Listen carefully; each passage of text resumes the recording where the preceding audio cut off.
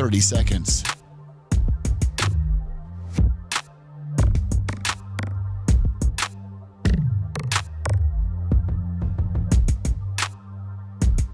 The show will start in 15 seconds, and this is your last audible warning.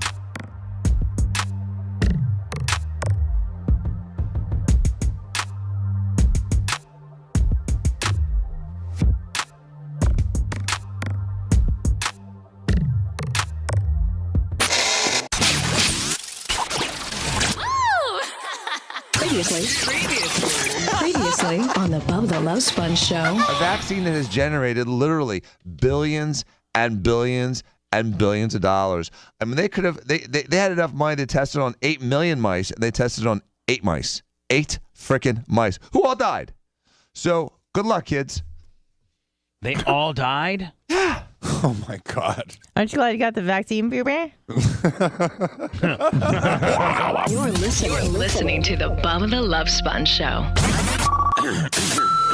Broadcast rights for the Bubba the Love Sponge show have been granted to this station by the Bubba Radio Network and is intended solely for the enjoyment of our listening audience. Any rebroadcast, retransmission, or other use of this production without the express written consent of the Bubba Radio Network is prohibited.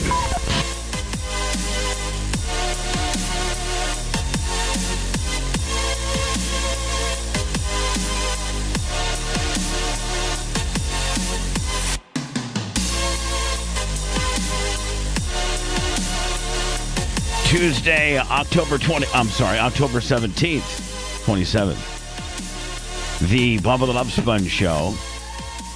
Is it me or I had a tough time getting up today.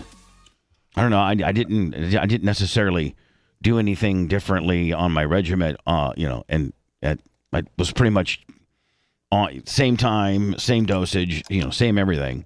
Well, good luck tomorrow. Why? Because you're doing practice tonight. Oh, Jesus. Oh, yeah, right. Yeah, I moved it. Is it? Where's it at? I'll tell you off air. Oh, okay. Over by your house, kind of? Yes. Oh. You can sleep in my carriage house.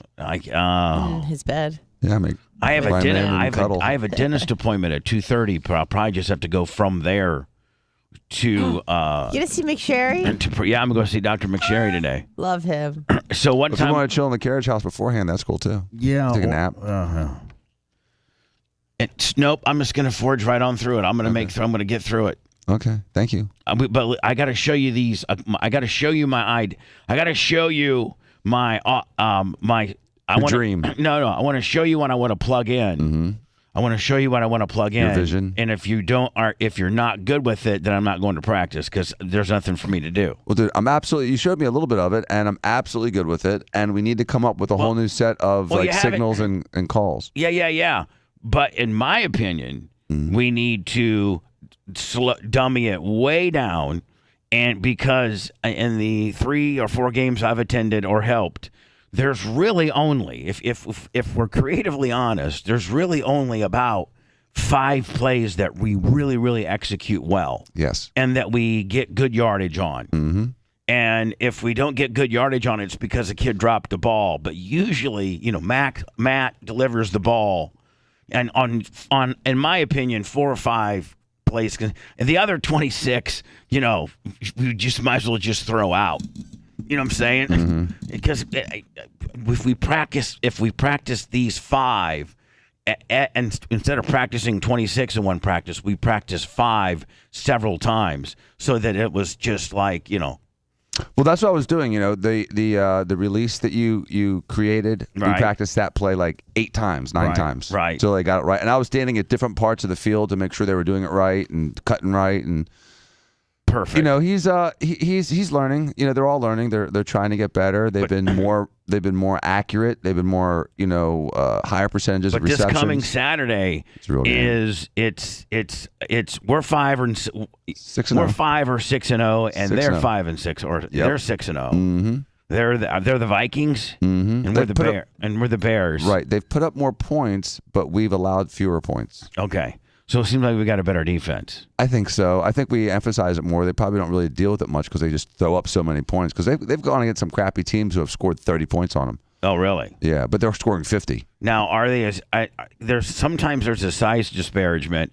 Last game we played when you weren't there, we were noticeably larger than the team we played. Mm-hmm. Is this team a match up a little better with us? Probably. Size-wise? We played a team once that had a kid that was like 6'1". I mean, I swear to God, the kid looked like he was in college. He was so big. Right. Was he effective? He was pretty effective. I mean, they threw to him a lot. He couldn't catch that much. It's a shame because if he had good hands, they would have killed us. Right. Because it was hard to defend him. I mean, he was bigger than me. Well, yeah, you got to do is just throw it up, let the homeboy catch. Exactly. It's called the throw up homeboy catch. Right, which we have actually, because that's what we do the goal lines. Five's a lot. Yeah, five's a lot. Five's like that. Do you like when I put the biggest guy at center on the goal line? Yeah, and I also think we also need to defensively put our biggest guy as nose guard and just tell him, all I want you to do is just keep your hands up, like follow the quarterback and just constantly be jumping, like Kind of like Gronk did last year. Yeah, that could be effective. Like constantly, like the quarterback, he can't run past the line of scrimmage. Nope. Right. So you can't go past the line of scrimmage. Right. But you can like anytime. No, he has to stay unless it's a running play. The runner can obviously. Right, but he can mirror. If you're just talking he can't about scramble. If you're just talking about quarterback. Lummy, he gets the ball and they give him a certain amount of liberty left or right. I got you. But he's got 4 seconds to throw the ball. If he hasn't thrown it after 4, it's considered a sack where he's standing. I got you. Okay. So, but the defensive lineman can be disruptive, and I'm going to have our big guy do this, and we haven't done it in a while. But he's going to be the nose guard, and he's really not going to worry about that center going out, because if that starts hurting us, if they catch on to we're letting the center release, then because that's technically the big guy's guy, isn't it? Mm-hmm. Well, he's just in that zone. He's in that middle front zone. Well, the other argument is that he's probably the second best cornerback, if not the best. Yeah. And so I may need him to defend against these bombs these guys are throwing, because I think they're throwing bombs. I think they're just launching these like 30-yard passes, beating the secondary, and scoring in like 2 plays. Right. But so maybe we start him at corner, and then if we're doing okay there, or we get a lead, then we bring him in, and it's literally called the abominable snowman move. And all you do is stand, you mirror the quarterback wherever he's at, and all you do is just block his field of vision. You just jump up and down. You literally just jump up and down and wave your arms. That's all you do. It works. So I've watched it work. It definitely works, because I remember because they overthrow. Right, and the other thing is causes a pick. Absolutely. The other thing is, we played a team and did that, and their quarterback told my son that it was so disruptive, it was so distracting, it was really difficult to deal with. Right.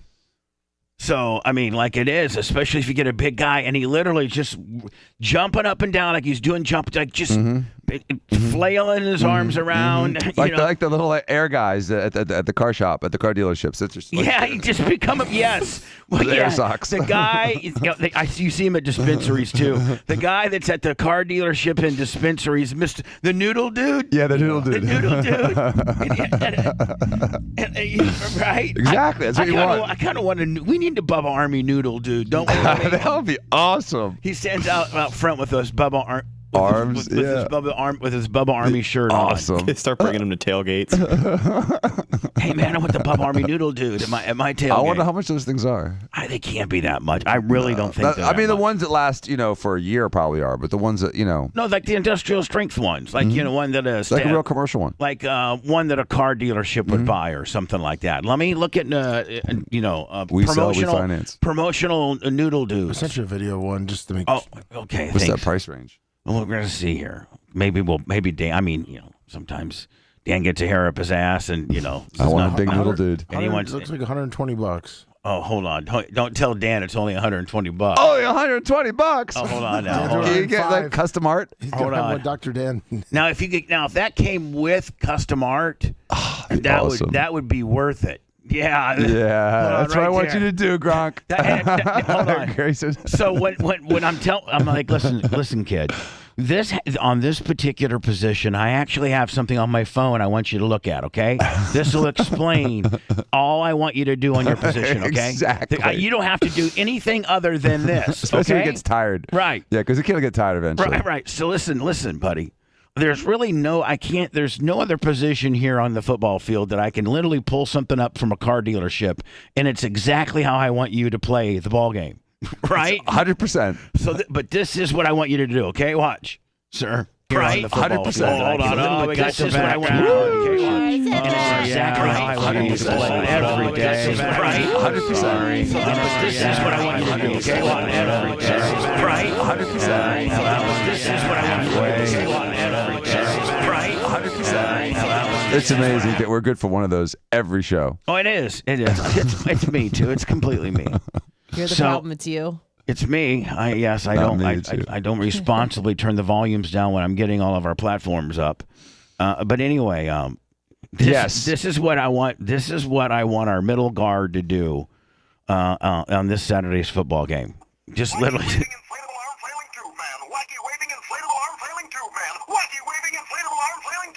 If you said that would be great. Wacky.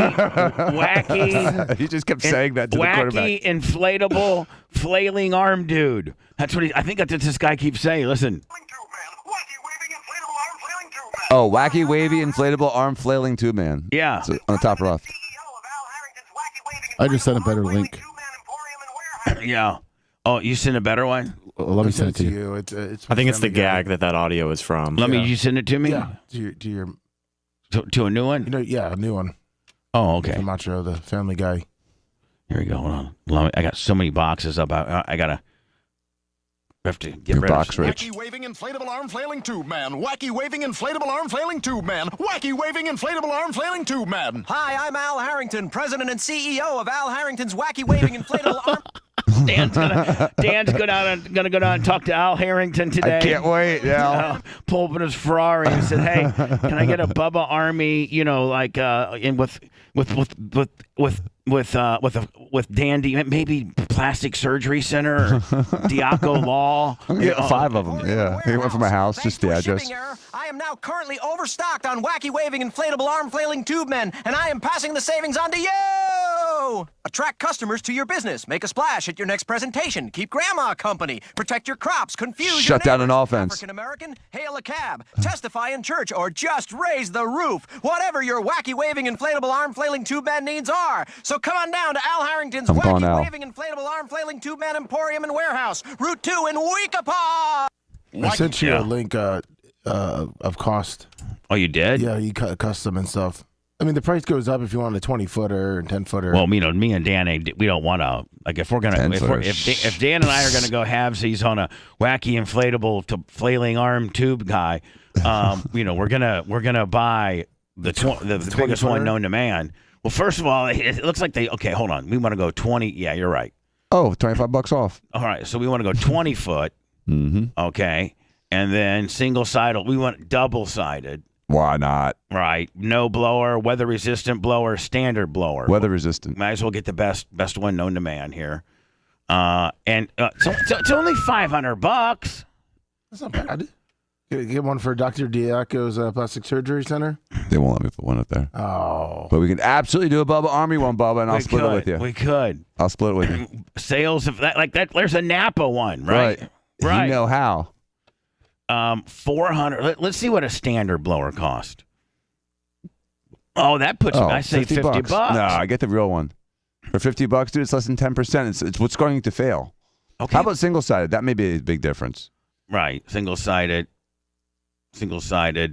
for that's an $80 difference. Damn, a 20-footer, that's pretty big. No, put the weather-resistant blower on the single-sided deal. Oh yeah, okay. Weather-resistant blower. Oh, that's only $30 different. Yeah, you might as well get double. Get the double. Yeah.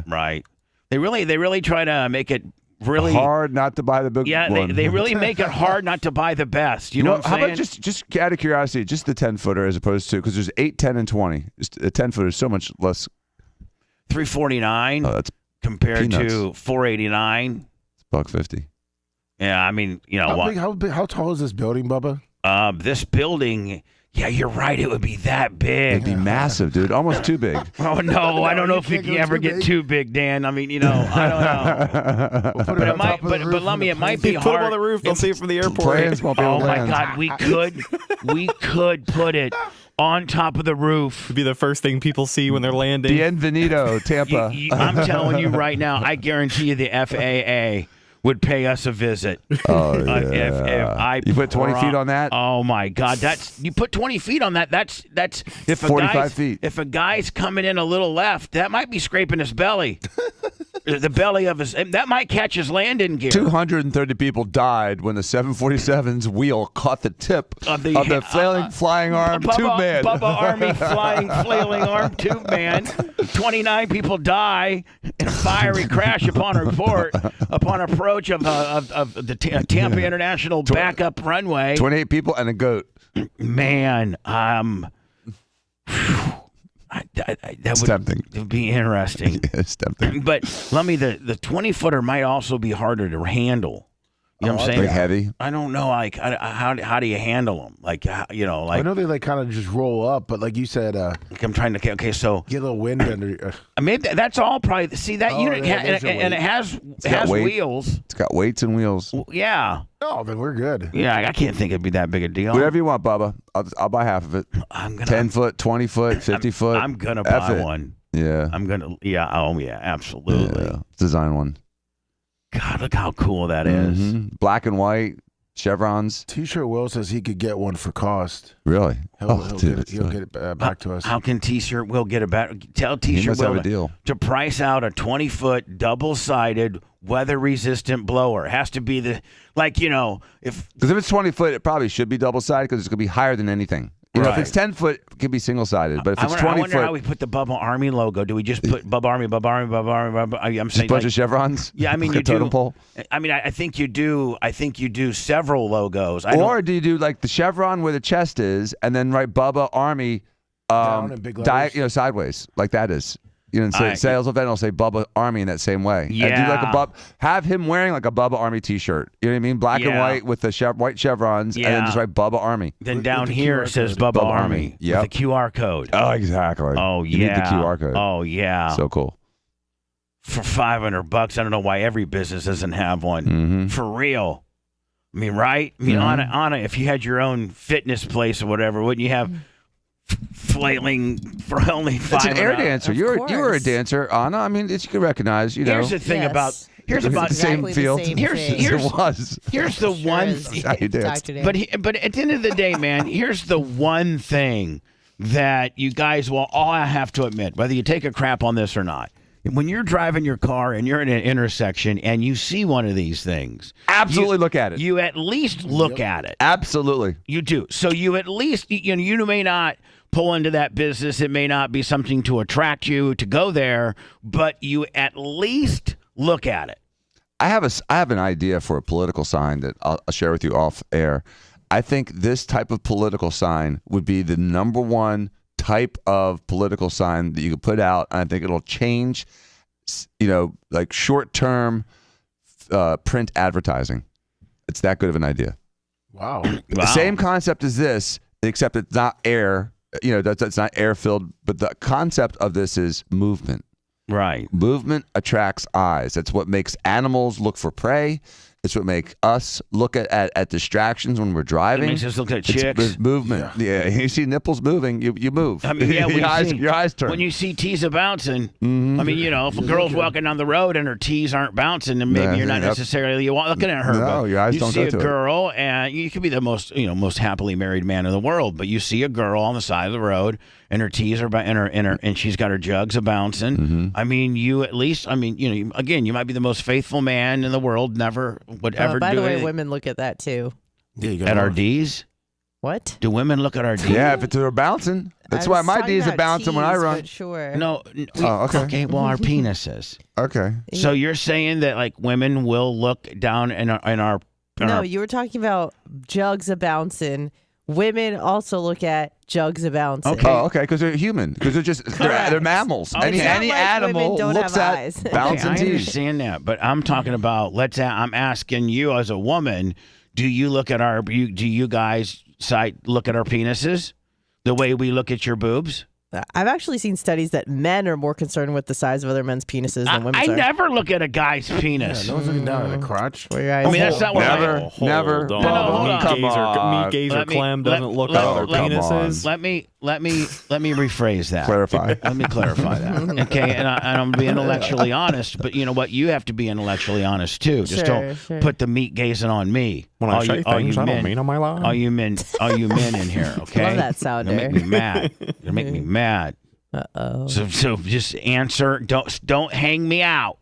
Just be intellectually honest. Okay. Mad meat gazers. So when I look at a dude, if I just glance at him, but if he happens to be like a good-looking or a thick dude like Jimmy Cleavis or Macho Man or Dan, or something like that, like if I see a dude like that, then I might, we'll see. Okay, well, looks he's got looks, he's got muscles, and let's see. What if God gave him a big penis too? Oh, okay. You look at it, whatever. Well, God's a giving God. But I'm just saying. Yeah, okay. But I look at every girl's I look at every girl I size up on their boobs. Oh, of course. I'm just like even Every single one, 100%. Even ugly. 99 to 18. You're like 99. You mean 18 to 99? Yep. Okay.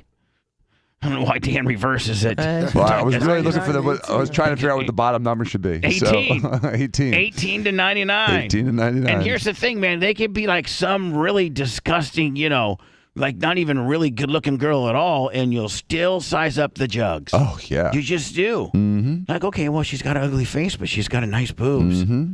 Turn around. Or she's got horrible boobs. Look at those saggy-ass knocks. Or she didn't have So any. sad. Where are they? Where'd they go? Uh-oh. Copperfield. Jury's still out. So I'm just saying. Now, Anna, do you girls? We went over to me and said, "Oh, Bubba does his meat gazer." I didn't say that. I just said men. But what about girls? Don't lie either. Like, do you guys look at men's crotches? I mean, if it's protruding, then yeah, just because it's attracting attention. But I wouldn't say that when I first see a guy and I'm like, my brain is scanning him, analyzing him, the first place I look is not his crotch. It's hard to tell a guy got something in his crotch most of the time. If he's wearing like jeans or something like that. Tight pants or something, then you're like, whoa, like clearly you want me to look. Well, yeah. But like just the normal dude that's wearing a pair of pants or a pair of shorts. Can't tell. No. You really can't tell unless the dude really is hung. Then you can tell. Anna, what's the first thing women usually look at? Is it the teeth? The eyes? You mean on the body? Just anywhere. You said the first thing that you usually notice. Well, on a if we're eliminating the face, because it's probably faces. Probably first. their in shapeness. Probably back and shoulders, like the broadness of the shoulders is probably the first thing that women notice. Really? I think so. I remember. I think you women first notice whether the guy's a fat ass or not. Okay, I mean that's the first primitive breakdown. The broadness of his shoulders. Hey, look at him. He's got broad shoulders. Like, that seems. Guy's built like a silverback. Again, this is like studies I looked at in college, but they took male and female participants, and it seemed like males immediately, like the first glance, like it wasn't even like they were trying to look, was at the genitals, and the women was more like the upper body. I've always heard it's the teeth. I mean, I said after the face. So. Hey, Red, why are we all black on Facebook? I don't know. Our other streams are working just fine. But I think it might be a Facebook issue, not necessarily an us issue. Oh, I'm sorry. No, it's okay. Yeah. I get it. I thought you meant like you're a black guy on Facebook. Yeah. Why are we black? What happened to the show? Well, who are these dudes? That might It's not very well me. be the answer to what we need. Why do I look We're all like just- CeeLo Green?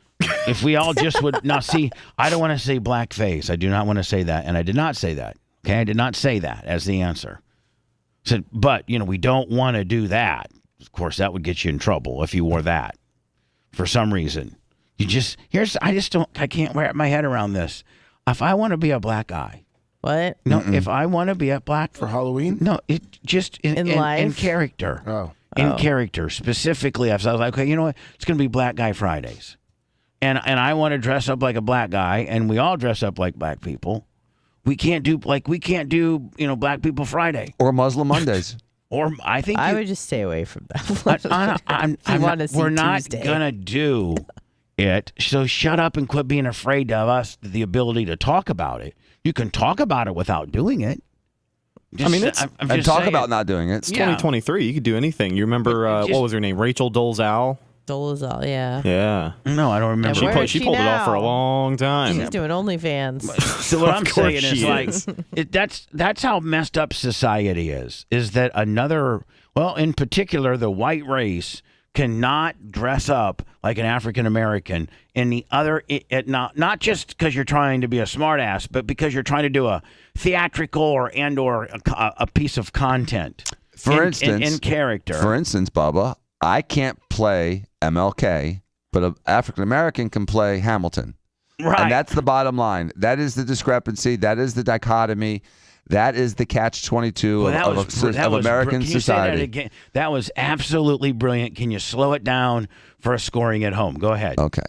I cannot play the character of Martin Luther King Jr. in a play. However, a black guy can play Hamilton in a play without any grief. Who was a white president? Forgot to say that part. Who was a white? He was not never a white president. Oh, he He wasn't? wasn't a president. He was a white guy. He was one of the founding members. He was of one of the founding fathers. Founding He fathers. probably could have been a president. He's It's a just treasurer, right?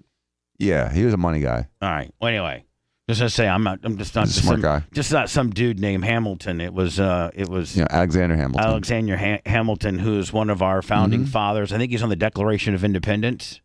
I believe he is. Yes. And he also wrote a lot of those papers after the Constitution to sort of explain it. The Federalist Papers. Yeah, he was the first Secretary of Treasurer. And I think indeed he is on the. I want you to make sure he's on the deck. Is he if you're the on duel the with Aaron Burr guy? if you're on the Declaration of Independence, that's kind of Badass. That really is a founding forefather of our country. Do you know who wrote it? Don't chime in. Bubba, do you know who wrote it? No, I do not. Benjamin Franklin? No. No. It was a president. John Adams? No. He helped. They all helped. James Madison? First of all, it was a collective. It was a collective body of work, and a lot of people put a lot of input in it. One of the people that you don't hear about that put a lot of input in it was Ben Franklin. But he was kind of like the old statesman that kept his mouth shut until he had to.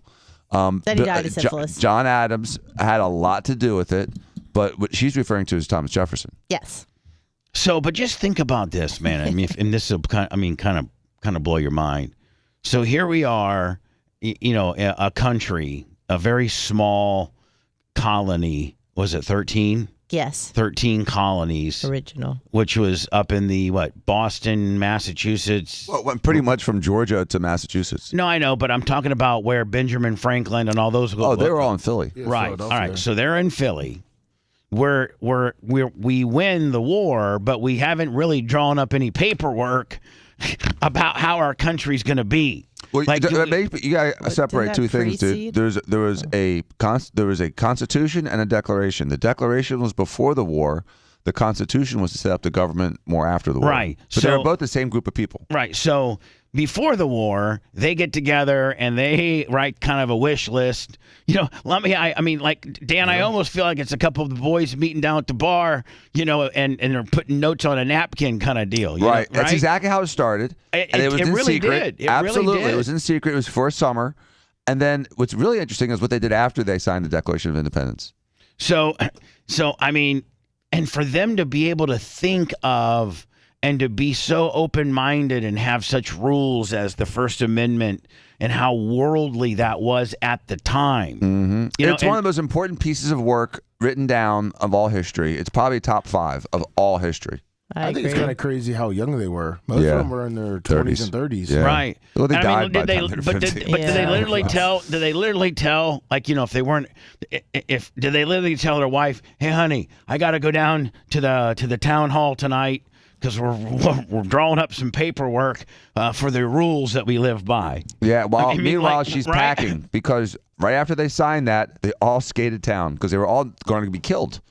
And so imagine today having 50 people together writing a new constitution for the government, planning on seceding from the current government, knowing that you're going to be hunted to the four corners of the earth unless you win, and then coming back as victors because they all went to France and started partying in the king's court in France Who did? All those guys. All those guys did. They did. They all, from Ben Franklin on down. They all went over. Even Adams went over there. They all went to Europe because they were going to get killed if they stayed here. Right. So these guys, give the big, tall, middle one to England, and the only one that stayed behind to really back up what he was writing and thinking George Washington. Was Washington with his wooden teeth.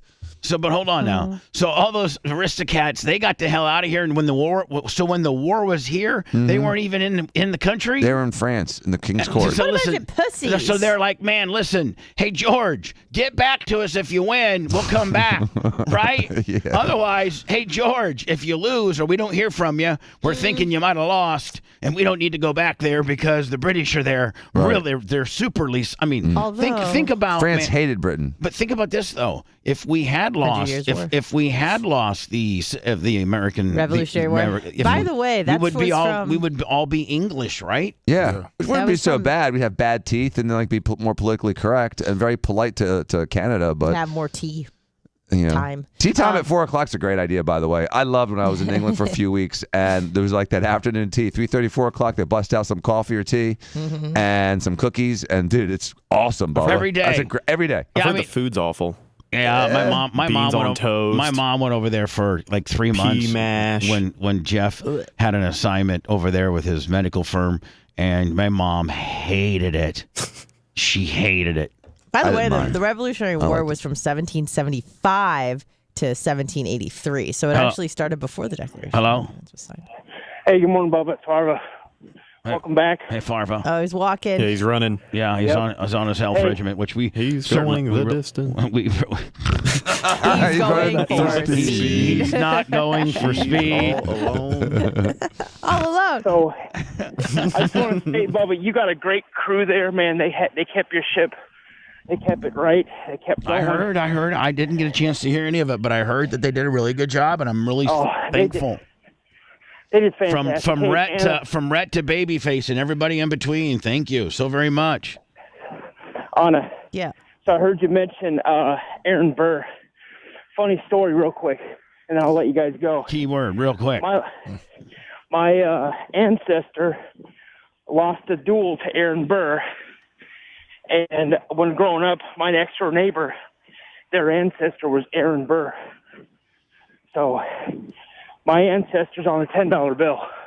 Ooh. So look at you. Yeah. So I went over one day and I saw a picture of Aaron Burr over their mantle. Yeah. And I go, Aaron Burr? And then killed my grandpappy. Well, I don't know Alexander Hamilton. I think he's like a distant cousin or something like that. Yeah. But I was like, yeah, your ancestor killed my ancestor in a duel. That was back in the day, man. You could just be like, you could be mad at each other, and then you say, "Hey, when you want to go out and duel it out?" And they're like, "Yeah." And it was literally legal for you to gun that guy down right there if it was a sanctioned duel by each other. It really was. I mean, it was like they didn't arrest the guy or nothing. From what I understand, the setting, it was morning. It was kind of foggy, and Aaron Burr and Alexander Hamilton were actually very good friends. They just had a dispute, and Alexander Hamilton was known to be a very good shot. And instead of shooting directly at Aaron Burr, he kind of shot over to the right or left of him, and Aaron Burr couldn't really see it, and he just pointed straight blade and took out Hamilton. So fantastic, man! Dan, think about how Aaron Burr was Dan, you have to be kind of aerobic when you were back in the day when you want to talk some crap with somebody. I mean, some fat ass like me.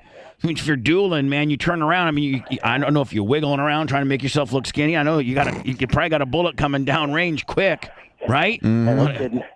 Well, what he just said was that Hamilton didn't try to kill Burr, but Burr killed Hamilton. Burr aimed and Hamilton shot off to the side. Kind of like they did on John Wick 4. Right. All right, my man. Hey, you guys have a wonderful day. You guys be safe down there in lovely Tampa. Thank you, buddy. It sent you the duel. So, Dan, call me stupid, but okay. I've not watched any of the John Wick stuff, and Oh, really? Yeah, and so I think the first one or two are pretty fun, and the fourth one's pretty cool. The third one's bad. It's not bad. It's just it's monotonous. Okay, and the John Wick series pretty cool? I think so. Yeah, I liked it. How long's it been around? I think they started it I think the first one was like 2009, and then 2 and 3 came out quickly, and then the 4 just came out. Who's John Wick? Keanu Reeves, right? Keanu Reeves. Mm-hmm. Oh, is that who plays John Wick? A man of many words. And is that where Keanu Reeves has made all of his money? No, Matrix made all of his money, and he's making money with this now. It's another franchise that's been very, very, very lucrative. But the Matrix was iconic. I mean, Matrix is in part of pop culture, and he's done probably 5 of them or 4 of them. And even in references like blue pill, red pill. Yeah, I mean, it's part of it's part of modern culture. Now, what's this, Anna? This is the duel between Hamilton and Burr. Alexander Hamilton and Aaron Burr. Oh, well, you know what? This is going to take a while. So It's how only about 3 minutes. I know, but it's the difference of us being on time or not on time. I can't believe they got it on film. I know. I know, is that crazy? Imagine being that guy. Meaning we'll come back with it, all right? Yeah. All right.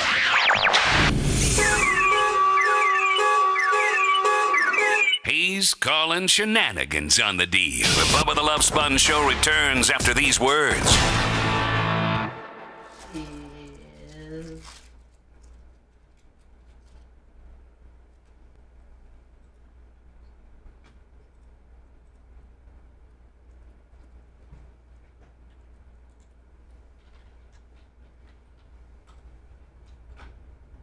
Did you get that Mav TV pic? I'm downloading it right now. Okay.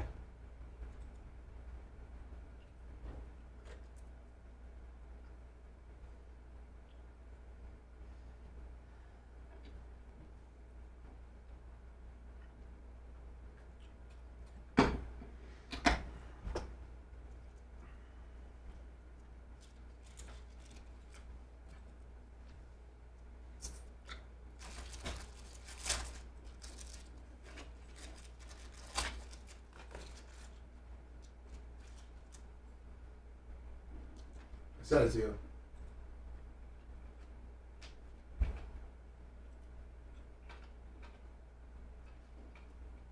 Okay. Thank you. Well, What's wrong? You in a bad mood? no, I'm trying to get that audio He's in a terrible mood. done. Are you in a bad mood, buddy? Bad mood. Dr. Dan. I put you in a bad mood?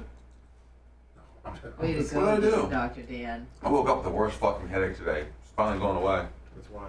You take pills. The motion. But I woke up, it was throbbing. Makes it harder to wake up. Where? The whole fucking thing. Just the whole thing was like a tension headache or something. A little caffeine. A secluded dueling ground in Weehawken.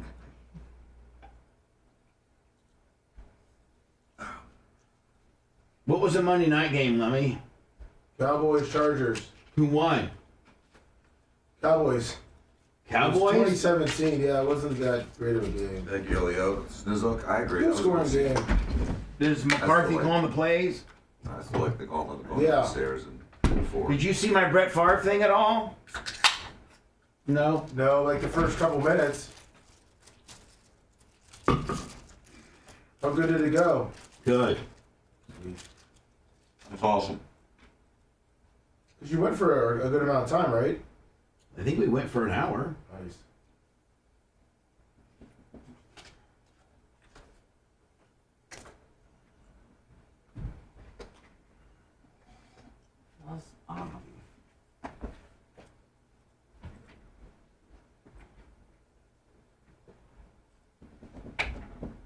What's up, Google Lips? Hey, J Gator.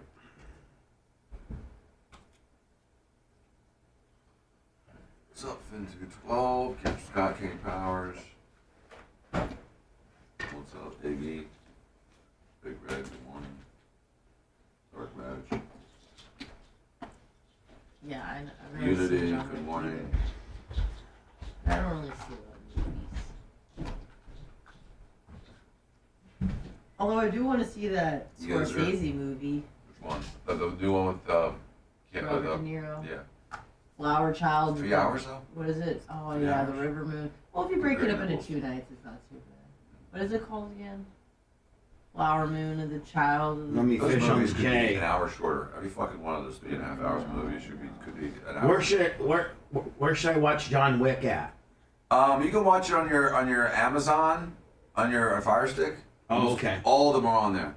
How many are there? 4. And they're all good? Yeah, they're all pretty good. A lot of shooting. Oh. Big, yeah. I started watching that Jewel thing. Whatever.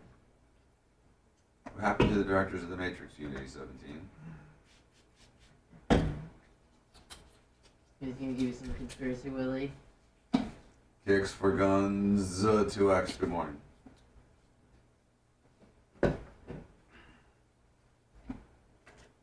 Killers of the Flower Moon, thank you. Killers of the Flower Moon. Yeah, I knew it was the Stupid Flower fucking name. It's a bad name for a movie. Just like we had bad name for, bad names for rock groups. Did you ever see the Dirt about Motley Crue? No. Anyway, the guitarist's big thing was like the name of her group. The name of the group sucks. They're gonna suck no matter what. Yeah. So that's a shit name for a fucking movie. Did he think that Motley Crue was It's a great name. They loved it. Yeah, he was a member of Motley Crue. Oh, okay. When they were I going wasn't through sure if names, he's his like, I name was thought the everything. name. When they were talking about other bands, they were always, the name of the band was as important as the band itself. Oh, I see.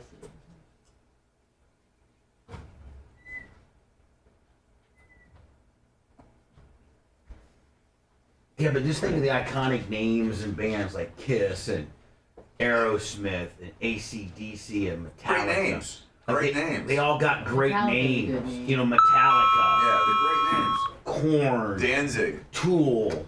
You know, just They're brand names, like a Kleenex, yeah, like I know, Ford. Exactly. I mean, They're that good.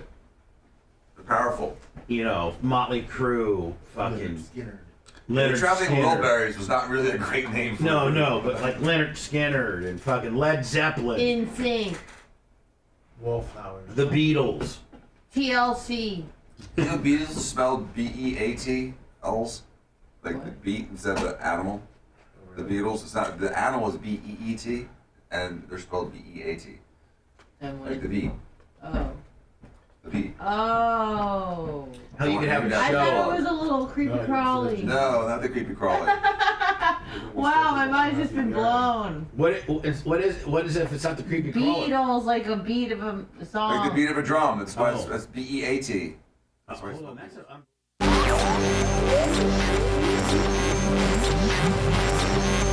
What is there not to like about the show? Bubba the Love Sponge. Guys are awesome. And I love the sponge. The show's cool. It's real, man. He makes me laugh my ass off every time I listen. I'm a full truck effect, man, so it gets me through the day all the time. Bubba the Love Sponge. You're listening to the Bubba the Love Sponge Show.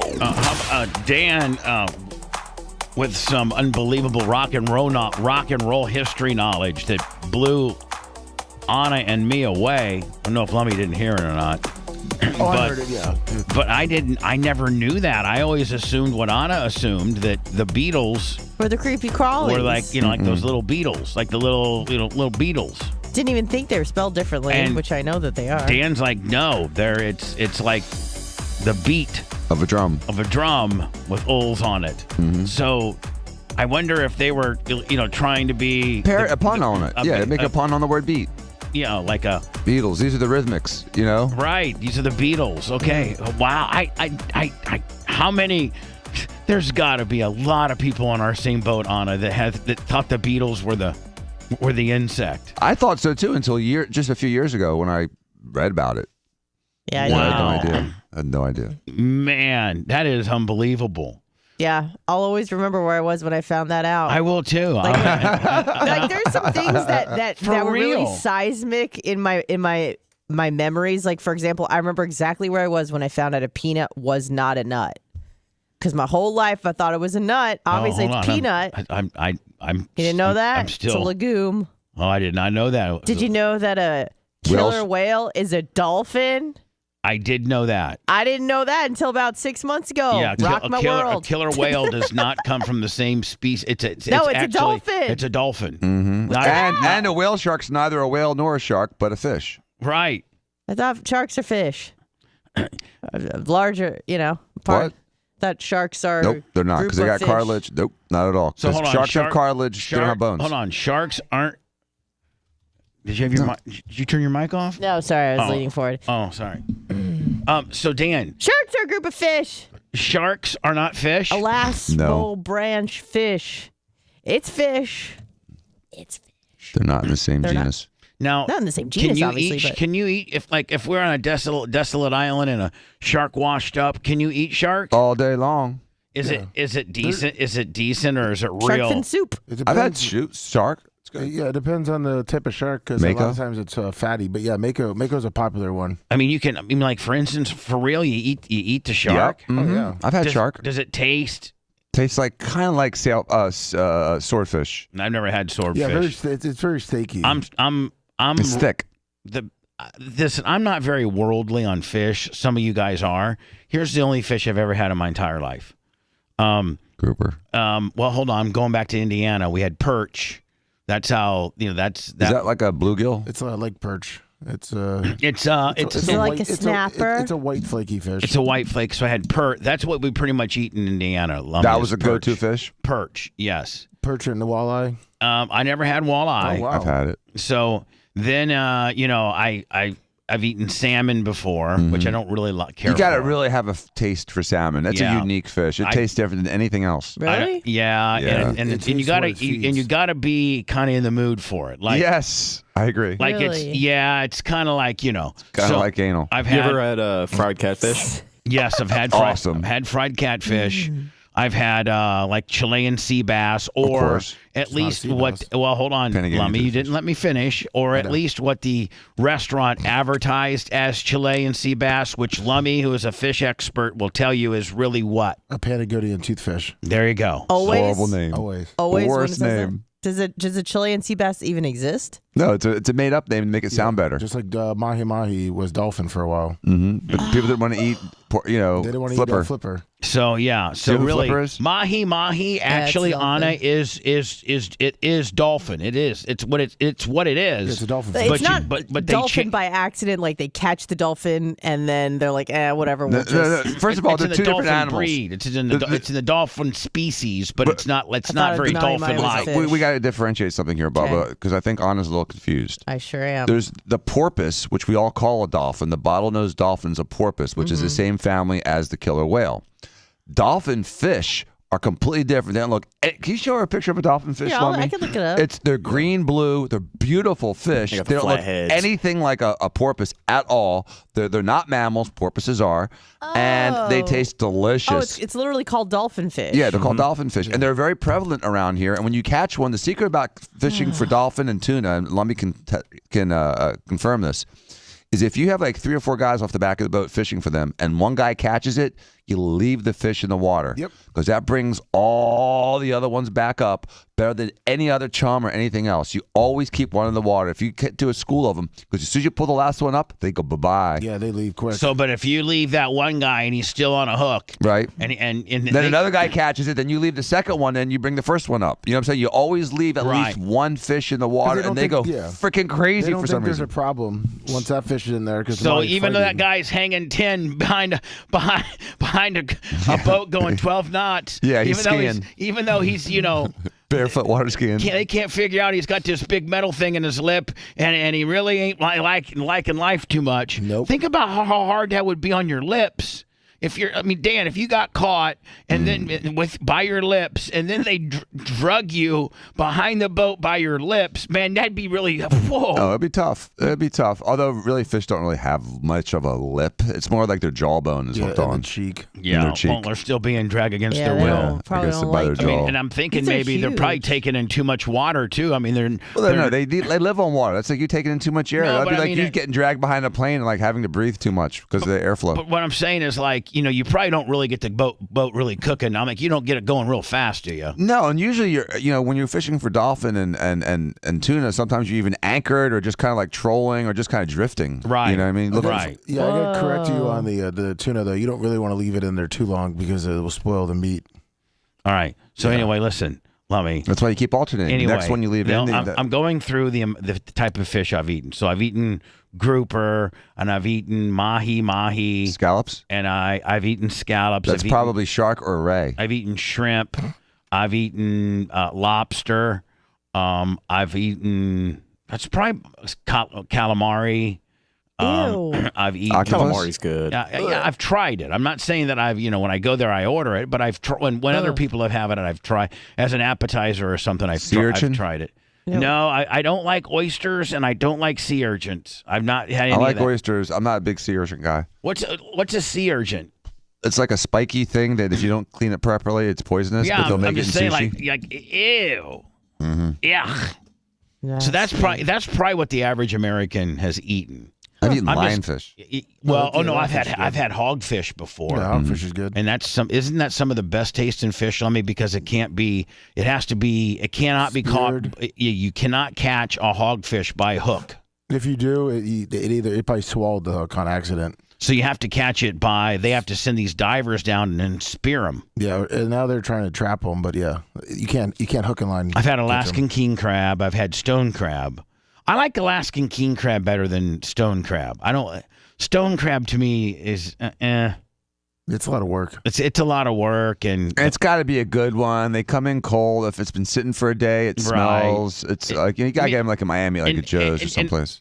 And the meat, the meat's kind of fatty, a little bit more of a fatty consistency. It's got that like cholesterol on the outside. Where it could go bad quicker than just real cold Alaskan king crab that you have. I love eating them at Frank Chevis's because he saws the legs in half. He has these Mexicans in the back, and all they do is saw Alaskan king crabs. Yeah, I think they got a bandsaw there, too. They got a bandsaw there, and they saw, and so you literally just take your fork, Dan, and take I've had it. It's delicious there. Take the meat right out. Like, there's no digging on it. Because king crab's a pain in the ass to open, where snow crab is almost as good as king crab. Not quite. But so much easier to eat with your hands. And just so it's the easiest when you go to Frank Chevis's Island Way or Salt Rock or one of the many places, and they have them. Literally, they take they saw the legs in half so that the meat's just laying there. You literally easy. You just take your fork and just pull it out. Pull the meat out like a big strip. Dunk it in some butter, and oh my God, it's a straight bone, Lum. Yeah, and the problem too with stone crabs these days, a lot of people freeze them, and the difference between king crab and stone crab, when you freeze stone crab, the meat sticks to the claw. Oh, really? Those are the ones that are frozen? The ones that are sticky? Yeah. Interesting. And then some people don't freeze them right because you're supposed to put them in a bucket of water and freeze them. But that's the whole thing and it ruins the meat. Yeah. Where king crab and the Alaskans, they freeze the meat so well. They freeze them right there on the spot, don't they? Correct. Listen, we need to get back and close out the duel of Alexander Hamilton. We remember we Anna found us something. Remember July 11th, 1804. Alexander. So Burman, he probably went through life as the ultimate heel. Did he not? Yeah. People liked Hamilton. Is that how the play ends with white guy shooting the black guy? I don't know. I have no idea. Oh, I hope not. I hope not. Lummy, so I did this podcast called The Skinny, and it's with my buddy Rico from Fatheads and another dude, and it airs every Sunday night on MAV TV. I got to find out what time because I'm gonna be on again this Sunday because they did 2 parts to my podcast. Nice. And so last Sunday I was on MAV TV. And the MAV TV replays things all throughout the day, from whatever. And I think you said Brian from Philly walked into his local bar this weekend and he saw this on his TV and he was like, "What in the hell is Bubba doing on TV?"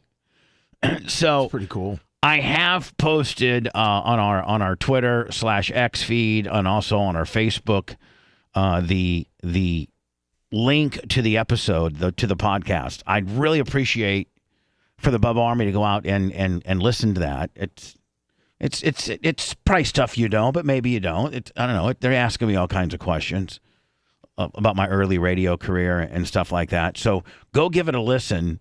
It's on our Facebook. Let me send it over to Anna to put on our Insta. Get it on our TikTok. And it's called The Skinny. And does it drop today or did it drop already? The first part dropped already. Okay. The second part, obviously, like you said, I think it airs, Saturday? Yeah, we'll see. I'll have a link to the second part when the second part's available. But I know the first part's available now. And I think all week they'll be running reruns on MAV TV until the new episode comes out. And same with part 2. Maybe we could find out, when the next time they run it on MAV TV. I'll see if I can get you a schedule. That'd be great. So I told Rico and his host that I would crush all of his records of anybody that he's ever had on. Really? Yeah. Nice. Well, he's had like Mario Andretti and some really important. But I'm like, listen, I got built-in audience that follow me. So if I tell them to go watch you, I think that might be a pretty big thing for you. So just trying to Bubba Army, please have my back and go watch this so I don't look stupid. Because if the Bubba Army goes the way I know it can, Lummy, and they go and listen, I know the numbers would be quite impressive. It's just whether the Bubba Army does it or not. Please go and do it. Yeah, please go and do it. Don't also forget my pick wall behind me. And if you'd like to submit a picture that is displaying the Bubba Army in some way, shape, or form, or you saw, you were at a Bubba Palooza in Calgary with me, or whatever. If it's a picture that would make sense on the back of my wall, send it to BubbaArmyPics@gmail.com. BubbaArmyPics@gmail.com. Friday, October 20th at 5 p.m., the Skinny Season 2 with Bubba the Love Sponge. So Friday at 5? Yep, 5 p.m. Eastern. I'll have to write that down on Mav TV. Let me see, Friday. And then that Saturday morning at 2 a.m. as well. I think they run it back. That's cool. I like the set. It's actually interesting. Pretty, their set's pretty nice, and it's at Rico's Fathead Eyewear manufacturing facility in Indianapolis, and it's in the basement, and they made it pretty cool. It looks like part 2 will premiere Sunday night at 9 p.m. As a track owner and team owner, he also loves motorsports. We discuss his track's history and the challenges of being a promoter. Yeah, it sucks. T-shirt Will 25 on the cash app. Although, Lummy, I was told that the truck show, the monster truck show at Bubba Raceway Park, was the largest attended event that we've ever had since we've owned the track. Oh, that's awesome. Now, we didn't bring in like the monster jet. We brought in like these, it's called like, I forget, some kind of outlaw deal, Lummy. And it's where they take not only big ass monster trucks and run over cars and stuff like that, but they also take like these middle-sized monster cars and do flips with them and like, oh yeah, and I heard it was like unbelievable because the regular monster trucks kind of suck. They do the same kind of thing. They just do the same thing. And they're unattainable. No one could actually like build one of those. You know what I mean? Well, no, they're difficult to, but the middle-sized ones, or even take like an F-150, jacking it up and doing tricks with it is something that like, any redneck would be like, oh, I want to do that. Yeah, well, these are trucks that, rednecks could potentially build and whatever, but they do tricks with them, and they do like Polaris four-wheeler. Have you seen those Polaris four-wheelers that can do all kinds of tricks? No. Yeah, they had that. But at a standard monster truck show, it was like, and Lummy, it was almost like pro wrestling where they had the gunslinger go down to the finals, like whatever. Mm-hmm. Yeah, and we've had that over the years at Bubba Raceway Park, and the fans have let us know, and man, this sucks. Yeah. So I told Tom Bean, if we need to bring something brand new in, and we did, and it set all-time attendance records. I was going to say, outside of Monster Jam, a lot of those guys on the independent circuit own and operate their own team and trucks, and they self-fund that stuff. Like Monster Jam is, I guess, corporate monster trucks because a lot of those trucks and likenesses and teams are owned and funded by Feld. Yeah. Right. So a lot of the guys, who are doing these smaller monster truck shows, they're out there getting it, man. They'll get like 600 a night to show up, and then they don't really go really crazy or hard on their equipment like during the race or during the freestyle, because anything that breaks, they got to fix. So that's kind of why the independent guys, when they used to come to our track, they wouldn't really get after it because it wasn't corporate paying the bills. So it ended up being a lame show. Well, these dudes that were at my place this past Saturday were. Let me tell you something. Very rarely does Tom Bean get excited over what happened at our track. I talked to Tom yesterday. He's like, wow. So concessions sold out. We had to stop parking people because we didn't have enough parking. Jesus, and you have like miles and miles of parking. I got more parking than 3 Walmarts combined. Unbelievable. That's great, Bubba. Good for you. Yeah, it was great. Hold on. Oh, so these are Bear fans Oh, What's up, Bears? mad at each other. And Over now, some bathroom situation. oh yeah. I mean, this guy. Oh, Right. What? Oh shit! Oh shit!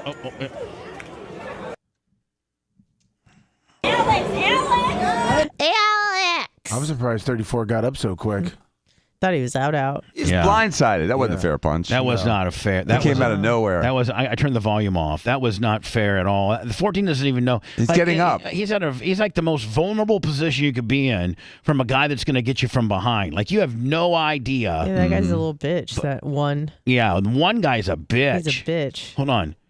I mean, do you feel good, buddy? Because you completely blind. Like you didn't even square up on the dude. Nope.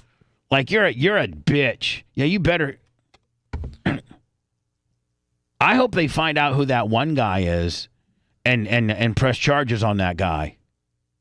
Oh man, 34 gets dropped twice. Yeah, 34 needs to go. Just go home. There's one, and I think number one gets him a second time. He pushes him back. I don't think he. Look at 34. He's out of it. He's wobbly. Like he's.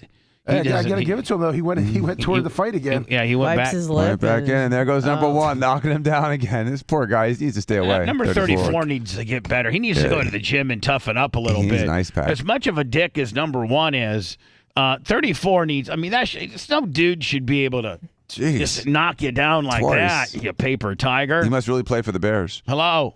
Hey, Bubba, Super Fat Bubba Light. Hey, Super Fat Bubba Light. How are you?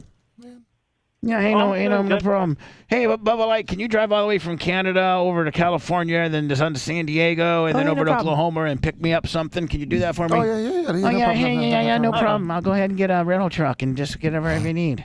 What are you doing, Bubba Light, buddy? Oh, I'm delivering to Sam's Club in Jersey. Right. Just listening to the show. What type of tidbit? You usually only call in Super Fat Bubba Light when you got some type of information you'd like to give us. Oh, no, I was looking on YouTube the other day, and then after the show, and then I saw the video of Grady's latest bust. Oh, I didn't see the video of Grady's latest bust, but I saw him on TV, but I didn't get a chance to hear it. What was it? What did he bust? Like some child porn guy? Usually that's what he does. That's kind of his. That's his go-to deal is human trafficking and girls getting pimped out and things like that. Oh yeah, they had a whole bunch of guys traveling from all over different states to head down there, and then I was just wondering if you ever had him on the phone again, would you think that he would invest in getting the AI system for his department, and that would have them the AI chat with these guys, and then also get them on the phone because they can imitate a younger person. I think Grady, who still doesn't have body cams for his guys, really wouldn't be as too really really excited about getting some kind of AI to emulate. I think Grady likes men and women of his force that are doing things hands-on than worried about some computer that's busting this guy from Kissimmee. But he's really indeed talking to a real-life deputy. I think Grady will be the one that fights AI cop technology the most. I don't think Grady's into any of that type of stuff. Oh, no problem. No problem. All right, well, listen, Super Fat Bubba Light, we'll see you obviously in January. Yep, I already got my plane tickets. Did you get your hotel room? Did you get your hotel room? Yeah, I got the room for you guys, and then I got I wasn't sure. I would usually get the boarding, pick your own seat with Southwest. Just that was going to be like almost $300. Really? So what are you flying on? Like Spirit, Frontier, Pioneer? No, I bet I was going to be like $200 or $300 extra. I went to American Airline, got a first class ticket. Oh, so you went and got a first class on American because you're going to fly like a pimp? Cool. All right. All right, Super Fat. See you later, buddy. Thanks. Have a good one. Bye. You too, buddy. I'll send you the story just in case you wanted it. But it was over 200 people arrested in human trafficking. Oh, from Grady? From Grady? Yeah, a couple were teachers, I guess, too. Kenny Powers brought up something interesting. Teachers, too? Yeah. It's gross. What's that now, Dan? Kenny Powers brought up something interesting. And Kenny Powers in the chat, you mean? Yes. He says the can AI testify in court. No, it can't, which is probably why he needs a deputy doing it. Right. Exactly. I mean, I want to see. I want to see. Hey, Mr. AI. Yeah. Yes. Did you, in fact, display yourself as a 14-year-old girl? Yes. No. Yes. No. I mean, No. I'm not that. I'm a computer. But No. I did. No. Imitate a 14-year-old girl? No. But hold on. The defense attorney got in there and rewired it up. Got into the software and broke into the software, and now it just Acted. Yeah. Fifth. Software is by Old Dominion. So many to choose from. I choose 5. Fifth. Lummy, when I come back, we'll get into the Grady deal, but also Howard spoke. I think Howard spoke about the wedding yesterday, and maybe spoke about. Did he speak about me? Yeah, he was asking questions about you. We got the audio up. Oh, nice. Fantastic. We'll go through that next. See, Anna, you wonder why all these local guys hate me. I mean, Because they ain't you. Well, mostly because of the Howard fact. Like they are jealous that I have a relationship with him and I worked for him and he likes me. It just chaps their ass. There's even one dude in this town that's represented by Howard's agent's firm, and Howard's gone on record saying, I don't even know who that dude is. Meanwhile, he speaks about me a lot. Yeah. It pisses you off, buddy. I'm so sorry. Don't chalk up their behavior to being crazy rednecks. Yeah, think about that. They're just totally insane. Bubba the Love Sponge Show. This is the Green Judge bus, Cole County. Oh, it's all immigrants? Oh, man. Thank you, Mama. Look at it. Every time you see somebody in Cole County, someone arrested, they're trying to throw Don't be late. I'll you don't want you. Jose Fernandez. Seems like it's a lot. I mean, no one wants to talk about that. No one mentions that. God forbid. Well, they mention if it's a white guy shooting a black guy. Otherwise, it doesn't happen. I went to Costco yesterday. Hmm? I went to Costco yesterday. I looked it up again. Rusty Chapel believes Hillsborough County is the number 2 for Palestinian, Indian. The Egyptians and the Lebanese and the Egyptians and the Jordanians are like, we're not taking any PLOs. We're not taking any Palestinians. No, they're coming in Orlando. Orlando's Well, they'll take them. Orlando's a number 1 area. This is National Non-Prejudice Day. Is it? Yes. I was so happy to see all that at Costco yesterday. Yeah, it's nice to see the diversity. Yeah. I like diversity. I like diversity in jails.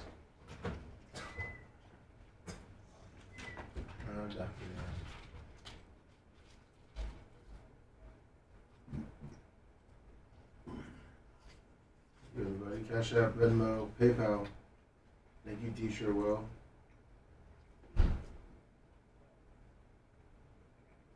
Little Wilbur's Afterbirth.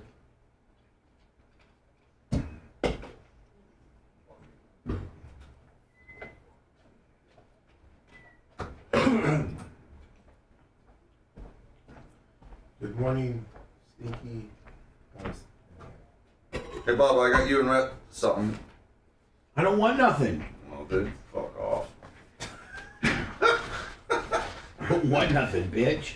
Bitch, you're gonna take this and you're gonna smile and say, thank you, motherfucker. No. Yes, you are. You'll be like, God damn it, Dan.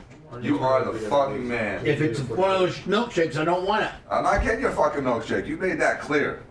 Okay. I understand what you do not want. Okay. This shit you want. Okay, well, I'll keep an open mind about it. Okay, please. When's it coming? It's right now. I have it in my hand. I'll give it to you on air. Oh. Not that big of a deal, dude. Well, you're the one making it a big deal. I'm just I'm always grabbing my wiener. Well, sorry.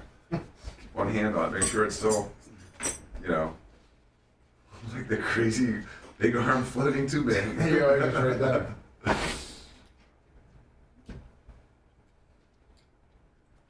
You were right. It is also his girlfriend. His girlfriend, yeah. I didn't know. She's nice. I didn't know they were his wife got divorced. Good morning, my cat. Jay Gator.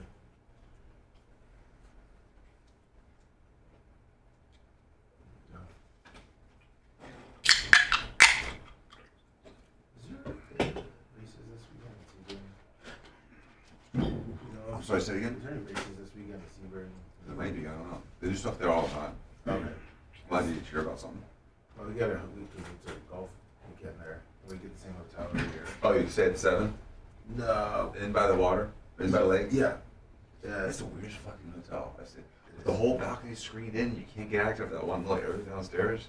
Yes, for bugs. Yeah, because of the lake. Yeah, there must be a lot of mosquitoes, but it's weird because you feel like you're trapped in there with everybody. Yeah, and then you gotta walk up all the way down. All the way to go down. Yeah, Yeah. the inside rooms that are a lot nicer than the outside rooms. Oh, the inside rooms are nicer? Yeah. Oh, I didn't. So Ashford inside room ever go there?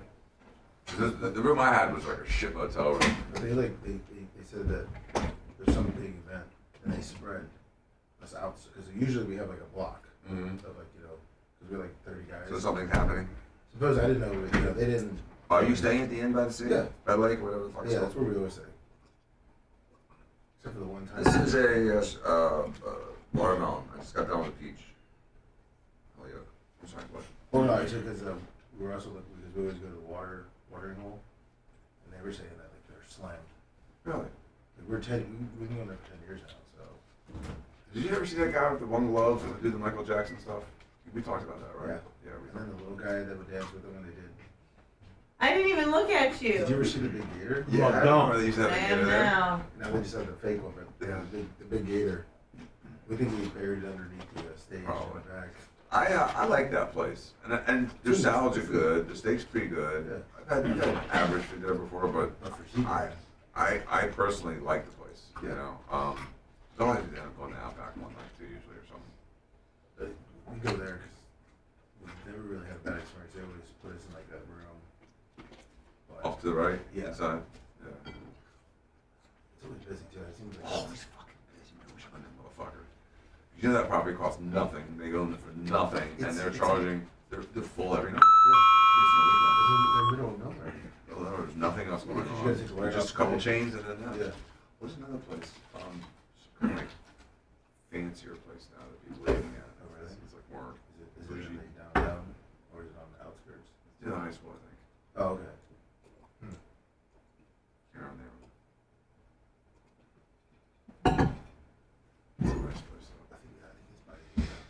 And during the day for lunch, I just go to the fucking airport. They got a good sandwich there. Yeah, the airport's got good food for lunch. Who was it? Well, that makes sense. But eating at the track sucks. That food sucks. Eating at 7 sucks. 7's food sucks. It is a weird city, but it's nice. Oh yeah. There's a track, and there's all these like huge ass hotels from back in the day that are all vacant. Empty. Yeah. I can't imagine like living there.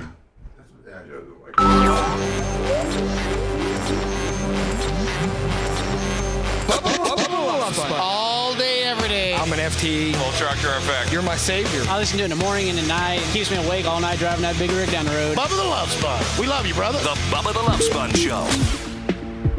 Lummy, can we get a hold of Brad James to see if he can produce some more of those? Yes. I think I'll we pay already him. reached out. Yeah, I think we reached out to him. I'll pay him. PayPal, Cash App, and Venmo, all at The Bubba Army. Make sure you subscribe to our YouTube channel as we're approaching 100,000, which is kind of a big deal. We get us a little trophy. It's a little thing that I think we probably should hang like right kind of by my Warsaw sign. You know what I'm saying? You want a big red pillow shelf right there to put it on? I don't know if I'm gonna. I don't know. Maybe some. Yes, probably. Big Red's got about 4 million projects going on right now. Although I do like that him cutting out the red carpet, the over-the-top 70s red shag carpet that I just had to have when I built this place in 11. Yeah, but it's 12-year-old carpet now. It's appropriate to replace it. Yeah, so we went and found some of that rubber sport flooring that's the Clem Gym. I told him about the ceiling TVs too, so we're working on that. What do you mean the ceiling? Oh yeah, we're putting.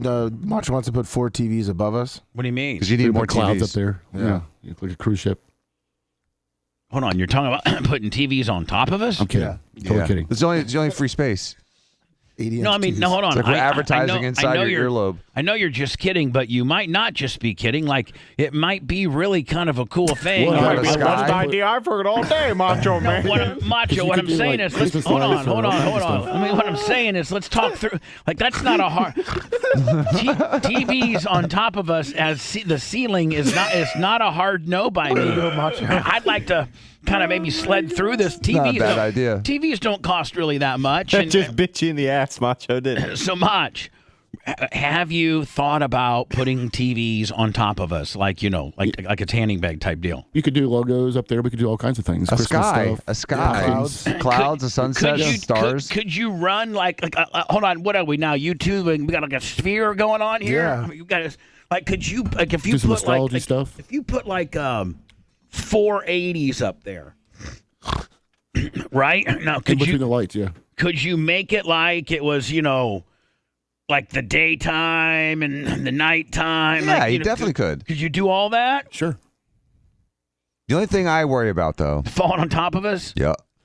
Oh, they're not that heavy. Okay. We'll wear helmets. Dan, we're not wear going to wear helmets.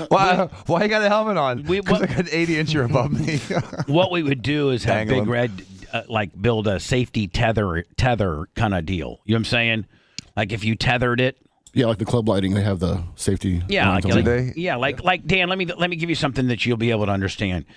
On F1, yes, they have all four wheels are tethered, meaning like if they hit so hard that wheel normally would fly off the hub, it's tethered to the frame so that it won't go anything further than the tether, the leash, the 4-foot leash it has on. Except that works really well about 80% of the time. All right, well, Dan, about 20% of the time, that tire's rolling down the main street. Dan, we're not dealing with a 200-mile-an-hour car here. We're dealing with Big Red 48-pound plastic TVs, and Big Red would build a tethering system. Okay. Well, you know what? Here's the deal.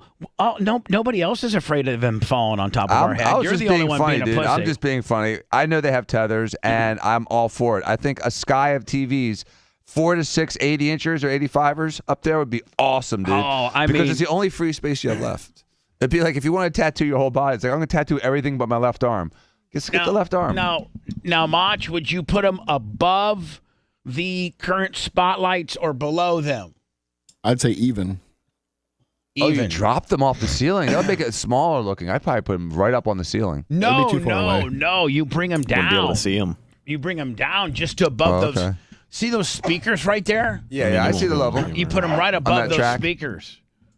Yeah, or maybe put them at the very highest level of what our current TVs. I'm sorry, Big Red. Like, listen to this, Dan. If you put them even with the current TVs, then that never impedes your view to the current TV. Right, if it was lower than the current TV, can't be. Then it can't be. No. Right. I'm saying higher, not lower. How are we even going to get them up there? I'm saying parallel with. Okay, that's cool. I'm saying that they're parallel with and then man, it could be like a sky and like. Hey, did you see the Ring of Fire? No. You didn't look for the eclipse? I mean, it happens like once every 50 years. You happen to be in the exact perfect location. I saw on TV when I was out there in Vegas, be like, man, tomorrow at 9:32, it's going to be like a real big deal, big total eclipse. It only happens in every zillion years. I don't even. I think I was sleeping.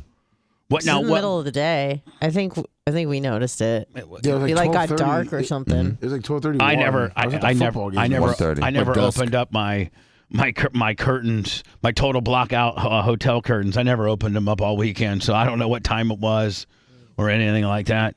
But like Dan, my part of the country, Vegas was like the best area, right? So you think at that time it was total darkness and I missed it with the Ring of Fire because it was even though it was centered. Even though the moon centered itself in front of the sun, because of the relative distances, you could still see a ring of light around the moon.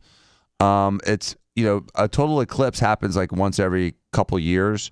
This type of Ring of Fire thing doesn't happen, but every like maybe 40 years or 30 years. So I may never have another opportunity. Not. I may have. That was probably my one chance. Yeah. And it just happened to be I was in the exact perfect spot. They were even saying on the Las Vegas local news like this. Our area here if swooping a little bit north of us, like San Francisco, came in like through San Francisco, then down to Reno, and then down to Vegas, and then like through Phoenix, and like that was the path, right? Of that, you could most visibly 100%, yes. This ring of fire with an eclipse kicker. Like, oh my God, we're so lucky to live right here because this is right where and then it showed the rest of the part of the country, and like you could see the moon halfway or a third of the way in front of the sun when you look up at the sky. How dark did it get here? Not really. You could tell the difference. It was just so barely. if it was 9:35 in Vegas, it was like 12:30 to 1:30 here. Right. Yeah, football was going on. It's Saturday. I mean, how's USF doing? They got their ass kicked by FAU this weekend. What's their record? Have they won one? They're 1-5? No, 3-3? 3-3. Is that a success by new coach standards? I mean, of course. Are they happy?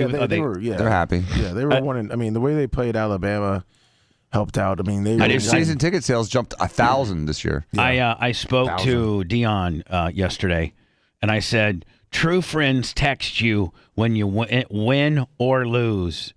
Keep your chin up, my friend. See you soon. Did you see the Saturday Night Live thing on them? Yeah. Yeah. I saw this morning. Yeah, but you know what? Maybe they needed that. Because did you see Stephen A. Smith totally rip Shador a new ass and probably said what every major sportscaster wants to say but can't. Stephen A. Smith can say things that other people can't. Let's just be honest. Absolutely, he gets away with murder in that respect. I know you're a big fan of his. I'm not as big a fan as you are of him. I'm a big fan of his because he likes to lay his nuts out, man. He likes to really lay his nuts out, and usually it's right. I understand that he likes to lay his nuts out, but when he's called to task, he usually backs down like a little bitch. Well, and so I that's why I don't like him, because I think he's got a big chest until someone challenges him, and then he's a little bitch. Dion said he was in a rebuttal. Dion said, "You're right." Now let's move on. Do you have it, Lummy? The Stephen A. Smith. I'm pulling up a couple of copyright ones. And when Richard Sherman ripped his partner, Stephen A. Smith kept his mouth shut like a little quiet kid that did not want to get in trouble.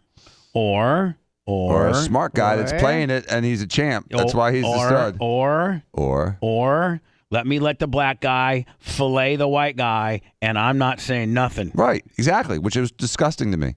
He was the second vulture. Lummy, It's Stephen A. Smith, rips Shador. Yeah, I sent it to you. Okay. A lot of them now have people talking over it. So in Arby's opinion, the cheesesteak is. In my opinion, don't go to the one on Waters, because if you got a camera and you happen to be videotaping your phenomenal experience at Arby's, having a great old time because they make great stuff there, the women that work the drive-thru, they just don't like cameras at all. What'd you think of the cheesesteak, though? Thought it was pretty good. Yeah. Thought it was pretty good. Now, again, Dan, usually Stephen A. Smith pisses you off, but this is what he is a pioneer in his field, and I have respect for him. I just don't particularly like him. But this is what everybody wants to tell Dion. In Boulder, after taking a 29-0 lead into the half, Deion Sanders and the Buffs lose to Stanford in OT 46-43. Talk to me about the loss. It's an absolute disgrace. Unacceptable. The fact of the matter is, Colorado came into this game 13-point favorites, and got outscored by a 13-point underdog, 46-14 in the second half, after being up 29-0. They're now 1-3 in the Pac-12. Their defense has allowed the second most yards per game at 473.7, Shannon, and the seventh most points per game at 35.9 in all of the entire FBS. I believe that Deion Sanders is a coach. I think he's a hell of a coach. I think that you couldn't say it any better. He's some dogs, as he told us. He's about 7 or 8 dogs away, but here's the problem. The players got caught up in the shine their coach generated. And I'm calling out his son, Shadir Sanders, who I love and I think has star written all over him. But whether it was you or by accident, it was somebody on your social media team, you cannot have something. By the way, during halftime, on Shador's social media platforms, he was offering Shador merchandise for sale during the halftime of this game. And this is what Stephen A. Smith's referring to. Being posted at halftime of a damn game. Tom Brady and your dad already joked with you about what you were driving around with and how you. He's driving a brand new Maybach. And Maybach? Brand new Maybach. It's a Mercedes. That's like a super nice version like of a Mercedes. Like it starts off as a Mercedes. Like $350,000, $400,000. Yep.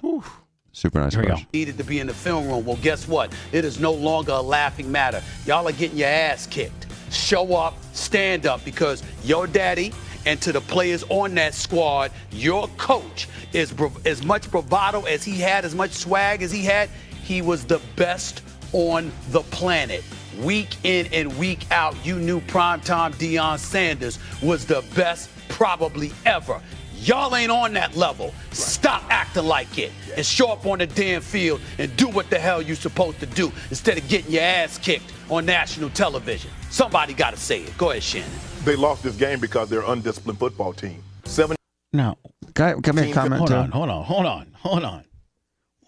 What are the producers doing to Shannon Sharp? Like he looks like Randy Jackson from American Idol. I mean, like Shannon Sharp is a rugged stud. You ever see his the Shay show? Yeah. He looks so big in that show. He is such a stud.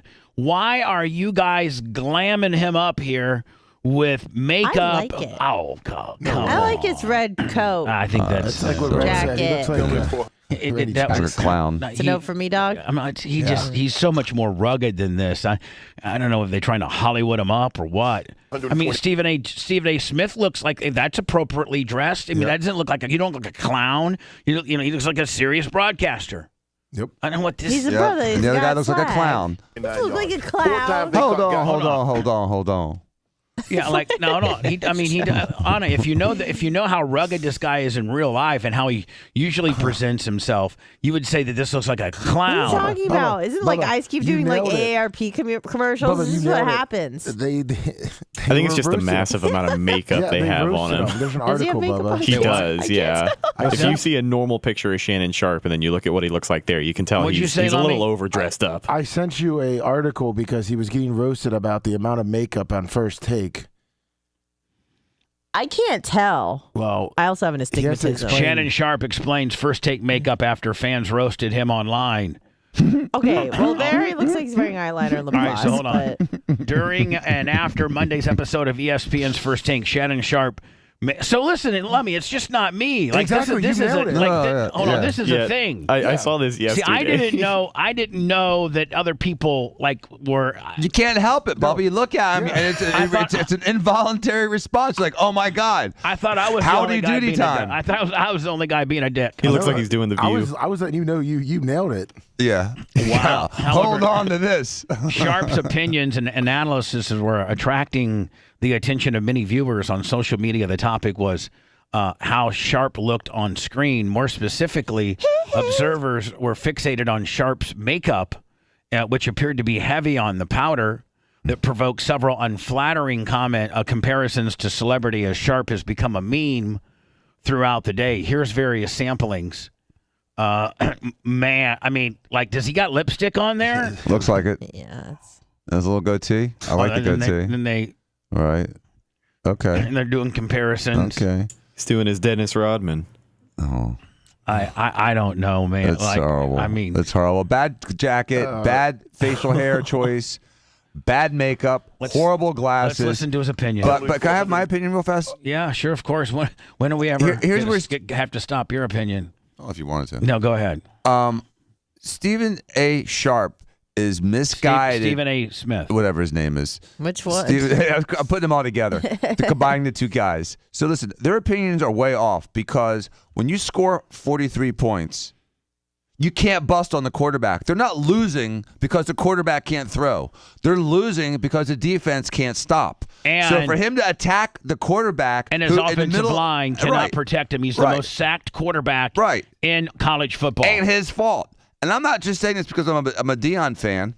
I'm saying this because if you're going to criticize the team, criticize the team for what they're lacking. And the lacking is, he highlighted it very clearly, was the defense. They've allowed more points than anyone else at his level.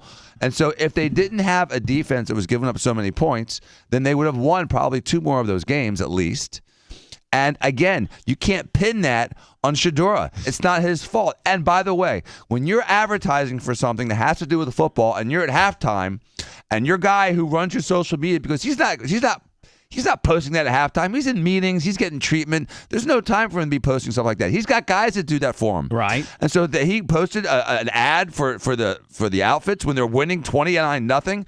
That's a perfect time to post an ad. So I think that Stephen A. Smith is 100% wrong in his criticism here. You can dog Deion for being flashy, and you can dog the defense, but don't mess with Shedeur. Ain't his fault. Yeah, I would have to agree with you that his social media team, I mean, like, that's the time to post. What better time to post, some type of specials we're having on Shedeur merchandise when he's up by 29. There's probably all kinds of people Googling and searching him right now. It's halftime. And it's halftime. Time to buy. He's not doing it. He's got, he's either got it preset to go at a certain time, or he's got somebody that actually launches it. Yeah, they've come out and said that it was his media guy that did it. It's not his fault. I think Stephen A. Smith is more talking about his little watch thing that he normally does. I think so too. I wish somebody would address that. What watch thing? After they win, it's ridiculous. You know what? Yeah. I'm a huge Deion fan, as you know. I'm going to see him, and I'm a Shedeur fan too. But I don't like what they're doing. He goes out, and after he wins a game, he has this, I don't know, $500,000, $600,000, $700,000 Rolex, all platinum Rolex. Who does? Shedeur. And he goes and he puts somebody holds it for him during the game, and then as soon as the game's over, they give it to him. Like the Formula One guys. And he flashes it to the crowd. Like his what? That's his thing. Mm-hmm. Don't they call it now the Shedeur or something like that? DJ Khaled or something named it the Shedeur. Yeah, I think that needs to go. To be honest with you, 29 yards. 4 times they got caught with too many men on the field. 17 penalties. At what point in time? Because I heard Coach Prime game after game. We got to stop the penalties. We got to stop the penalties. We got to stop the penalties.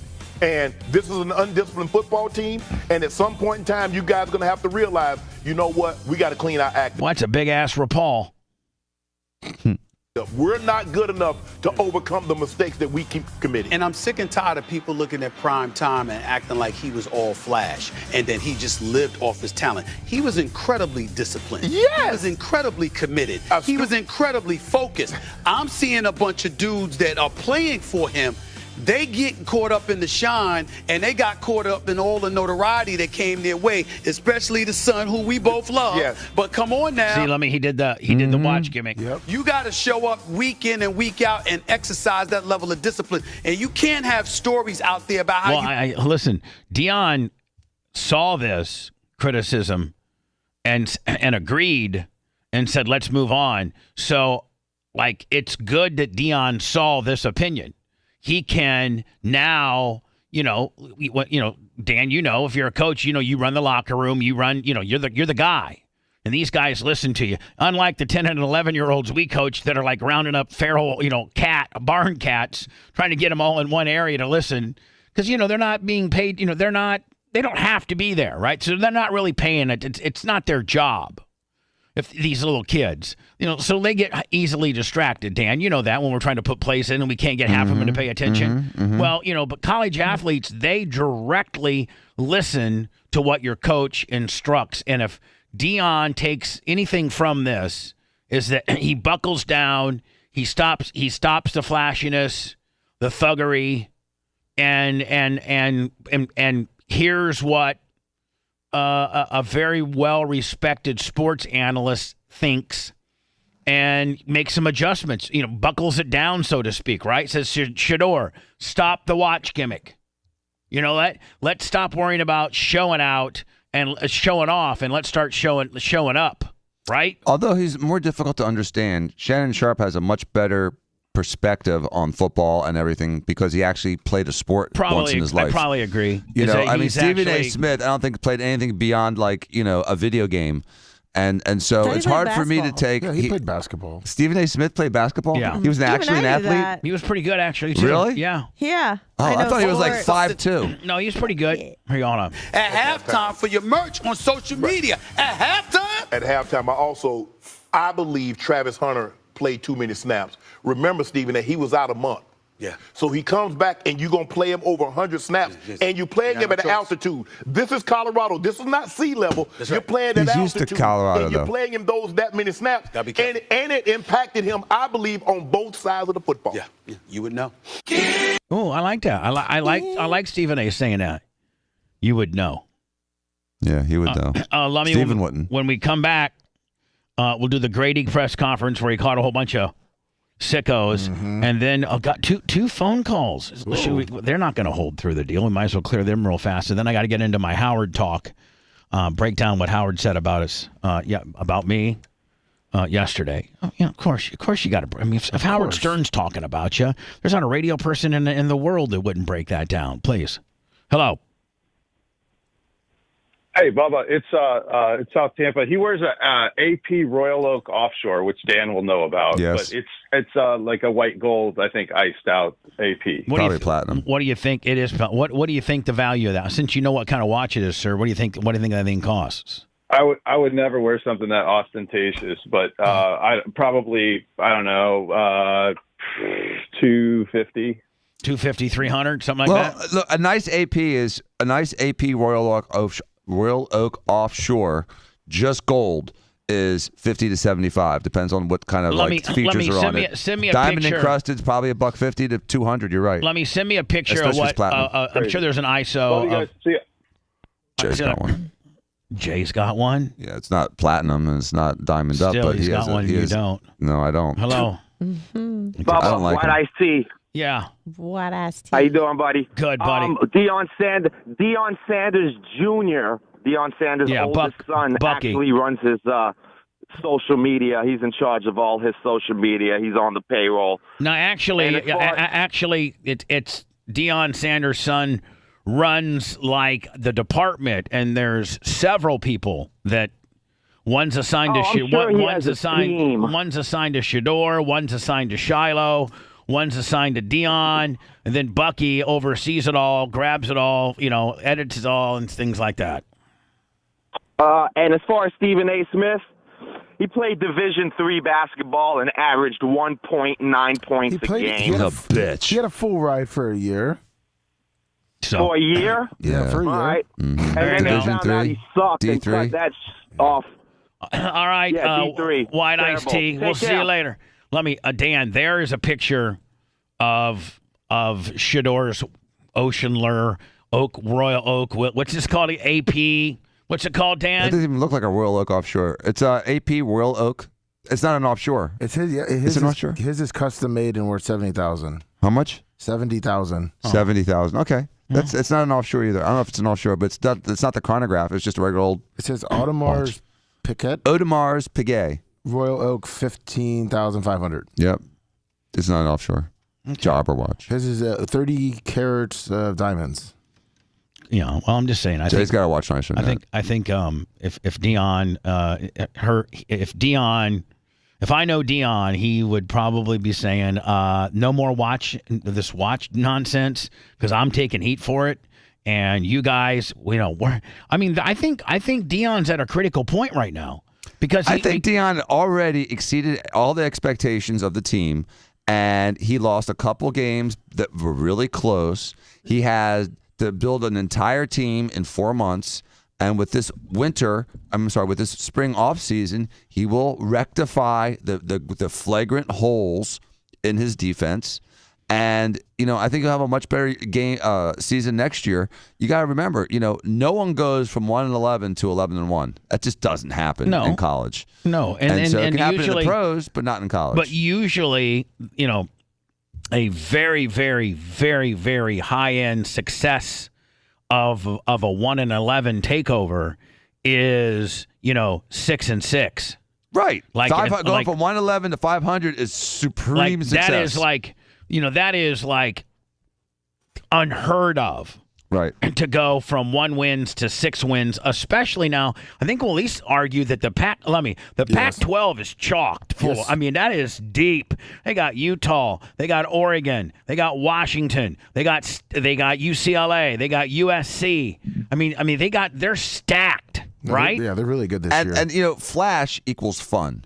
And what Deion definitely made was Colorado football fun. And so that's part of the formula when you're trying to build an icon, a dynasty, is making it fun. So making it fun attracts more people. Making it fun attracts more fans. There's this international fanfare associated with Colorado games. Everyone from you to superstars in media. Listen, I never, radio, ever, I'm sorry, music. I never, ever, and I bet you never either, and I bet you I'm the average dude, the average college football fan, where I could care less, living in Tampa, Florida, having grown up in Indiana, where I'm kind of a Notre Dame fan, but also kind of a Gator fan, and I'm interested in Florida State as well. Mm-hmm. But I never, as a casual NCAA football fan, I never thought I didn't seek out the Colorado on They were Saturdays. invisible. They were invisible. On Saturdays, I didn't go to my ESPN app and hit the Colorado Buffalo deals and really cared about anything they were doing. Nope. Mm-mm. And so there's probably millions, if maybe not tens of millions, of people that now, the Colorado Pay Buffaloes attention. are your favorite NCAA football team. Or certainly on that list of 3 or 4 teams, you Right. definitely want to know what they're doing today. Did Exactly. they win or lose? They may How's not it be where going? you went. Like, for What instance, happened? you probably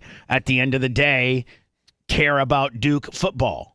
Because, I pay attention to because it. Absolutely. you're an alumni of Duke. Having a good So year. usually, if you're a college graduate, you usually pull for your alumni, like Tara's Purdue. Right. She'll always pay attention to Purdue. Even if they suck, she's still paying attention. But, geographically where you live, you may pull for your local team as well, because if you're not living in, up at Chapel Hill or, in Indiana still.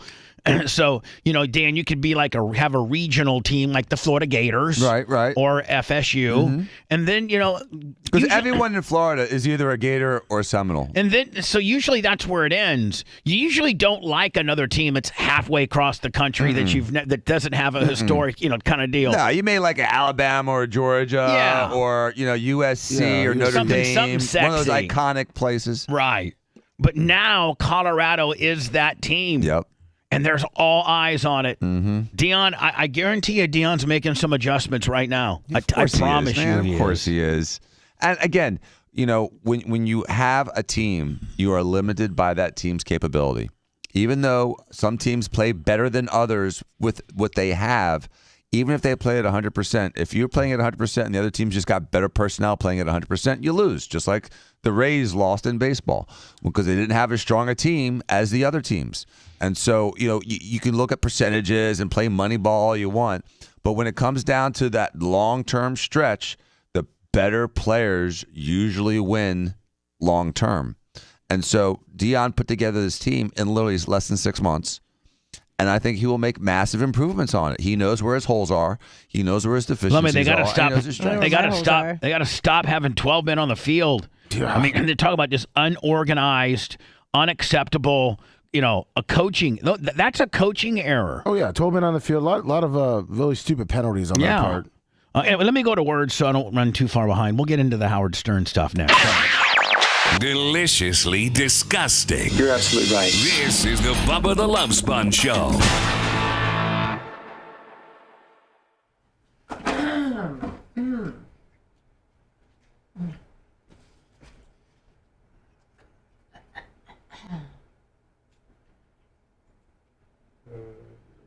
Traffic is staying in Polk County history.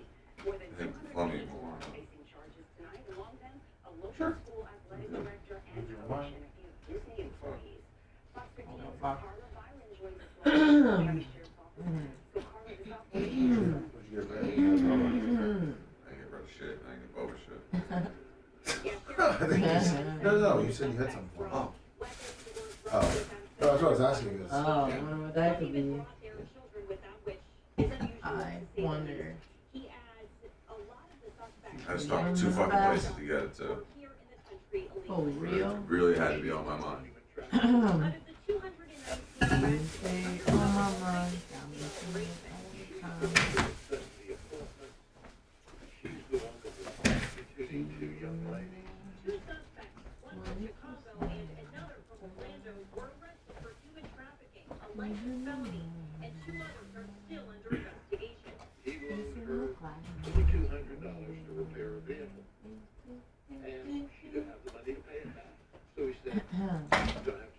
Investigators say that you are also undocumented. In fact, they say 35 of the suspects arrested were in the United States illegally, and 3 were victims of human trafficking.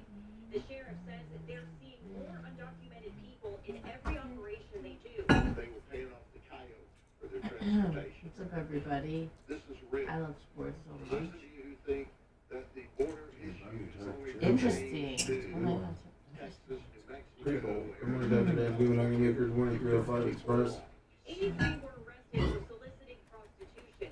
Honey, don't forget I got punching games. Oh yeah, I fucking got it with these. Neil now plus air, 25 on the I window. fucking got it with Go these. Pack Go. Oh, my favorite football player, Aaron Hernandez. Obviously. Good morning, 25's big ass nose. Yeah, I love football.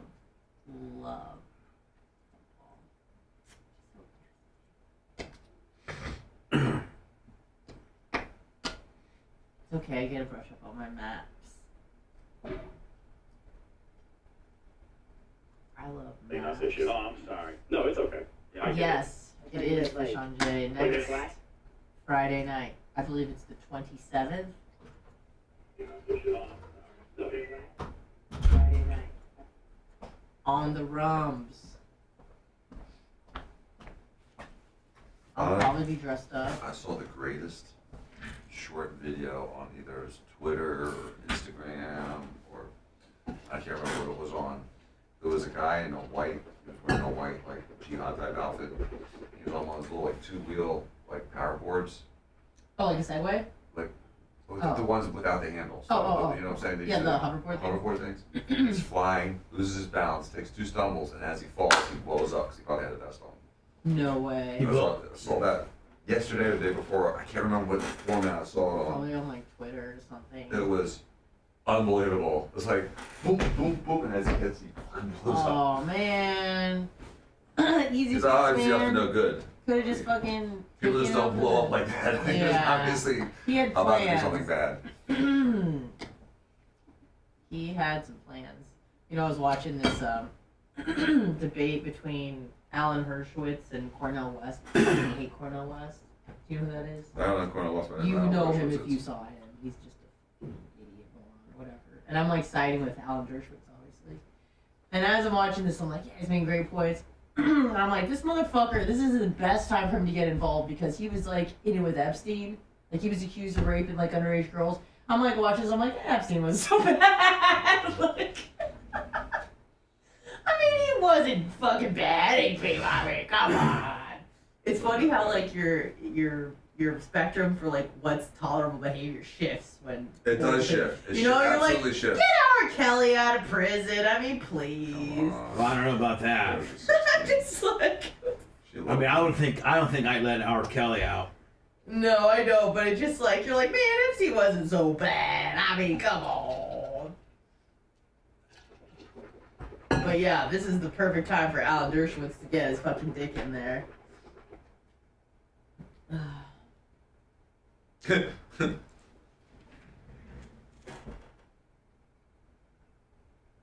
Oh, I bet I know it's like dum dum dum. Is it? Can you play the?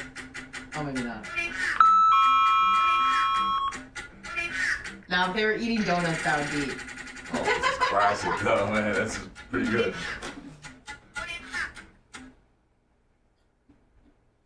I gotta show you this guy, this hoverboard. Hopefully I can find it.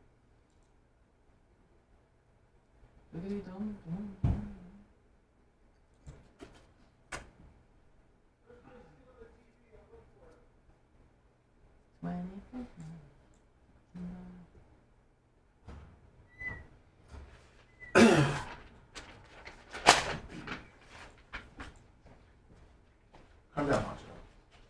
No.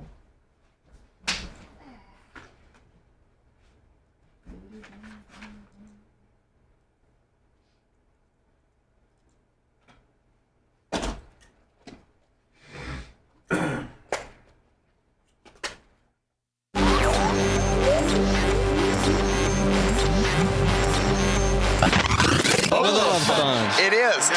I'm here for the sponge. Mate, it's all about mate. It's got to be Bubba. I laugh so hard. Bubba the Love Sponge. Ow! The Bubba the Love Sponge Show.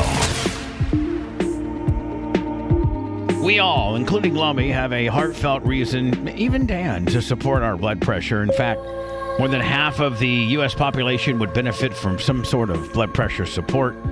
And Super Beat Heart Chews are an easy and convenient way to support healthy blood pressure, and they promote heart-healthy energy as well. Paired with a healthy lifestyle, the antioxidants of Super Beets are clinically shown to be nearly 2 times more effective at promoting normal blood pressure than a healthy lifestyle alone. And over 30,000 5-star reviews in counting. They are the #1 pharmacist-recommended beet brand for cardiovascular health support. It's blood pressure that you certainly can trust.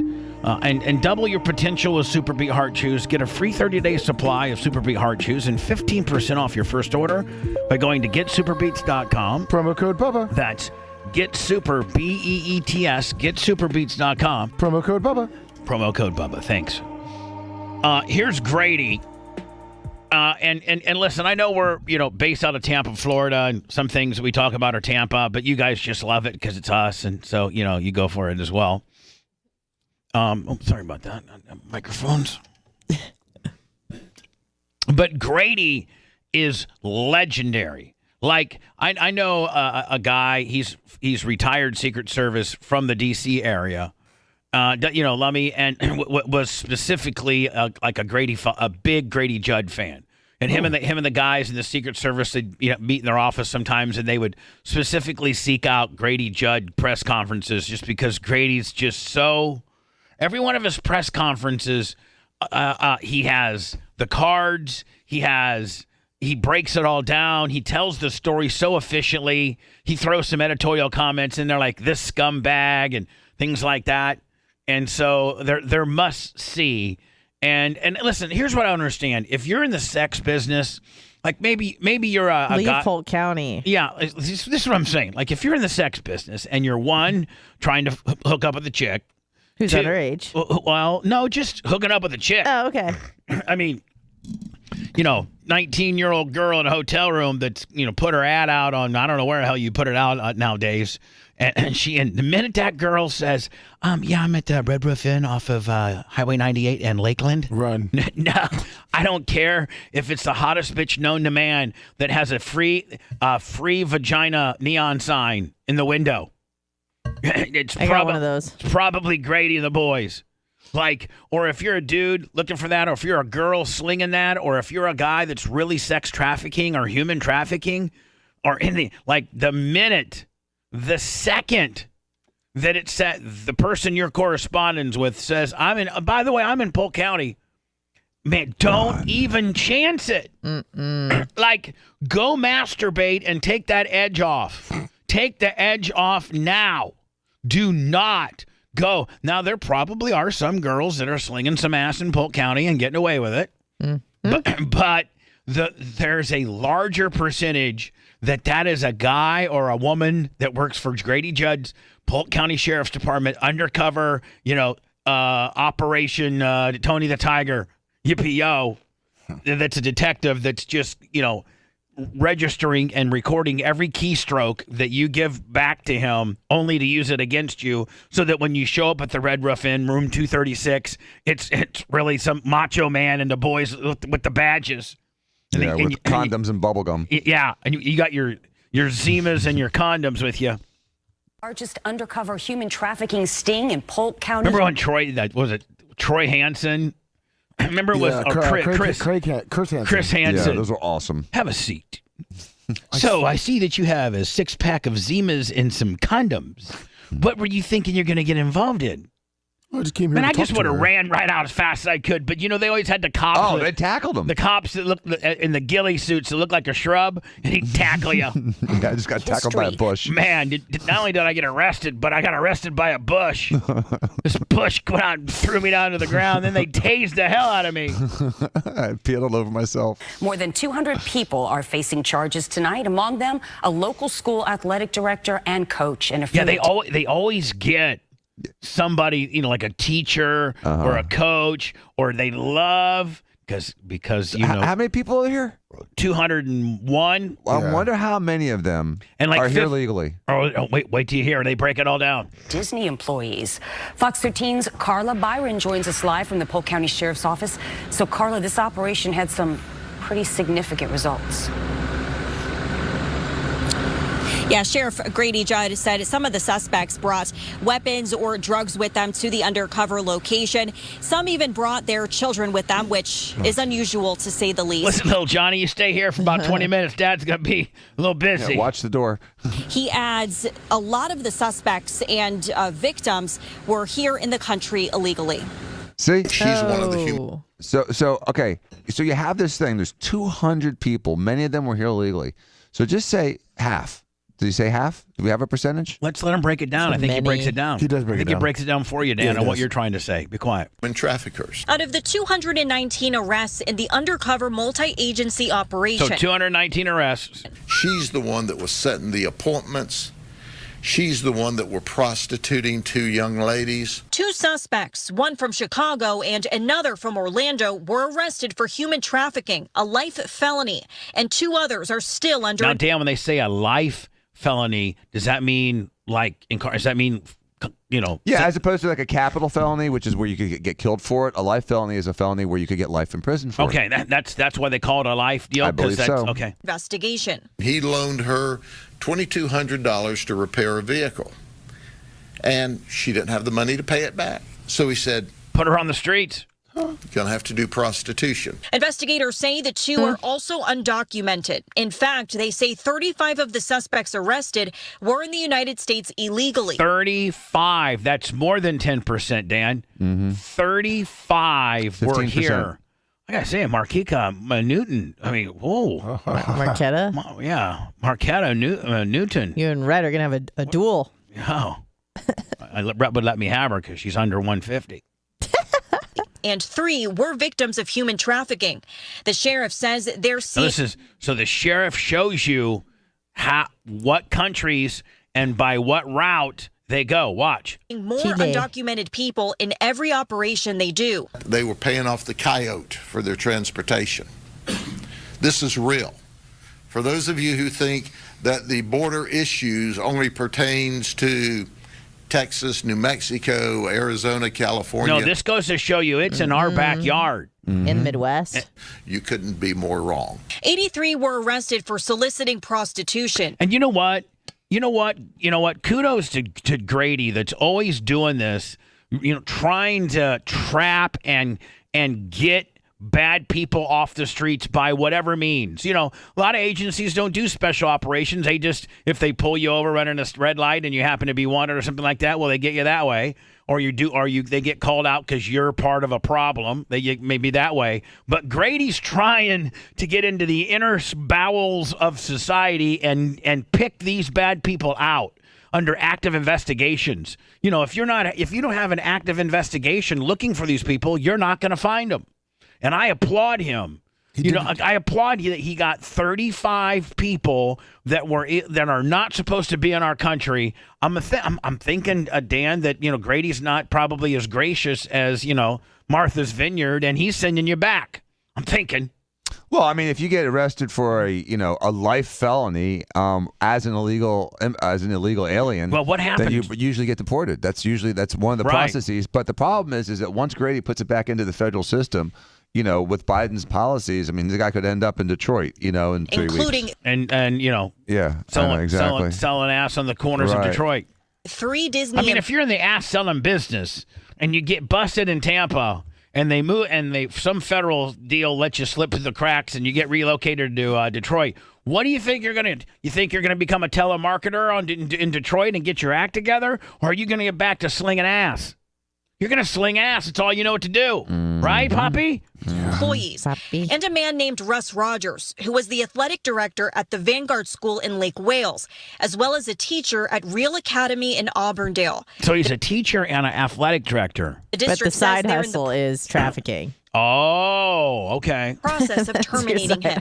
Can't you do like Uber or something? No, hold on. Now was he just going out? Maybe Was he looking for a just? Yeah, prostitute. he was just trying to. He was just trying to buy some ass. So, Now- let's And don't you- separate, let's don't- separate two things here. Of the 35 that were here illegally, what percentage of those were the actual people doing the trafficking and doing the, the Purchase, prostitute- or those trying to purchase? Yeah, it's like you go after the dealer or the user. You Yeah, know I what wanna mean? know. I need to know. How mad are you at the guy that wants a hooker? No, but hold on. Not that mad, Dan. Yeah, but I'm saying is that's a distinct difference. The guy that's just trying to buy a hooker, or the guy that's running a hooker. Running the hookers, right? Running the hookers are worser than buying a. But yeah, But if the far hookers worser. want to be there, then I honestly don't really have a Is problem with it. coaching in the county jail. I can't believe that we'd want somebody like this around our children. 119 others were arrested for prostitution, and 21 possible human trafficking victims were identified, who are now getting the services and resources they need to possibly turn their life around. It resulted in dozens more recognizing that there is another life out there for them.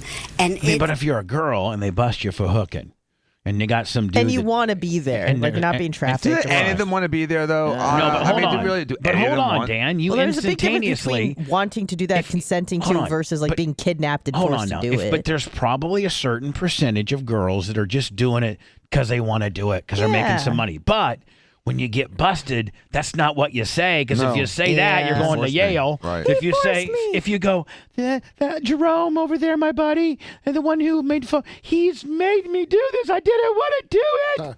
He Right, transported me from and Georgia. Right now, Dan, right, and the difference is on that girl's getting counseling. Hell yeah. And she's okay. She's got to go to see a counselor a couple She's times. twerking her way to counseling. Yeah, but the other bitch said, "Oh yeah, I willingly did it. I used to make a couple $100. Pays for my That 305s. that bitch is in prison right or jail. Right. But the one girl goes, I didn't want to do this. He made me do it. If I didn't bring back $300 a day, he hit me. Of course.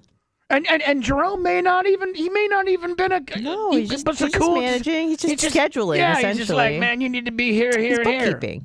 afforded those individuals Jerome's better on the bookkeeping than Taniqua is. opportunities to change their life. Man, I would be like, so, yes, I did not want to do this. I'm so embarrassed. I was scared of him. He threatened me every night. Right.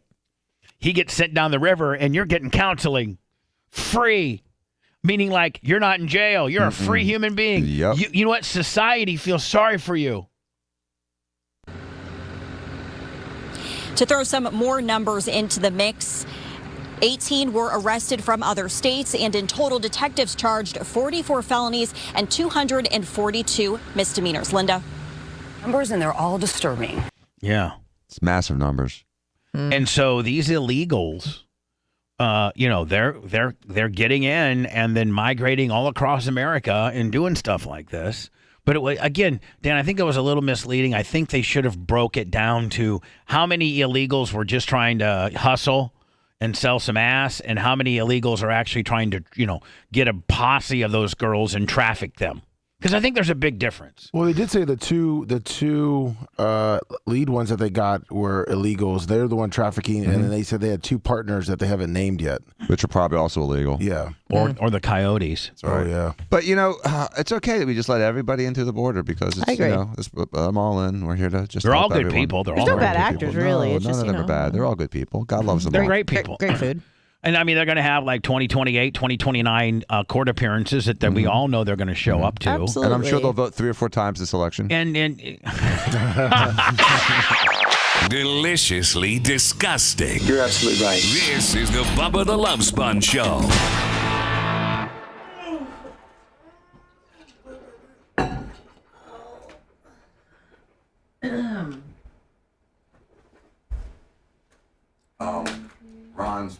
I challenge that statement.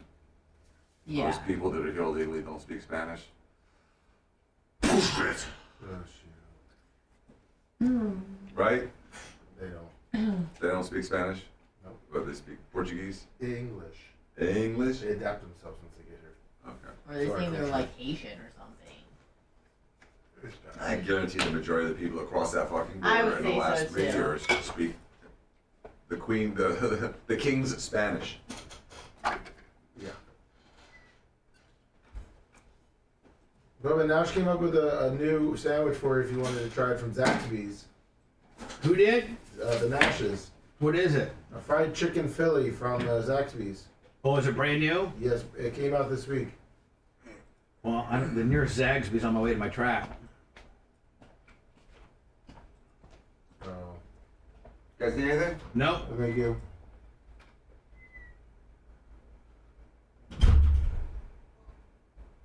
Oh, there's one on Hillsborough.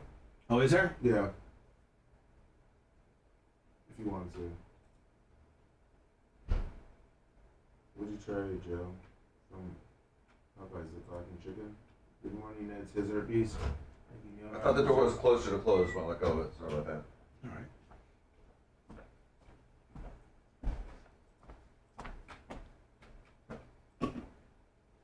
It was funny, I was hypocrisy, which, you know, they talk about the border wall not working. And I looked it up over the weekend. Egypt has that big border wall. Just keeping all those motherfuckers out of Egypt, aren't they? And you know who built it? In 2009. We did. It's weird, huh? We built a border wall between Gaza Strip and Egypt. We helped them to protect Egypt. But walls don't work. No. The fuck they don't. China knew it back in the day. Yeah. Keep those crazy Mongolians away. There's people, you know, the day of the invasion of Hamas, and they had the bulldozers going through. There are people on Twitter, these border walls don't work. And it's being serious. 'Cause, you know what I mean? Like, It worked until it was pierced. I think It worked for 30 years until someone pierced it. Then they fixed it, and then it's working now. No longer. AD.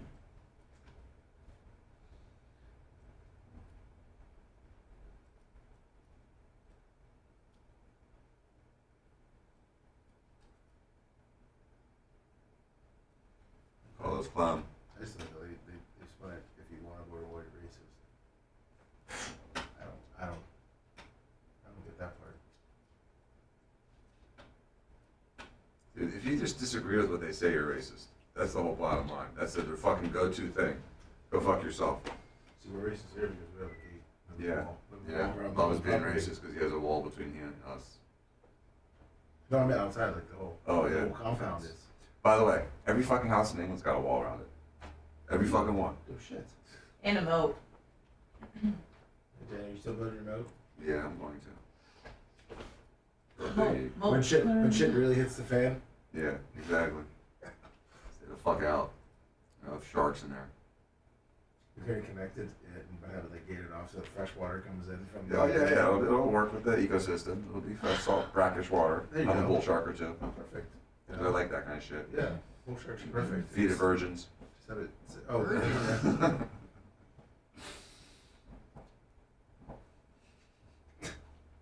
It's gonna starve. Yeah, it's gonna be arrested in Polk County trying to pick up food. Yeah, I'm just here for shark food. Yeah. Yeah, listen, I don't want to sleep with them. I'm just here I'm shark food. my bait.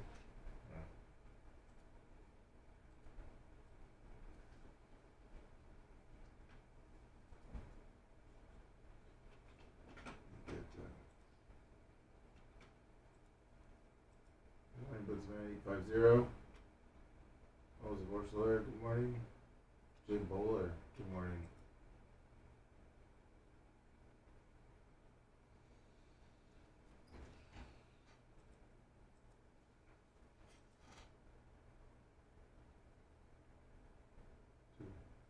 Come on, Kevin.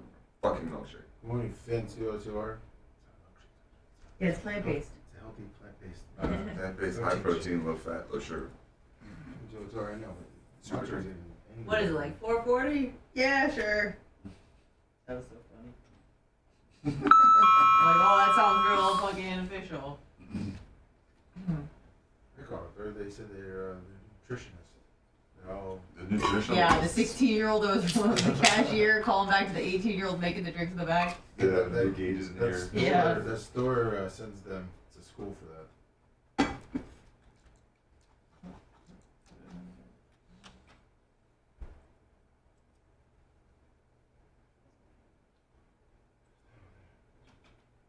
This ain't show. You.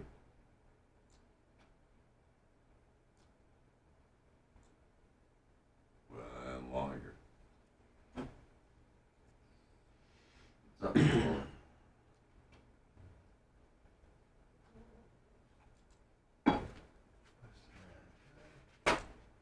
This ain't show.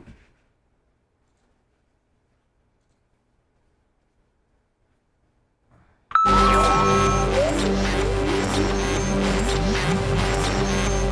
out in the car listening to Bubba the Love Sponge. Oh. Love you guys. Gotta be Bubba. Wondering who he's going to yell at next. Yeah. People from all facets of life can relate to this show, and that's why I like it. I love it. I can't get enough. Bubba the Love Sponge. Exactly. You're listening to the Bubba the Love Sponge Show.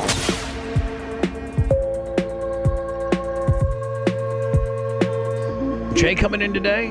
Show is. Perfect. I'll just leave. Let me give me a shout out when sometimes he sneaks in. Will do. So just give me like, Jay's here. Jay's here. And then I can turn the microphone on. All right, will do. Thanks. Is that one chick that Bobby, that deadpan, dry humor? Oh, I have no idea. And well, I mean, I thought that would certainly be something you would know a little bit about. Like you might have. I've done no research on her outside of the show. I saw that. Is she still killing it, or a lot of people are kind of annoyed with her now? Yeah, like that. It was too like gimmicky. It was that hot for a second. That now was it's kind of over. flavor of the month, was it not? Yeah. Yeah. It looks like she's getting a lot of hate now. Really? Yes. I think it was over the weekend. I saw. Why is she like getting in a is she being outspoken about something, or just how she interviews people? How she interviews people. A lot of people don't like, how she's interviewing people. Now she's kind of. It's all the same. Yeah. She doesn't change it up. So it's not really fresh. And I saw an article where she said that's like her shtick, like that deadpan, dry, cynical. That's kind of her shtick. She's not that way as a person. I would hope not. No. Well, I don't. Yeah, She's I got don't think two so. kids. Doesn't she have two kids? She sure does, and she's like 25. She's pretty young. And is she married? Does she got a significant other? I don't know. So, as you know, I attended Ronnie the limo driver's wedding. There were so many people. I can't even, just off the top of my head, Sal and Richard and Gary and obviously Ronnie and his wife Stephanie and JD, Mamet's wife, Lummy. Did you see pictures of her? Where's Mamet from? Like, what's his ethnicity? I don't know. I know he's American. I don't know. I think him and his wife live in Connecticut, but I don't know where they are. I don't know where I'm trying to think where Mamet he hails from. Maybe Turkey. Like you, obviously Israel. Yeah. I mean, not a lot of shows have a real person that was born in Israel. I mean, this is very. I'm real. What's happening over there really really, for lack of a better term, hits home. It does, and even though I haven't stepped inside of a synagogue in probably 15, 16 years, and I'm not a practicing Jew or anything like that, it definitely hits different. And I've been reaching out to like a lot of family and friends, just Jewish cousins and stuff, and it's yeah, we feel it as a community. It's strange, even though I don't practice or anything like that. But you feel it. Well, Judaism is as much religion as it is almost like a race. Yeah, almost, it's a culture. It's a culture. Yeah, well, I think culture is a good word for it. Yeah. And but like when we talk to the people from Tel Aviv, they seem to be safe and weren't for the most part. Yes, as safe as anybody else in Israel could be. Yeah, they were obviously far away from where most of the conflicts happen. Yeah, but now Hezbollah, which borders Israel in the north, is shooting rockets and stuff. So Lebanon's going to be in this war in 2 seconds. And it only takes one rocket to ruin your day. I mean, it only takes one rocket to probably kill you and your entire family. So I think it's 25 cities or towns in the north have evacuated from Israel, or not from Israel, but to come south. Yeah, disrupting the whole country. It's not just a little part. It's the whole country's upside down. But haven't they established that they're coming? Like Israel is bringing it. Oh, like they've established. We're waiting for a ground invasion. Right. Like all the footage that you see and stuff. Yeah. You see tanks and lots of them staged, ready to go. And, when the tanks come rolling in through your city, there's not a lot that some crazy ass terrorists, although they are armed, better than the average terrorists. There's still a bunch of flim-flammy, non-organized, no uniform wearing, no structure, guerrilla type, fighting. And most of those people don't have. They may have a AK-47 or a couple little grenades, but they don't have anything that's gonna hurt a tank. They got RPGs. Not a lot of them. I saw a lot of video with one guy always has an RPG on him. Yeah, they said they almost found always 1,000. I think it was 1,000 RPGs that they left in the south, planning for another attack. Mm-hmm. All right, so they get a lot of weapons now. from Can Iran and an Syria. RPG take out a tank? It can hurt a tank. Yes, it can take out a Hummer. It can take out. It depends on the type of tank and where it hits. But an RPG can take out a helicopter, almost any vehicle. It can certainly disable a tank if it doesn't completely obliterate it. Well, it could take the track off of it. And they said a lot of the Hamas right now is in their tunnels preparing with a lot of their drones. See, that's and hooking where bombs to their drones. To That's go why over they the need tanks. to. That's why they need to do a ground invasion. Because listen, but the Israelis can bomb Gaza to smithereens, but those underground tunnels is where they're hiding out. Well, So we that's need to why come they need to go in there and with some of our airplanes and just bomb the hell out of it and make it a parking lot. Yes, they're underground, and then we bring the boys in with the tanks to dig the moles out. Boom, So it's happening. We win. And there's a serious humanitarian crisis because all the Gazans are moving south towards the border of Egypt. Egypt doesn't really want to let them in. So they're just kind of congregating there at the border. A lot of them don't have food. They just opened up water supply. So listen, I feel for the Palestinian people because, listen, it's not Palestinians versus Israelis. It's everyone versus Hamas is essentially what it is. So inevitably, no one threatens the life of a Palestinian more than Hamas. So what I'm saying is, like, there are probably lots and lots and lots and lots of just Palestinians that are not part of Hamas who just want to live in the Gaza Strip as Palestinians, do their job, go to work, raise their family. They're not part of Hamas, but they're almost probably guilty. low-key support them, but there's like 6 people. You're describing 6 people. Oh, okay. Because So of those 2 million people, every single one of those 2 million people want to see every Jew and every Christian dead. And there's another thing that's bad about those people. If we want to just be dogging those people, let's just dog them from a different perspective. Let's dog them from the perspective of Jordan or from the perspective of Egypt. 2 predominantly Muslim countries. He says, you know what? We don't want those Palestinians in my house. We don't want them up in here, but America is about to take 50,000 or 100,000 of them. Would-be terrorists, hate Christians, hate Jews, how are we going to get probably 50? hate the other types of Muslims. How are we going to get 50,000 of them over here? Oh, but the Biden Silk Road, the Biden freedom, the freedom flights. The Biden freedom boat. Yeah, It's not going to be a boat. It'll be a plane. Multiple planes. So anyway, it's interesting to see when I still don't think. Oh God. Dan's protein shakes interrupt the show. I was trying to take advantage of this interruption, Bubba, so I could give you the other thing I wanted to give you, but I didn't want to throw it to you because I think it may break something back there if you don't catch it. If you throw the shake, it'll make a mess. What are you thinking about? All right, bring it up here. Whatever it is, it's disruptive. Yeah, but he got you. Oh, come on, it's a gift, Bubba. Gifts are never disruptive. Right, let me see here. Thank you. Oh, yeah. They only add to your life. Let me see here. Feels like a can of dip, and I don't dip. Dip, baby, when I dip, you dip, we dip. Oh, is it this? This is the. This is what you use. This is what you use. That's the gel. It doesn't come off on your pillows after it's dry. It doesn't get all dry and flaky. It's soft, not hard. And you'll look good, Bubba. And I gave one for Rhett, too. Yeah, he got me one too. You use this. You use this all by itself. That's it. That's all you use. After I shampoo, rinse out the stuff. That's the pomade. So I towel it dry and then put that in.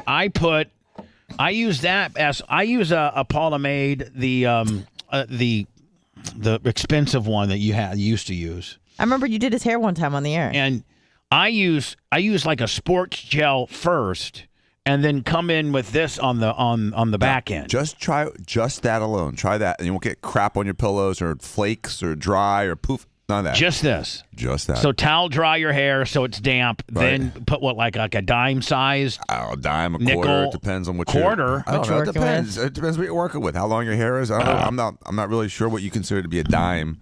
Well, I put like a little more of the lima bean. It says pomade versus gel. Pomade is better for thick or curly hair, whereas gel is better for thin or fine hair. Yeah. Who has what kind of hair? The gel dries Shut up, hard and flaky. This stuff doesn't do that. I mean, it's relatively soft, and it never comes off on clothing, pillows, car seats. I'll take it under advisement, and tomorrow, of course, you won't be here, but I will do my hair with that, all by itself, and we'll see if indeed. Because when I get off the air, I literally, before I go to bed, have to take a shower because I don't like my hair gel and stuff. Oh, look at Lummy sucking on that big shake. You got yourself one, didn't you, kid? Yes, Sure and did. so did Macho. Sort of Man. macho. Nice. I don't like them. So anyway, Howard did not attend Ronnie's wedding, but a bunch of people did. I met so many great people. I reunited with so many great people. The Doug Goodsteins and the Garys and the Richard and Sal's, and I met Mehmet for the first time, and I met His juggalicious wife. His juggalicious wife. Met Steve Noricki, who's the guy who does Bubba.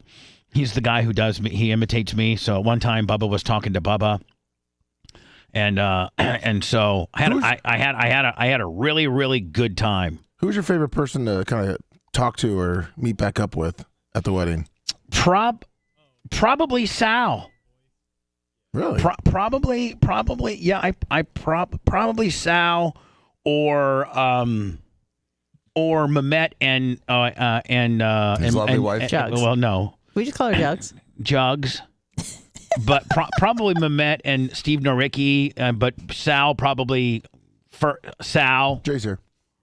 Good. Love seeing Sal, Richard.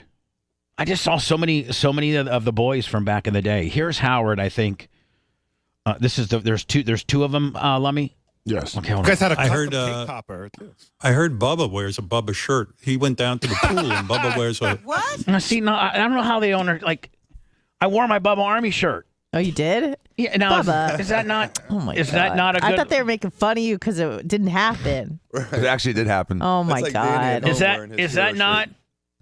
that not cool to wear your own shirt? No, it's your normal outfit. All right, hold on. Yeah, I was happy to hear that Bubba the Love Sponge was there. I'm a big Bubba guy, as you know, and it must have been nice to have him there. But someone said to me, "Oh, the thing with Bubba is he walks around with a Bubba shirt on."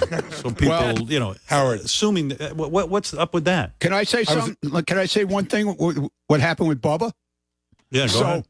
So he respond when after we settled the whole thing and what happened on what he said on the air and all that kind of stuff, and he wasn't coming and this whole thing, and then we talked and he said, "Listen, I'm sorry, but I'm not going to be able to make the welcome party. I'll see you at the wedding." I said, "Great. I'm just glad you're coming." Okay. So we're at the welcome party. It's about a half hour, 45 minutes into the welcome party. And one of the security people came over to me and I got to tell you, Ronnie had Dan. It would have been like if you handpicked how well security, like one of your parties. It was tight. Oh my God. You had to go up. You had to, first of all, you had to go to this one part of the hotel room, VIP services, down by the front desk, and show them your invitation. Then they had to match your invitation with a name on a list. Then they escorted you. This big dude got on an elevator and escorted you to the top floor, and hand delivered you to the door of where the party's at. And so it's hard to break that one. I go in there. And I knew that I told Ronnie I couldn't make the party because I was messed up on my days. I didn't even know what day it was. So I thought we were flying out Thursday, but we were actually flying out Wednesday, which means I could make the party. But this inevitably happened because I did tell Ronnie I wasn't going to make it, but I still thought maybe he'd have me on the list. It's interesting to hear his side of the same story you told yesterday because it's virtually identical, but I want to hear what here we go. He goes, there's a guy downstairs named Bubba the Love Sponge trying to get up here. I go, what? I go, he said he's not coming. I said, are you sure it's him? And it wound up being him. So he gets upstairs because he wasn't on the list. And he comes upstairs and said, what happened, Bubba? You said you weren't going to come. Otherwise, I feel bad that we didn't put you on the list. So he goes to me, I didn't realize that my plane ticket was for tonight. And I got on the plane, and I'm supposed to do a radio show tomorrow, but I'm here. And I go, okay, I'm good. And don't forget, man, I was set up nicely, if you know what I'm saying. Where'd you here, man? That was that. So he's was unbelievable. Like, he didn't even know what day it was. No, he had no clue. The way they spin me. It's funny. What was JD? What happened? You were down at the casino and Bubba was wearing a Bubba shirt? I was at the... They don't talk about my badass suit that I was wearing. Maybe they'll get to that. My badass suit with custom buttons. And, I was really looking pretty good. I think they're just talking about the first day.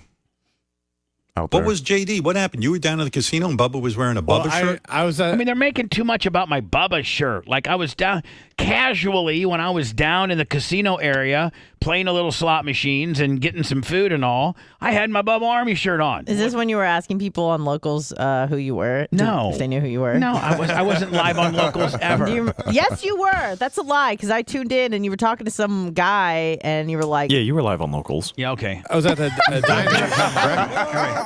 Everybody just listen to Howard, okay? Breakfast, and I see someone in a big Bubba shirt, and it was Bubba. I was like, oh, there's a fucking billboard there. There's so many more funny things to talk about than this. I do have exclusive tape of Bubba running into...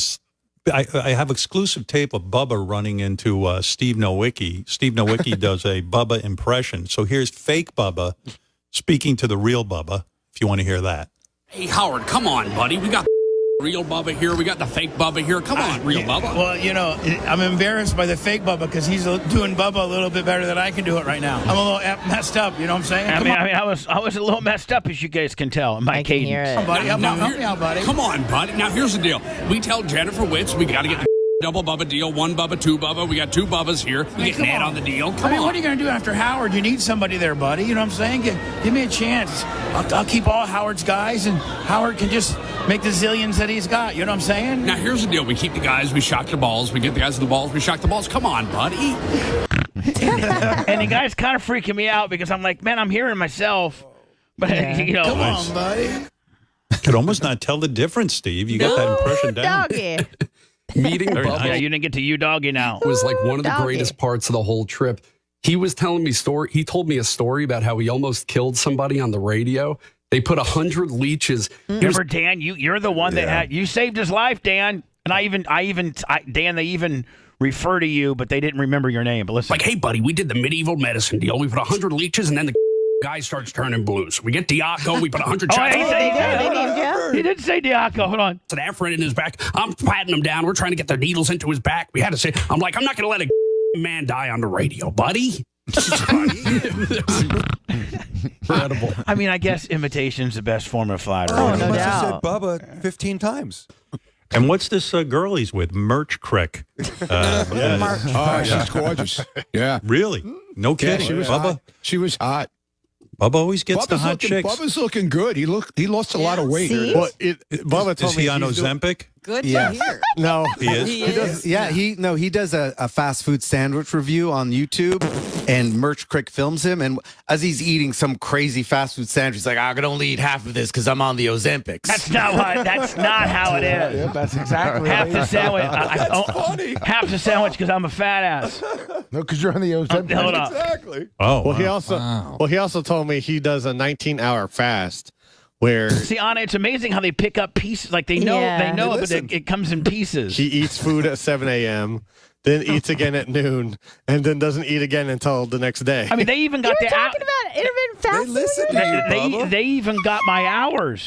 Did someone take like shorthand notes during these conversations? I don't know, but no. Well, that was JD, and he listens to he listens to the show. That's Love, right. JD listens to the show, and I love JD. Oh my God, I hope to God that at the wedding, which I got to tell you, the wedding was as class of an act as far as just the facilities and just the food and the cocktail hour and just the backdrop and did you dance? The room. Did you get up and dance? I danced one slow song. Oh, that's awesome. I danced. Well, no, when they did like the couples dance, and I knew the crick was wanting me to go out there. She knew better. She just sat there. And look at you doing something for someone else. She just line dance? No, but they're doing like the funky chicken. No, they're doing a slow couples dance. Okay, and so I can see. I'm looking at the whole room now. Everybody that's a couple is on the dance floor. Yeah, and the only people that aren't on the dance floor are those singles that didn't bring anybody, right? Yeah. So I'm like, you know what, man? I can't let my girl feel like. I mean, I got to take her out. Even though I hate dancing, we are a couple, and I don't want her to think, that I'm not proud of her and whatever. So I go, you want to go dance? Oh my God, that probably made her life. She's like, are you real? I go, one song. So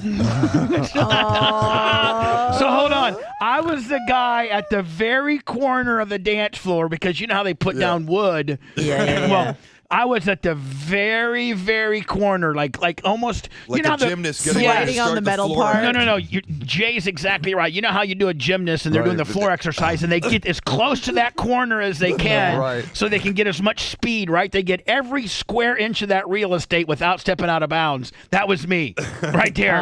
Waiting for the song to end so you could step off the wood. Yeah, had her hand was on my shoulder and I was just kind of, I'm like, that's awesome. Some people had it all out like this and stuff. I just kind of kept it in close, and then the minute that song changed tempo, I was like, "We're out." Don't talk to me. We're out. Now, that was very sweet of you. The one thing that I know, hopefully, will come up, and I have it with regards to Ronnie's wedding at the Red Rock Casino this past weekend. So it's Friday night. And that's when it is. And now the wedding's pretty much over. And this is where, Ronnie's son spoke and Stephanie's sister spoke and, a couple of Ronnie's friends spoke. By the way, Dan, Kurt Busch was there. Yes, you said that yesterday at school. Cool. And so he's really good friends with very good friends with Ronnie. And so everybody spoke. Well, then everybody in the crowd starts saying they want Sal to go up there, and Sal is so funny and so good on the microphone. He does so well. I get a little nervous when I got to speak. I'm gonna be honest with you. I do. I get a little, and I think Howard has said the same thing. When I got to get up and speak publicly, I get a little nervous. But that's why you perform well. And so. And Sal just looks like a natural. Sal's cutting on Ronnie, talking about his Depends diapers, and Sal goes, "Free shots of Metamucil for everybody on me," and talks about Ronnie being a grandpa and just the age disparagement, and just really it turns into kind of a roast. Well, then I'm sitting at Richard Christie's table. It's me and Richard Christie and Sam, the girl Sam from the show, and her husband, who's an ophthalmologist, Dan. I started talking. Cool. I gravitate to the doctors. Your people. Yeah, my people. And big words. I tell you one thing, Dan. He must be loaded because one, she's hot. So loaded guys don't have ugly girls. Not usually. And Dan, he has 4 ophthalmology centers. And he's doing well. He's got one in Manhattan, 2 in Long Island, and 1 in Queens. And he just goes Mondays are he goes to different. So he's got 4 eye clinics. In New York State. And I'm thinking, Dan, he's loaded. Yeah, aren't you, bud? Mm-hmm. So, and so at my table, Sal starts yelling, "Richard, Well, then they get JD up there, and JD is absolutely higher than a billy goat. And he's like, JD is a very nervous person anyway, And so JD's like, I just want you to know that I don't even know what I'm so nervous. I don't even want to be here. And it ends up being really funny. And he says he's high. He's high as hell. So then Sal brings up Richard. Well, I just know Richard's going to bring me up because he's at my table. And I'm like, I'm like 2 feet away from him. And the ongoing scuttlebutt amongst the entire wedding is Bubba going to get up at the end of it all, wrestle the microphone away from whomever, and say at the top of my lungs, let's F some whores. Because that's what Ronnie did at my wedding. Ronnie, who wasn't with Stephanie at the time, and in 2007 when I got married, and Ronnie and all the crew, Howard and Artie and Robin and Sal and Richard and just all Doug Goodstein and just all of them came down. Cape Fred at my wedding. Your wedding was a hell of a party too. By the way. It was. It was party, awesome. Man. Probably next to my wedding, this was probably this. The food probably didn't touch yours. Dan's was pretty good wedding. Yeah, but it wasn't massive. It wasn't. But yours over with the star-studded. I mean, I guess Gruden was at Danny's and some people, but your star-studded event, the food was unbelievable. Oh, I know. Best food ever. Best ever at any event I've ever been to. So at my event, Ronnie gets up. Now Ronnie's just absolutely smashed drunk. He's dancing with the Texas Hangman's girlfriend to the point where it's way not appropriate. It's way provocative.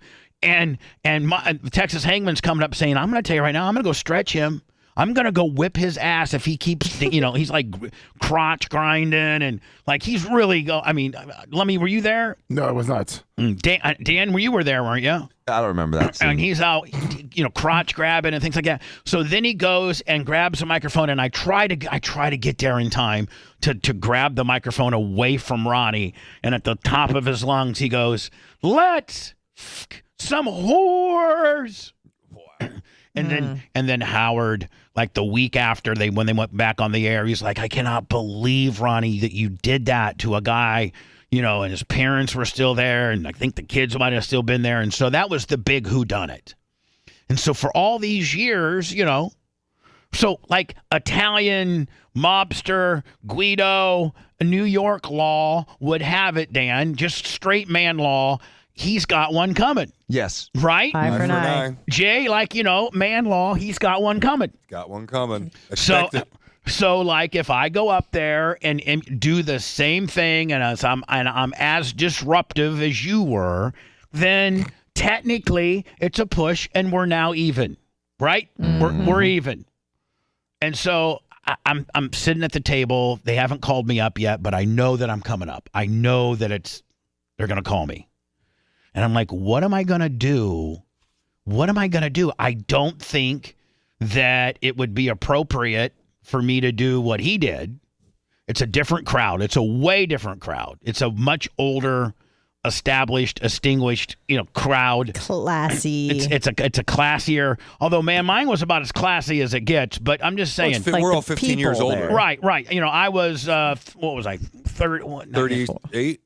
Yeah, I 30, 35, maybe 39, 40. I sent you the video from yours that's on our YouTube. At 3903 is where you're kind of wrestling with Ronnie about the mic. Oh, okay. To show the difference between the speeches. I know you can't play the one part, but hold on here. And this is to give you an example of what Ronnie did. Welcome to the Bubba Army YouTube channel. 300. Oh yeah, hell yeah. I thought last would be right. So all the absolutely beautiful. It'd be better if I'm not there to be a little more sociable to a hot girl than to me standing there with some meathead behind you. And she went up to him, and next thing you know, he's like, here, take a shot, have a good time. And I'm like, okay, I'm cool with this. And next thing I know, he's grabbing her, taking her out on the dance floor. And I'm like, I'll just let him have a good time. So I'm thinking they're going to do a dance.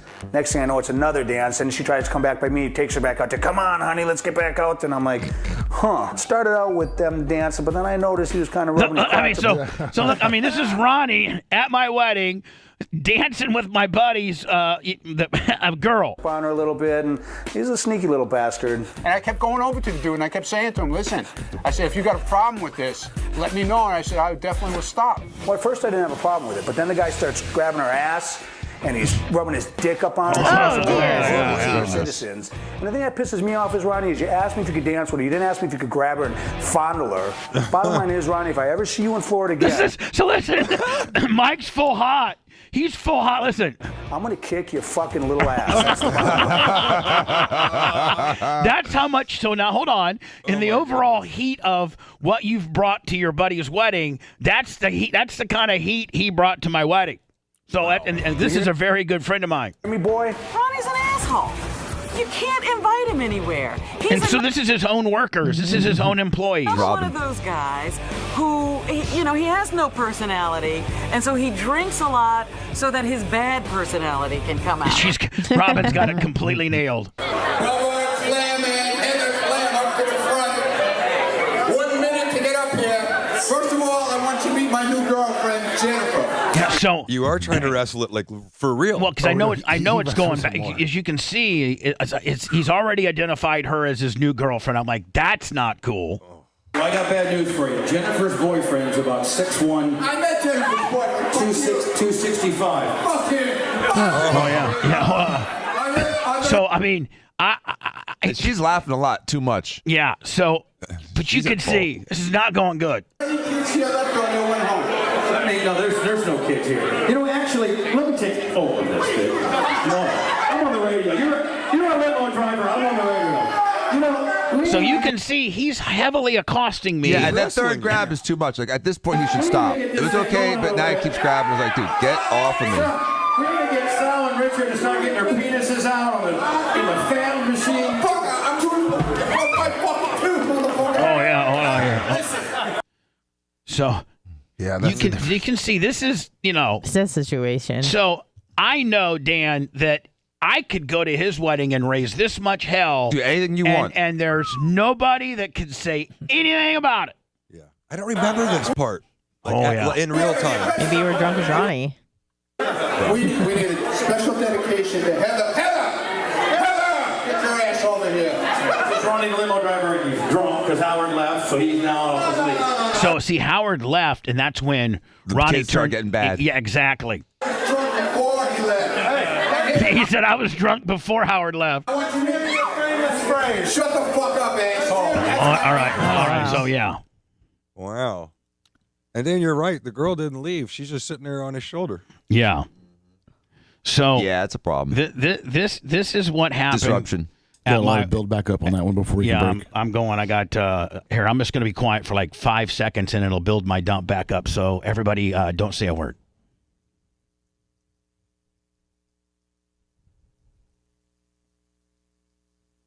All right, now we're over 11 seconds. That was weird. So, all right, so we're at 11. We're at 11 seconds right now.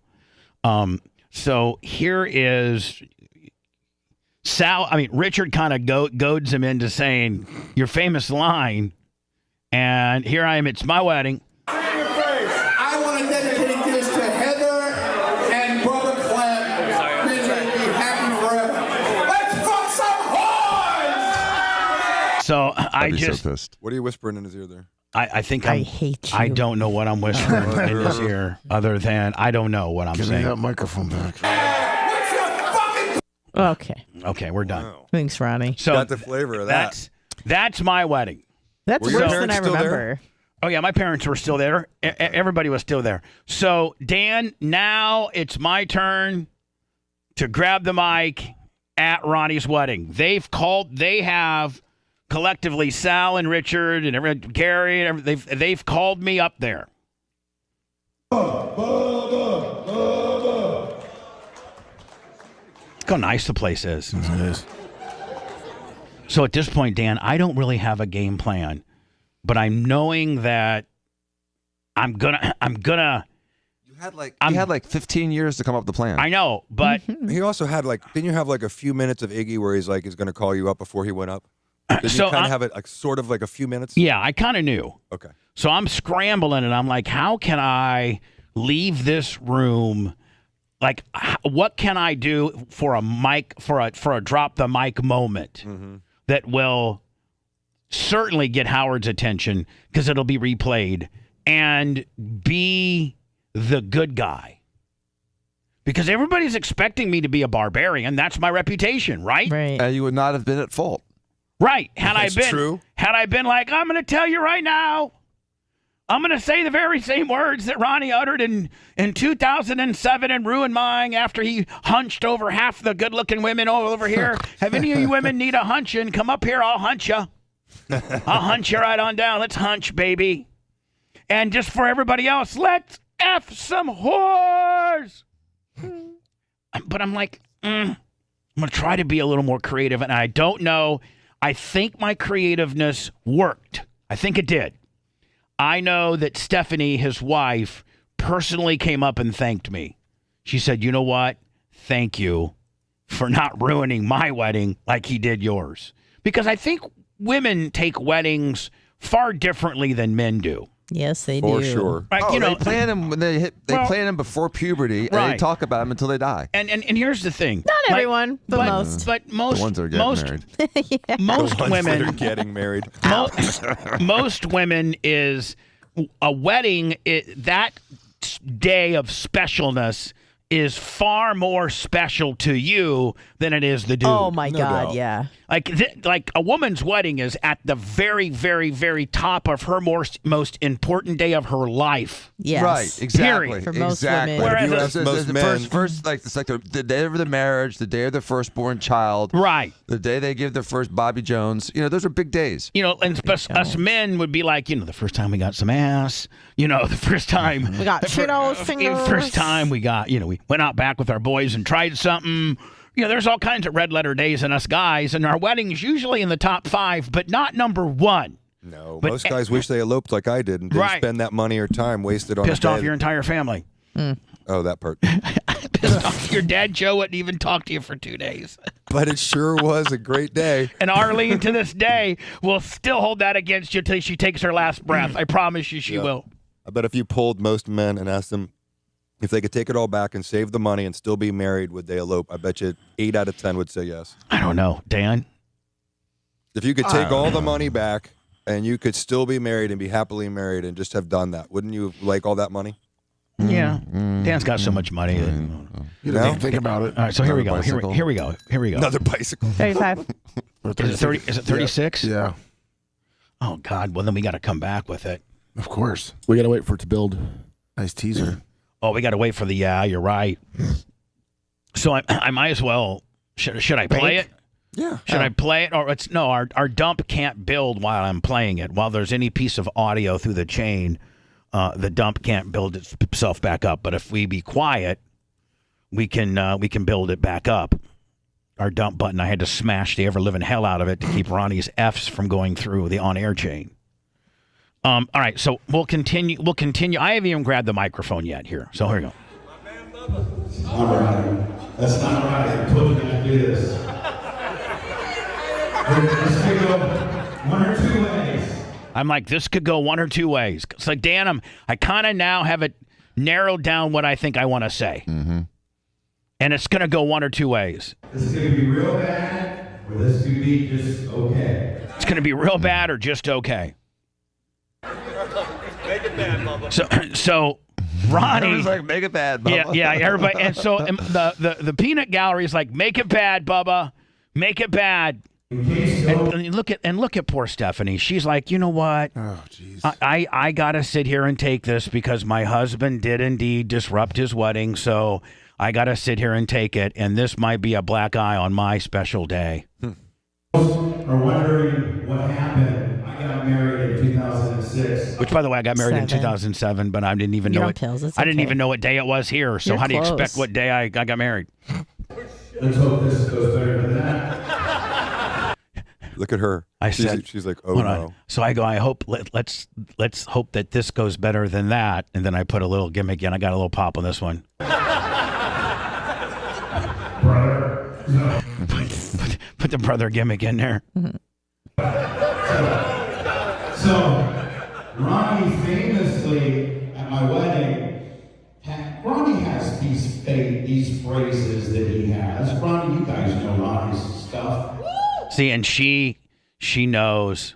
What's look, coming. she's mortified. She's mortified because I said, Ronnie has all these famous phrases. Topless, TOP. Like let me. He's got all these 69. little. He was Ricky's guy or a Scores man. Scores man. Scores man. Got a tattoo. Flat Ronnie. Yep. Like there's just so many. 69. I mean, you got the topless, the 60. You got a lot of them. There's just one particular one that he really like. Now see, she's mortified. She really is because she knows what's coming. Blurt out back prior to Stephanie. This is all, yes, very much so. Very much so. This is prior to Stephanie. So I make sure that everybody She looks knows so pretty. she is so pretty. And by the way, she's got a set of Diacos. I know. Name brand Willie's. Mm-hmm. Top shelf Diacos. Yep, none of those called. Just the tall brands. So when he uttered this at my wedding, it was before he had Stephanie in his met life. Stephanie and her as his girlfriend. This is where Ronnie was running a little bit loose, scores guy, all that and that. And so they asked me to come up here and to just literally at my wedding, he grabbed the mic from the band and just and then just blurted it out. There was, thank God the kids had been removed, but. See, and they're all like, "Oh God, here it comes! Here it comes! Here it comes!" I'm gonna actually because I think we've all grown. So I'm actually because we've all grown. It's kind of tough to hear the microphone. I'm gonna make it completely opposite of what Ronnie said. So Dan I said I'm going to make it completely opposite because we've all grown and we're in different places. I'm going to make it completely opposite. Look at how much her demeanor changed when you said that. She looked at him and shook at him and was like, oh. So nobody knows what I'm going to say. Go make love to your wives. Yeah. She's so happy. Look at that. Watch the way her nonverbals change right when you say that, though. Look at her hands go up. It's like somebody just hit a home run. Look. Thank you, Jesus. Hallelujah. Yeah. And right before this, she has her hands in her head, and then you said, I'm going to be like a grown-up, basically, what you said. And she looks at Ronnie and changes her entire nonverbals. So she's waiting for it. Go make love to your wives. Arms in a V. Victory. Yeah. Thank you, God. That was very classy, Bubba. So that was good. That's the only thing I could come up with that potentially could get a pop. Honestly, it was perfect. Yeah. Perfect. It was actually perfect. I gotta wait for the dump to build up.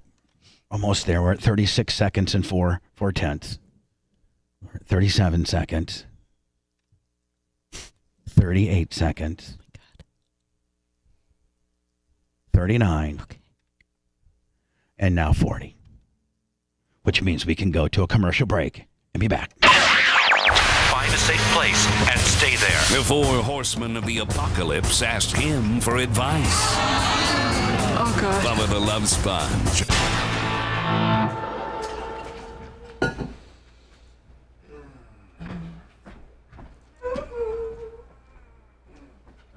Are you staying or leaving? No. Fine. Up to you. I got pee though. That's first.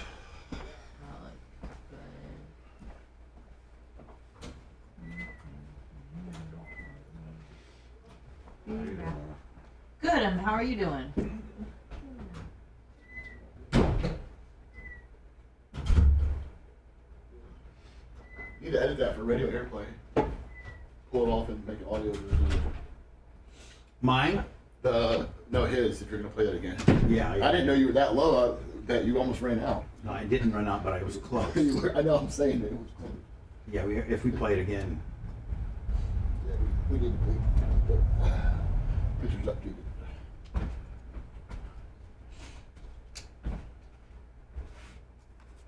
can't wait.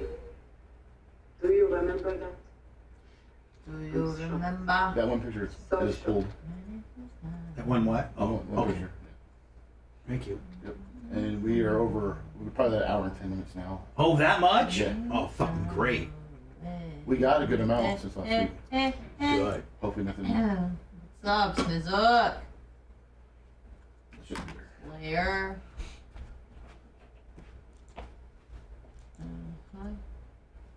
You walk out, I feel like a pirate. I couldn't see fucking anything. Blinded. You know.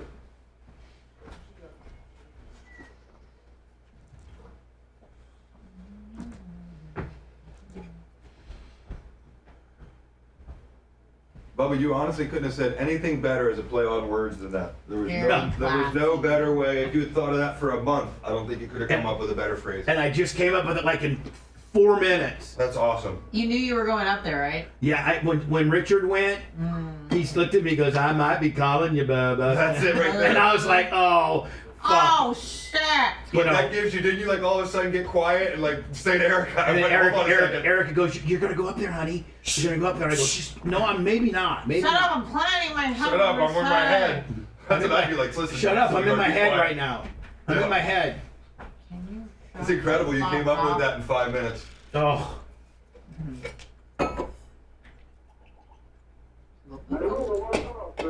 Good morning, Sicilian Redneck. What's up, Blue? You sticking around, man? Where you at? I think like 5 minutes.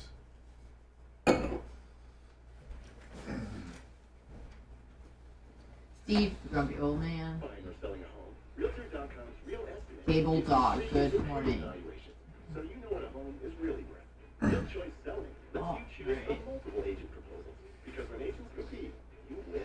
And Real View Maps show you precise wildfire, flood, and noise ratings on every home listing. Don't all apps do that? Not really. Trust the #1 app real estate professionals trust. Download the Realtor.com app today. Your suit did look really good though, Bubba. Thank you, buddy. Well, was he done talking about you?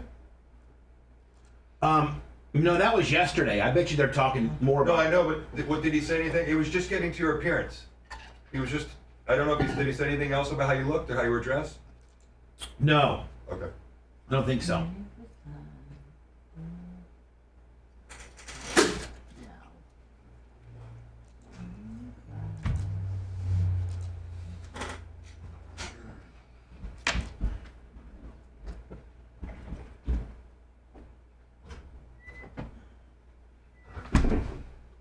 Morning, Jay Costica. Costica.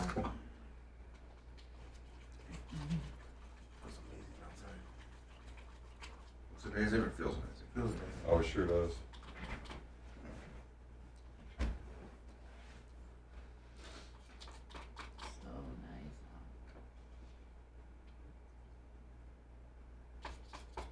It's been 58 degrees.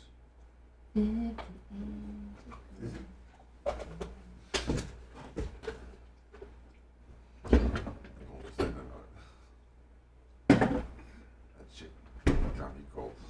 I started thinking when I was out there, like, what kind of chilly, guys? It's a shit cool job. He said it's 58, 59. I'm like, maybe it was outside. Yeah, I'm cold.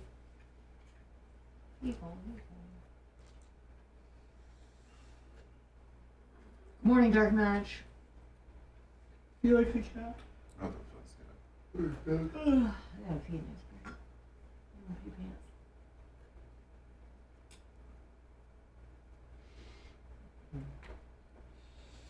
Well, we have at least 2,000 Americans going there to participate.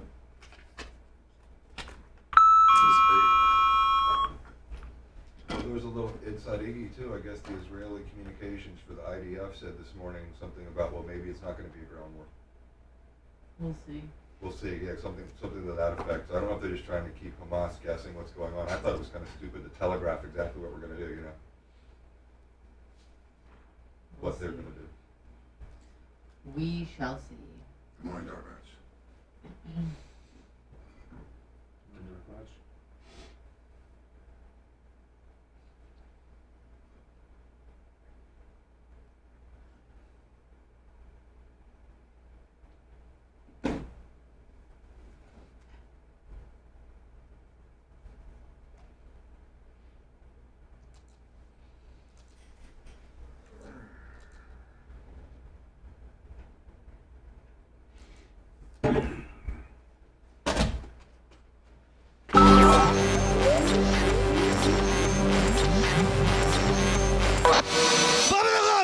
I love everything about the show. Every day for 4 hours, man. It just makes time fly by. Gotta be Bubba. This is awesome. I love it. And I spent about 2 hours in my car when it's supposed to be a 20-minute break. Bubba the Love Sponge. You're listening to the Bubba the Love Sponge Show. Valpo's very own Johnny Costica, $100 in the PayPal. Thank you, John. Love you. Can't wait to see you for Barb, my friend. Neil Malplaisir, 25 on the Venmo. Go Pack Go. Go Pack Go, yeah. I think the Pack have been regulated on down to this is a rebuilding year. Aren't they the youngest team in the league? I think they are. They are one of the, I think they're in the top 3. Yeah. And, George, by the way, I had Brett Favre on yesterday. For an hour. Me, Tony Mandrich, and Brett Favre in a Past Packers podcast that might be, Brett was saying he might have it ready by Thursday, which would be unbelievable. Yeah, either Thursday at noon or Thursday at 5. We'll see. How did it go? Oh, it went great. Did you guys hit it off? He's so easy to talk to. Well, the last time, we talked before. They talked before, yeah. Well, I know, but I mean, I imagine with Mandrich as well that the conversation was even better. It was. Favre was super nice the first time, super personable. I think we can have him on as a regular. I really do. Yeah. And Lummy, he said he even talked about his legal issues. Oh, really? And he said once these legal issues, he goes, I wish I could get on here and tell you. He's got a couple defamation lawsuits and something else. And I go, well, I'll tell you, Brett. I'm 2-0 in defamation lawsuits. So just to let you know, with a good lawyer. 88 SOS firm. Yeah, and I'm 2-0 with jury. So just let you know. Well, and I got to think, man, that Brett Favre would really resonate with a Louisiana-based, in his own community. Man, of course he would. Oh, yeah. I mean, it would be tough to convict that guy of anything in his hometown. Especially a tweener thing. Like, they're trying to get him on technicalities. Hey, Bubba, put it this way. Macha, who's not a he's a non-sports fan. He's not a sports fan. He said he really enjoyed it. Yeah, it was good. It was good. So me, Tony Mandrich, which, by the way, Lummy, I'm going to the Colorado Buffalo, Arizona game on, I think, November 11th, and I invited Tony to go with me because you can't go by yourself. Yeah. That's your +1? Yeah, Tony will be my +1. That would be fun. If he can make it. If not, I don't know, maybe Dan. Maybe Dan would be my +1. I don't know. Sure. Do you know what day you're leaving for that? Probably Wednesday. Oh. Yeah. Interesting. Okay. And you guys got to work. Sorry. Thank you. She's just dreaming of being your +1 one day. No, I'm not. I was just wondering if he was leaving Friday after the show. It's like every man thing that we go to. Can I go? I'm wondering if I have to host. Her starting point is, can I be a +1? She'll be no, I don't want to go. She'll be a +1 with just some stranger. Hey, just for a party. Can I be your +1? Well, I'm going down to the clinic to take my methadone shots, but yeah, sure. Come go on ahead. down. Go on down. As long as there's free brunch. Dan, did you ever get into Netflix's Painkiller?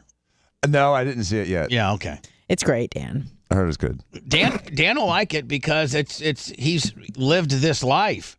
He lived Purdue, probably bringing in hot, drug reps to try to get you to write more scripts. Mm-hmm. I mean, still try to do it. and Dan, I mean, the verbiage that these girls would use would be like they'd be talking to a doctor.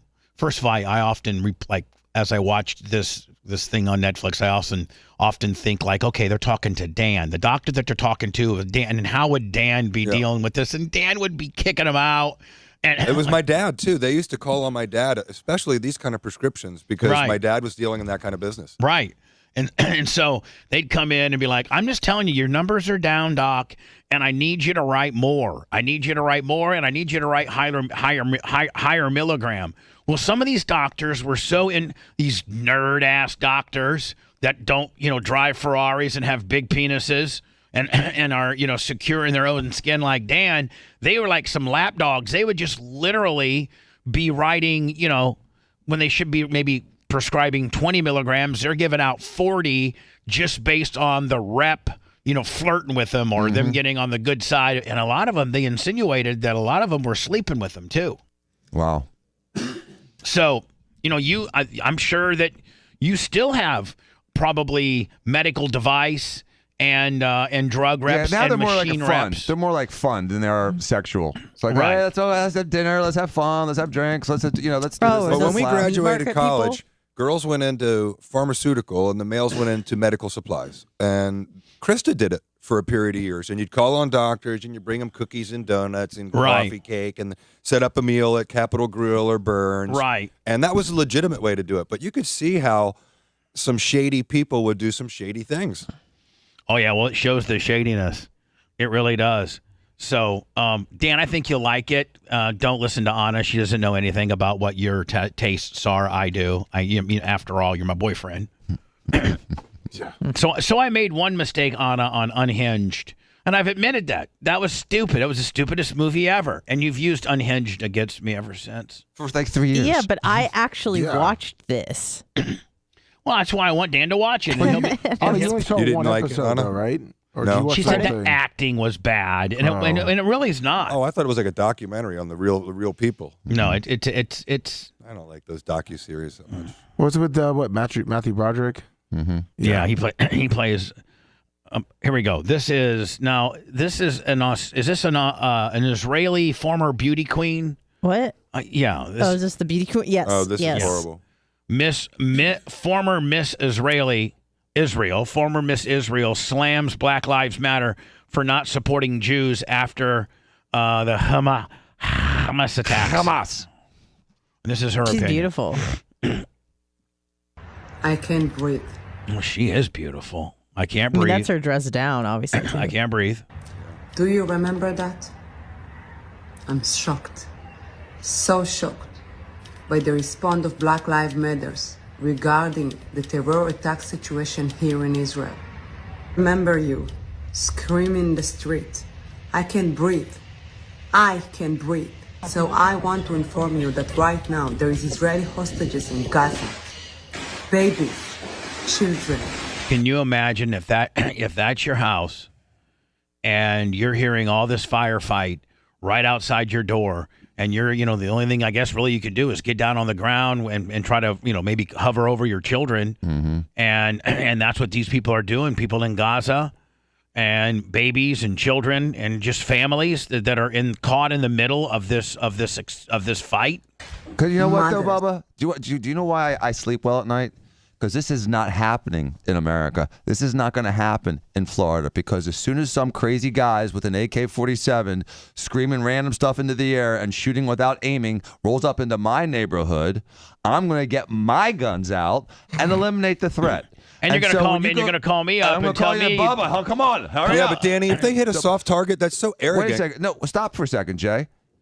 Israel is unarmed. I understand your point. So let me finish my sentence. So they can go through an area without getting any resistance. And so even if it's a soft target in America, there's still people with guns right around the corner. They're going to stop it. It's not going to happen in Florida. It may happen in Detroit because there's soft targets with soft areas around the soft targets. But every soft target in Florida has a lot of hard people around them. And right now in Florida, they have school guards, most of the schools. And so if it happens in a church or some other dumbass tries to shoot up any place in Florida, we have so many guns. I know there's some Floridian citizens strapped up. They're going to eliminate that threat, and they're not going to have to just cower like little babies afraid of what's happening outside. Because in America, we have the right, the constitutional right that shall not be infringed. So nothing like this will ever happen in America, and then, as long as we still have our Constitution. And then Gene and the Outlaws come running in. Hells yeah. and the Hells they may get in Tampa Bay. They may get some people initially, but they're not going to get very far. Right, Hell exactly. no. We're not going to stay pinned down for hours at a time. No. That's not going to happen. Dan's going to tell Romina and the kids to go, I don't know if you guys got a wine cellar or a basement in that 100-year They have mansion. a haunted attic. But go to the haunted attic. Me and Jimmy, ghosts don't shoot. Go to the haunted attic. Know that it's the lesser of two evils right now. And me and Jimmy Cleavis and Jay and Steven and everybody that's because you'll all be right there. Everyone just go to Dan's house. Jeff We'll all be armed. Gigante, and we're gonna open the windows up on the carriage house and facing the road, and there's gonna be 15 or 20 long rifles facing the driveway of anybody that thinks about getting in here. You've got 100 yards to you better run that 100 yards in less time than it takes for me to pull my trigger 7 times. It's gonna be drive-bys and Ferraris. Crazy. If I just said, listen, everybody that works at the BRN or anybody, or like Big Red and Creatine Travis, all you got to do is call Iggy or Nick, got a lot of Army, Nick the Bubba. gun guy. And I said, I need all hands on deck, as many weapons as you can bring to defend the BRN against attack. This thing would look like a mini war Air Force base. And that's the way most communities are. I mean, Dan, Right. even your hoity-toity community, I guarantee you there's a very large percentage of dads and men that live within a 5-mile radius of you and your home that have a lot of guns. That's what Kyle Rittenhouse did. 5 miles, 5 blocks. Okay. You can't. I can't throw a rock without hitting a house that there's a gun owner. Right. Exactly. Jay, same way with you. I guarantee Absolutely. even Davis Island, being as hoity-toity as it is, Hoity-toity are strapped, and they got good ones. I know, That's hold on. the other thing. That's you With gotta- lots of ammo. That's Hold a on. distinction. That's the one thing, man. If before you go into Davis, you need to realize that they got real fancy guns. They got guns and boats. One way on, one way off the island. Exactly. Be It's careful. kind of like And they got enough money to have a few 100,000 rounds. It's kind of like that lawyer that saved that girl that you guys know. Yeah. Oh, yeah. He was Yeah. carrying you Oh, in that's there another place I expecting. go. Right now. But Bob, something I learned when I was living in New Orleans, where there were 411 murders the last year I was there, an average of Wow. 1 in 5 people die from gunshots. There were almost 2,000 gun wounds in the last year I was in New Orleans. They all came to my hospital, so I really know about gunshot wounds in a civilian scenario population. The one thing I learned is that poor people shoot crappy guns filled with crappy bullets that don't do much. That's a fact. But you can take that one to the bank. But it's affluent time people sensitive. have Good guns. Affluent people are shooting at black Talon. Yep. They got $50 for a box of bullets, whereas poor people are shooting $4 for a box of bullets. Reload Willies. Yeah, reload Willies. Versus Operative Black Talon Jones, right? There's a big difference with a 38 with a crappy reload versus a 9 with some talons in it. or a 40 or a 45 or that's a good got AR versus an AK. I mean, you got absolutely. Wealthier people have better guns with better bullets, and it's more dangerous. And people like in Florida, where guns are so prevalent, people have more of a savvy, shall we say, for guns. Then the guns in Florida are better than like the guns in Kentucky or New York. Here is this. They just don't do as much damage. Former with different ammunition. Correct. Israeli beauty queen that's calling out Black Lives Matter, saying, "Where are you when we need you?" We have mothers and we have families that are being firefighted right outside, and all you had to do was say, "I can't breathe" with a George Floyd gimmick, and you expect, which is your matter, and it means very much, it's very much your matter. But why can't you support us? Babies, children, mothers, women, entire family who cannot breathe. They were kidnapped, raped by the terror organization Hamas. This poor woman right here. That's one of the worst images. They end up killing her? Well, also, do you see where she's bleeding? She's been. I think this is She's one of the bleeding rapes. everywhere, but Well, no, it's, on her butt. it's Yeah. mostly The grates, yeah. in her private area. Is enough for them? They attack people at the party near to the Gaza Strip. They kidnap women. They kidnap girls who are not started their life yet. They rape them, slaughtering their soul. Hamas is ISIS. And she's right. It is. It really is. It's the same as ISIS. Pray for us. Pray for Israel. Because we can breathe. Wow, what a powerful message. What a great message. Now, Anna, what's this? This is the IDF releases phone call from a Gaza residence, says Hamas confiscated car, took their car keys and their ID and their IV because they want them to stay. That's their Human shields. That's their plan. Is they want to They come make in it and take your seem stuff like so you can't right. leave. So you can't leave. So it looks worse to make Israel look bad because they hate Israel. I think Golda Meir said this. They hate Israel more than they love their own children. It's disgusting. Really? Yeah. Well, their headquarters is underneath their hospital. Yeah, underneath the hospital. They shoot rockets behind apartment buildings, and they want people to stay because they want as many people to die as possible because it makes Israel look bad in the international community. So it's disproportionate warfare. She's right. They want to try to say, look, we only killed 1,300 people. They killed 5,000. Yeah. And that's the way it's going to go. As the death count goes up for Hamas and for the Palestinians, you're going to see a distinct change in the political support for Israel, in my opinion, because this is the way the UN has worked for the last 20 years. By the way, today's after show on Twitch exclusively. So we'll be over there about 10:20. Today's after show on Twitch exclusively, mostly for you to renew your free Twitch subs that you get with your Prime account. I just did mine last week. So this is a 911 call from a Palestinian. Yeah, calling an IDF soldier. I don't know how they got a hold of him, but No, I think IDF was calling the residents because they call them to get out. I thought they were dropping leaflets as well. They're probably doing both. Hold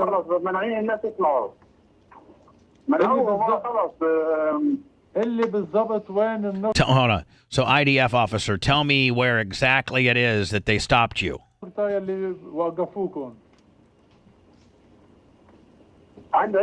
Those who are here near the agency. They are taking the ID card and car keys. So they literally are taking your car keys from you? Yes, they do not want you to move. Like, and I'm assuming at gunpoint, like, Dan, if you went hell's nose, you're not taking my Ferrari. They put a bullet in your head. Yep. And it only takes a few of those guys for you to, if I'm fifth guy down and they've shot the other three dudes for not giving, I'm just handing my car keys over. Right. Right? Unless you're armed. Well, I know, but. And then you can you can take these, pal. Well, I mean, they probably more them than you. Yeah, I was going to say.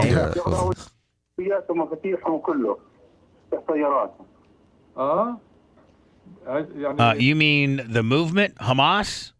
That's what the officer said.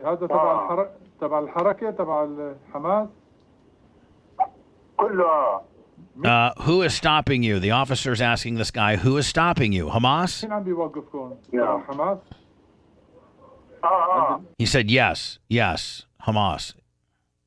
So that's the extent of that. Who knew? So that guy's calling in the equivalent to 911, getting an officer that's working the phone lines and saying, hey. Communicating with the enemy, right? Like, because the enemy is trying not to kill civilians.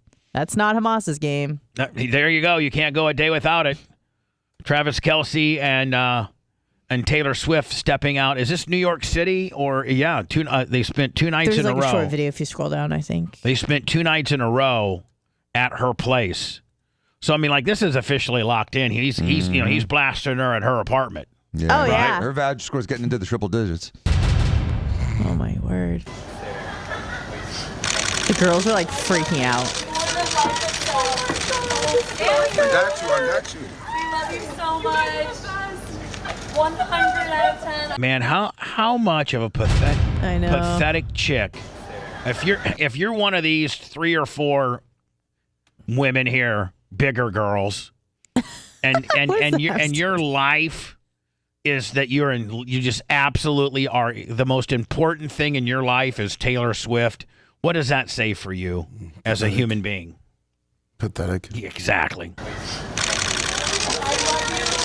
I love you more than anything in life. I love you more than life. Here's a grown woman that might have a kid, maybe even a husband, telling Taylor Swift, I love you more than life itself. If she comes, I swear to God, she's getting a black lip. No. Yeah, I'm telling you. Like, bitch, you're going to try to tell me that some bitch that you're never ever, that you listen to on the radio and you got all their songs and stuff like that. You love her more than you love me and our family. Yeah, I remember people saying that to Michael Jackson back in the day. I got you. We love you so much. 100 out of 10. I mean, they're behaving themselves. I mean, they're behaving themselves. They're not trying to touch her and stuff. I know, but no, they're behaving themselves, but they're acting pathetic. Well, yeah, of course. Nothing screams of I am really pathetic and have nothing going on in life. Talk about not getting any D. That's like 80% of chicks. This is crazy. No, Bubba. yeah, this guy's from Cornell, which is where Nick went, right? That's exactly right. Mm-hmm. Nick did his did his undergrad at Cornell, correct? That's correct. And he's at MIT now? That's correct. Getting his And PhD. This is a Cornell Hold on, professor. Danny. He's going to be a doctor too? He's going to be a doctor of philosophy, yes. PhD, not MD. Mm-hmm. Ask Dan how he feels about that. I mean, still a doctor. I mean, when you're in class, you got to address him as doctor. Mm-hmm. I don't think he's going to have. He doesn't have patience. Are you gonna when you guys are at family gatherings and you call him Nick? Hey Nick, come over here. He's gonna say, that's Dr. Nick to you, Danny. I'm going to say doctor with a lowercase d. He's going to say, prescribe me a med. Dan's gonna say, why don't you prescribe me something then, buddy? Where's your write pad? me a script, what's big boy. what's your DEA number, big boy? Because I got me a DEA number, big boy. That's it. I could prescribe 80 milligram oxys if I wanted to, big boy. Yeah, I can prescribe you a formula you'll never be able to remember. Can just see it now. But you have admittedly said that you think Nick might be a little sharper than you. Oh, I think he's smarter than I am. Yeah. I think he's smarter than I am. He's brilliant. He's a brilliant kid. He really is. Have you ever told him that he's smarter than you? No. Oh. Kidding me? Come on, dude. Kidding me? Look at this. It's this guy's saying it was exhilarating. Watching the Hamas invasion. It was exhilarating. It was energizing. Gets like one woo. If they weren't exhilarated. Cornell University professor Russell Rickford is being called out for his shameful speech about the October 7th Hamas attack. Now, here's the thing. This is offensive, and might not be your cup of tea, and it's certainly not mine, but he has the right to say it. No, that's true. He does have the right to say it. He has the right to be the biggest a-hole on the block. He has the right to say the most unpopular thing there is. He really does. I mean, that's what differentiates where he's standing now compared to where he's talking about across the world. Exactly true. But his employer also has the right to can his silly Absolutely. ass for being a dipshit. Absolutely. Sorry. And who paid him to say this? Let's check his bank accounts. Oh, you're saying somebody may have gotten to him. It's always about the money. Yeah, somebody's paying him to say this crap. I don't know. There's also There's this. not a big. This isn't a big delivery mechanism. Like there's not a lot of. There's like 50 people. No, Yeah. but if you right now there's this But it went comparison viral. that was just You're made. right. It did go viral. Comparing Hamas to ISIS, and there's a reason they're doing that because if you went around the United States supporting ISIS, that's not free speech. There was no people that had ISIS flags in front of Cornell University and were supporting what ISIS did. Wait a second, And so- Jay. There were hold on people a in second, America hold on a supporting second, ISIS. Hold on a second. Not with ISIS flags. I'm just going to describe the difference between here, because we do have a right to do this, and in England, where Douglas Murray, who's a very sharp intellectual, is trying to call for people to be arrested for simply doing this. I don't really agree with that, but that's what they're trying to say is if someone was in the streets of England with an ISIS flag, they would have been arrested.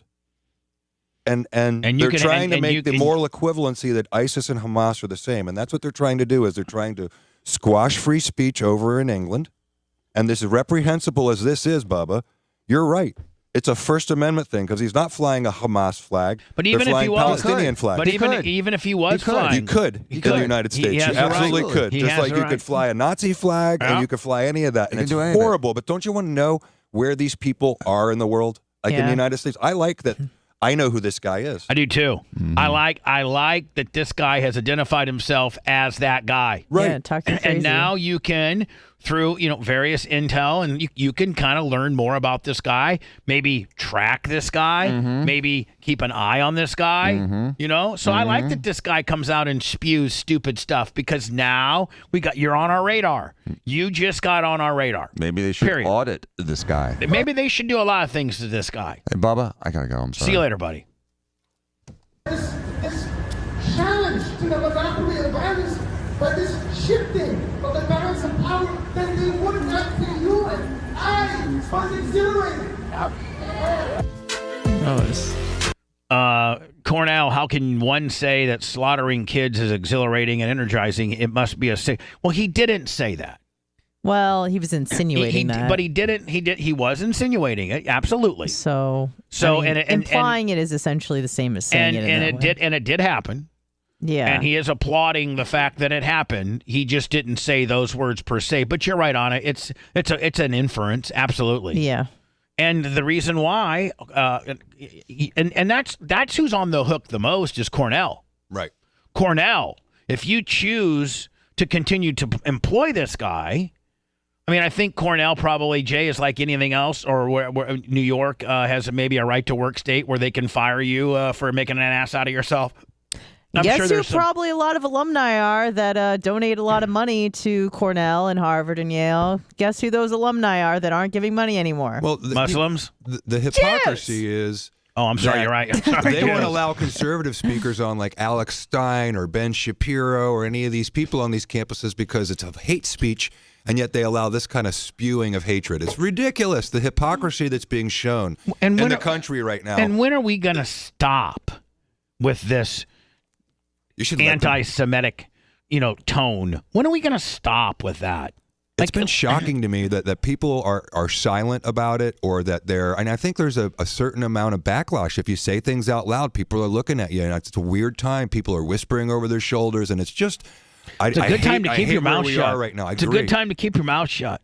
Like, you can't even go to Jay, maybe some various functions that you and Candle could go to, whether it be dinner with some friends or whether it just be a function of, some type of business deal or just anything, even hanging out with family. It's almost kind of tough to really start deep drilling into this issue or politics or just anything, because everybody is just so uptight about it in itself. And people are so misinformed. I hate to use that term, but let me say this. People are not well read on it. No one knows enough about the history of the Palestinians and the other Muslims and the Israelis and how the Israeli state was created. No one knows enough about it to speak intelligently about it. And it's not just like this or that. There's a lot of nuance to it. And these people have been fighting for hundreds of years. And there's a reason why Egypt, Lebanon, and all of the surrounding countries aren't taking the Palestinians in. Wouldn't we ask ourselves why? They want to vet the people. They're not just letting the people in like we do on our southern border. Because they don't want to be guilty by association. They don't want to let X amount of Palestinians in that are really Hamas. Right. And so they're trying to protect their borders while we have open borders here. And Israel's trying to protect their borders, and Ukraine's trying to protect their borders, but we're letting everyone in here at 16,000 a day. I mean, and Anna, you're right. I mean... I am. Oh, who's this guy? BLM. Who's this hottie? He's got a gay pride flag and a BLM thing on his lapel. And he likes donuts. This comes as another Cornell official was criticized for tone-deaf social media posts about the deadly terror attack in Israel. I don't know what he posted. He may say. Oh, maybe not. Meanwhile, other Ivy League schools are seeing similar backlash to the protest over the Israel-Hamas war.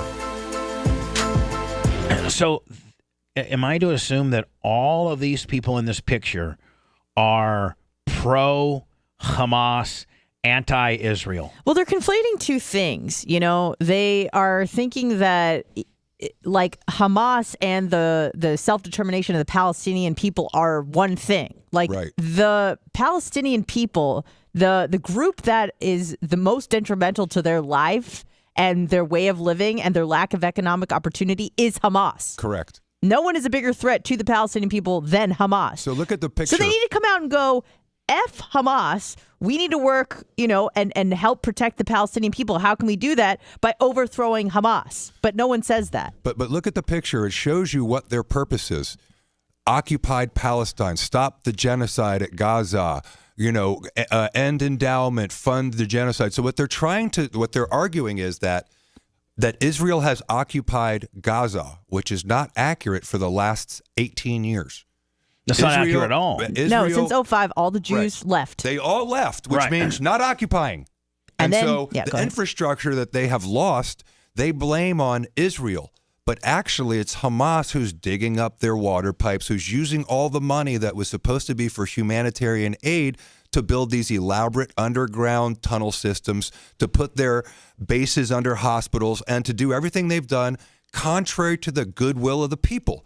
And the problem is, as Anna said many times, is they voted Hamas in over and over and over the last 17 years. Well, then they have to. Then you got to go ahead and race with the horse that you brought to the to the gimmick. It's like if they have overwhelmingly voted Hamas in, then I'm sorry, you're going to have to deal with the ramifications of that. It's like, what is Israel supposed to do? Not defend itself because they are cowards and they go hide behind women and children. No, as human Israel is shields? to go in and make so it's like, what a is Israel parking supposed to lot do? out of the Well, Gaza that's Strip. what they're doing. You can't put it really on them voting the man. I mean, I'm I sure know, it right? wasn't a fair election. No, but my point is, You get shot if you don't vote. Israel's not. There's a gun to your responsible. head as you check what box, Hamas or not Hamas. Yes or yes. Hamas. Hamas or Hamas. But the anyone who used the word occupier, that's a anti-Jewish trope, because that means you're trying to oversimplify that all of Hamas's plight is due to Israel,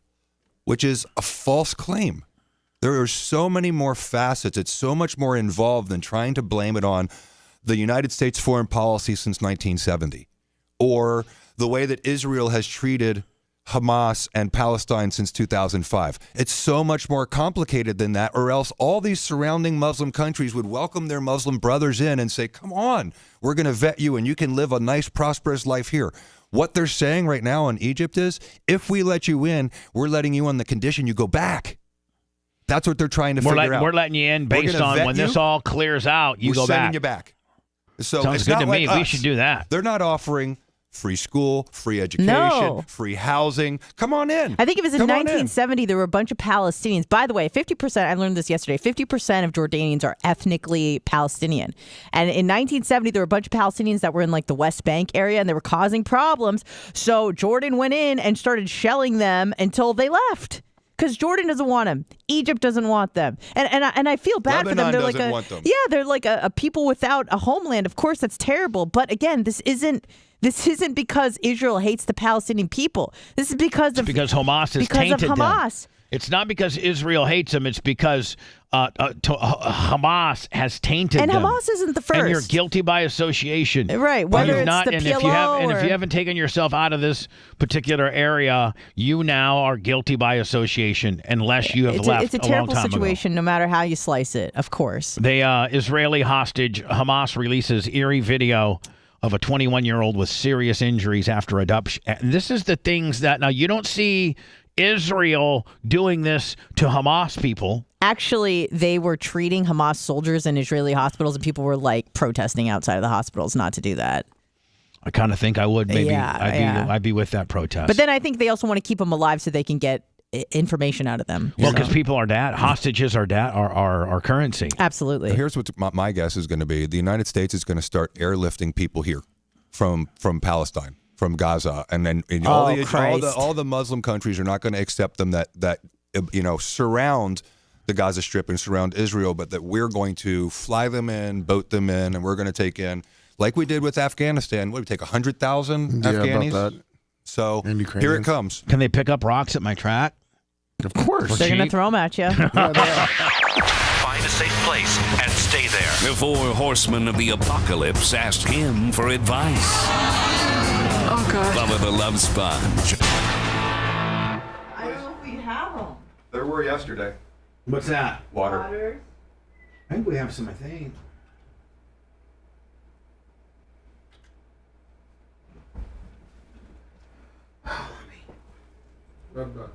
How has Israel kept the Middle East in complete chaos, Yellowbird? The Israeli parliament allows Palestinians to be part of their parliament.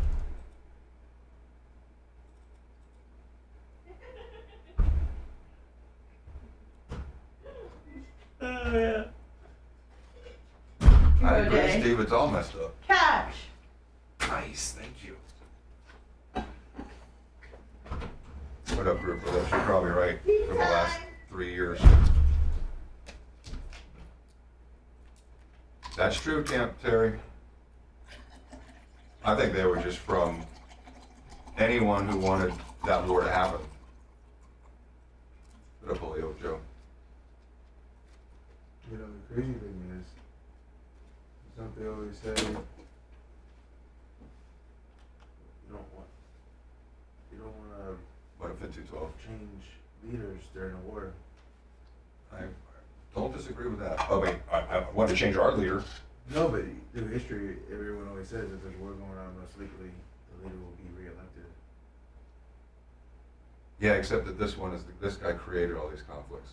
I just don't think it's going to go well for him. Has his polling improved at all this week? I saw it go down still. Yeah, it's gone. Last I checked.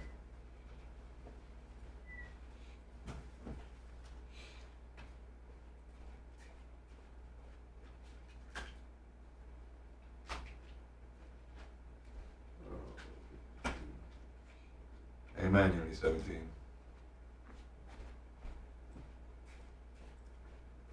You're right, Manster 1.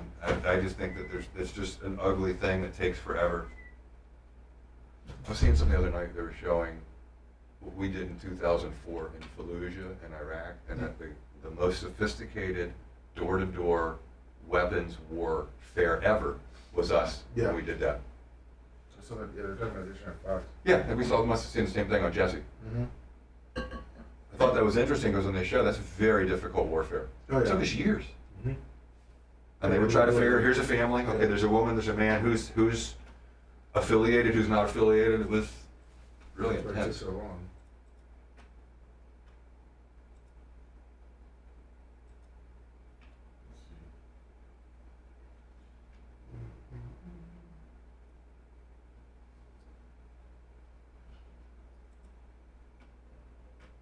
CLIT, I'm not going to say it out loud. Rubes, what up, buddy? Shredder, what up, buddy? The bottom line is it's just not as easy as the media wants you to. It's not always one way or the other. Things are so much more complicated than they want you to believe. It could be double barreled. You know, that's a good song. Double barrel Willie.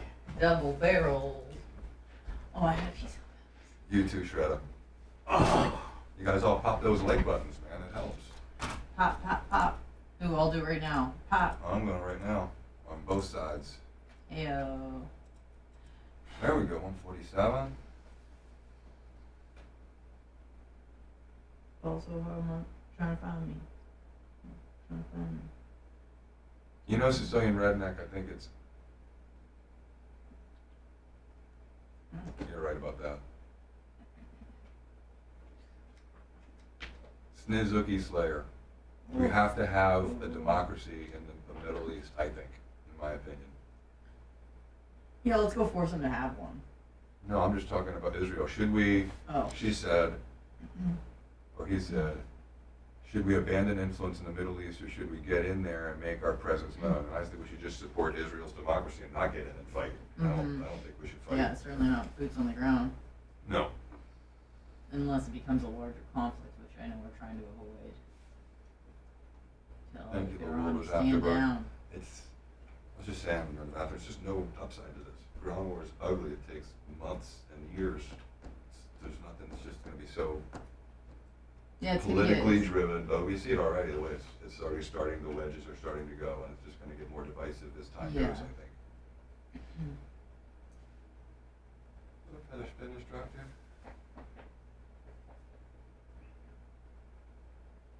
Especially in that region, Snizuki Slayer. Yeah, we were talking about it yesterday. Like how the Gaza Strip is prime real estate, man. Yeah. That's like, it, man. That should be right all along the water, the Mediterranean Sea. Like, fuck, they could. If it was maintained like Dubai or the UAE or something, it'd be an incredible Well, destination. they just It's took the most all that beautiful place money ever. instead of making fucking bombs. Right. They would invest in resorts and shit. Oh my god. Gary Cantrell, Camper Scott, Jamie Flynn, Jeff Schwartz. What's up, everybody?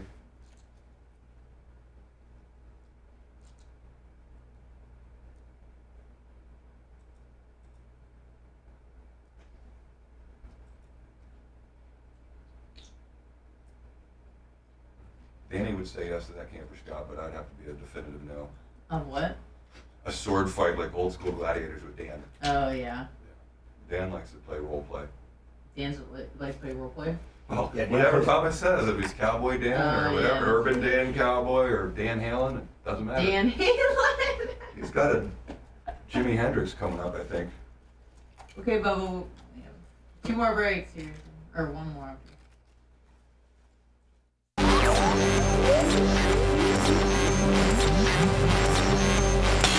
Live from from Tampa, Florida, home of the big, fat, greasy bitch. It's the Bubba the Love Sponge Show. And now, here's your host, Bubba the Love Sponge. You know what we forgot to do today? Maybe we do it on Friday.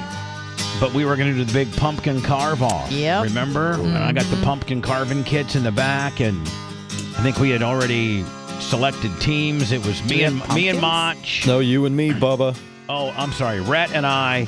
Dream team. Then it was Dan and Mach, wasn't it? Can I get on Dan's team because he's going to win? Oh, yeah, he's going to.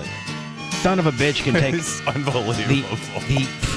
I almost used the F word, but the mother effer can take a bar of soap and a spoon and absolutely carve an exact replica of a human ear.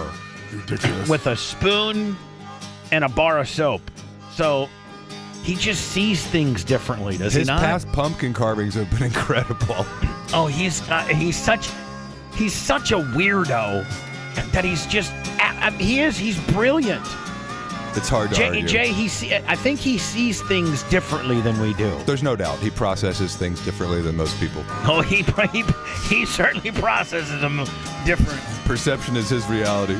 Lummy, maybe we do it Friday when we got Dan back. So, I won't be here, though. Oh, that's right. You're going to be at your big golf and high spot. What about Monday? That's still before. Yeah, we'll do it Monday.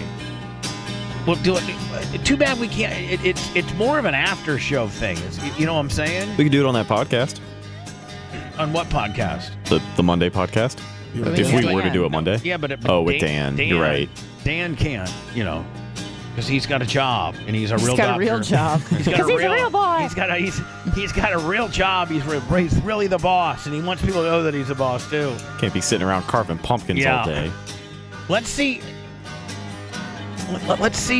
what we. I mean, because I don't think that's during the morning show thing. That's more of a long form thing, don't you think? It's like the Christmas party. Maybe we don't allow Dan to do it. I mean, I want Dan to do it, but maybe his schedule won't warrant that he can do it. I'll get with him. And he would do it any evening that you wanted. If you were going to do a BRN, $199 or a holiday afternoon evening. Maybe we like you could do do Christmas. it. I wonder what times. Like, when's he done? On what days is he done? Like, what's his end time usually, Jay? Monday. You probably know his schedule because a lot of times it ends.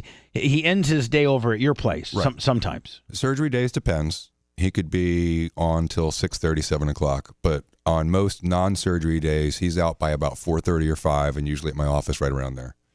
An hour or so there. So there's certain days you could probably schedule something at 4 and he'd be able to make it. You just need to, I don't know if that's too late for you guys or not, but we might be able to get that done. Maybe. And if you give him a little bit of heads up, he'll block things off his schedule for you. He'll dress up like a cowboy for you. Of course he will. I wanted him as my partner so I could win, but I will not be winning. I got Rhett. You got Rhett. He's a carving king. Sure. Is he? No. Yeah, he's gonna get really high. He can't even train his dog to pee, not pee on people. You think he can carve a pumpkin? I don't think that's something I can train out of her. I think she just gets excited and pees. Yeah, I do too. I got to burn a break, don't I? I'm a break behind. I got to. Oh no. Yeah. He's hit the rattler. What comes next? We can only guess. The Bubba the Love Sponge Show returns after these words.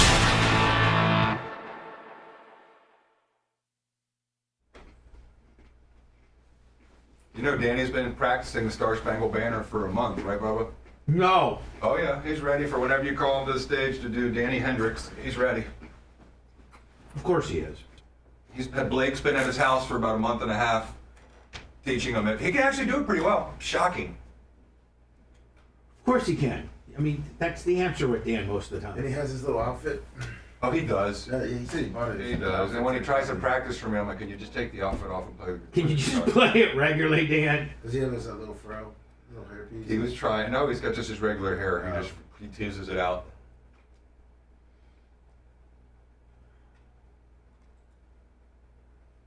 Pakistani Danny. Exactly. The Ayatollah Danny, the Ayatollah surfer, they used to call him. Oh no. A little funny.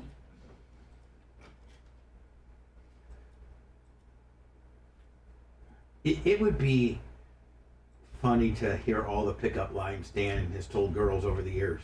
It would be fun to hear them all on how Dan promotes himself with some potential chick that he likes in college. Oh, he had a whole routine. Oh, I'm sure he did. And it was the same routine for everybody, which is why that studs is so funny, because he couldn't figure out the answer at the end because he used the same lines on all 3 chicks. He'll tell them that he admitted. He's like, I didn't know I had the same date with 2 of them. Yeah, I think he told us when we were watching it. Because I thought he talked about, like, what he said to him. What he said.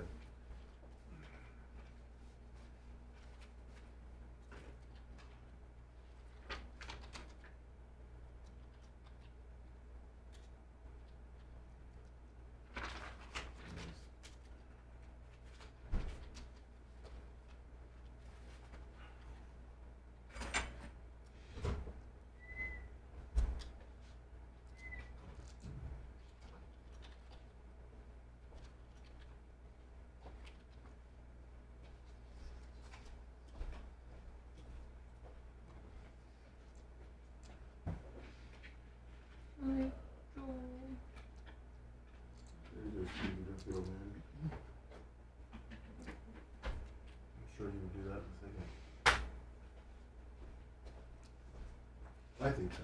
You know who's had some interesting guests lately is Shannon Sharp. Oh. He's got a new show called Club Shay Shay. Did you see sometimes Bill Maher's. Did you see the Beast Mode one? Oh my God, he was so good. Yeah. Check your text. Okay. He talks about literally the play when Pete Carroll called it and how after And he they was did the pissed. intersection, He ran up and yelled at him, yelled right? in his face and walked off the field. I didn't remember that. That's awesome. You Yeah. see Shannon Sharp's look earlier this week? Yeah, that was hilarious. Man. Because on that show, he looks like a beast. I mean, his arms are bigger than any Oh, human. I I mean, know. it's We were unbelievable. talking about how he was wearing makeup today. It looked like it. Well, he was. He came out and said that it was his first time doing makeup, so he put it on a little too heavy. He tweeted out about it. He's gotten some really interesting guests the last few weeks. The Marshawn Lynch one was incredible.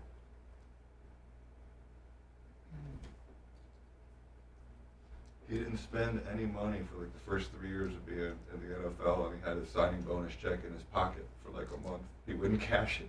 He was using it for diems. No, he didn't want to spend anything. He was very cautious with his money early on, which is why now everything is Marshawn Lynch branded. Dude, he's a super smart businessman. Yeah. Yeah, he's doing a good amount of commercials. Yeah.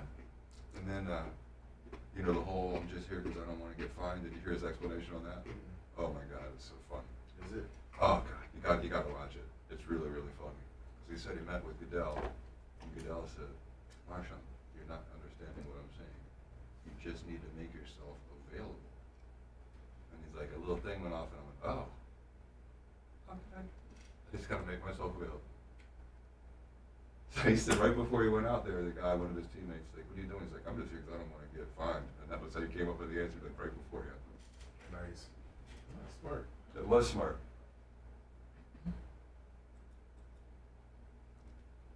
He seems to be able to get real answers out of these people. I feel comfortable with that. Mm-hmm. Yeah. Exactly. Bill Maher's Club Random has even gotten that. I mean, I don't really care for Bill Maher that much, but when he has an interesting guest, I think it's an interesting show. Yeah, he gets him comfortable. Yeah. Tommy Lee was on yesterday. He's just not an interesting person. He's so, like, crispy. He didn't really have a lot to say. I turned it off after a few minutes. Yeah, there's a couple people that he got on the show and watched it and it was actually pretty good. I was saying he got some stuff out of him. Yeah.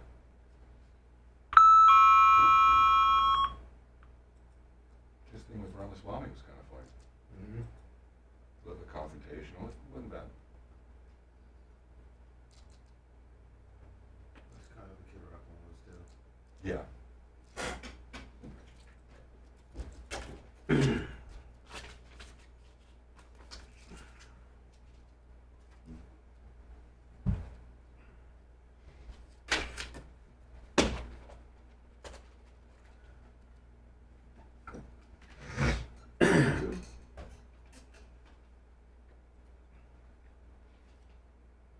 Thank you, HS Bubba fan.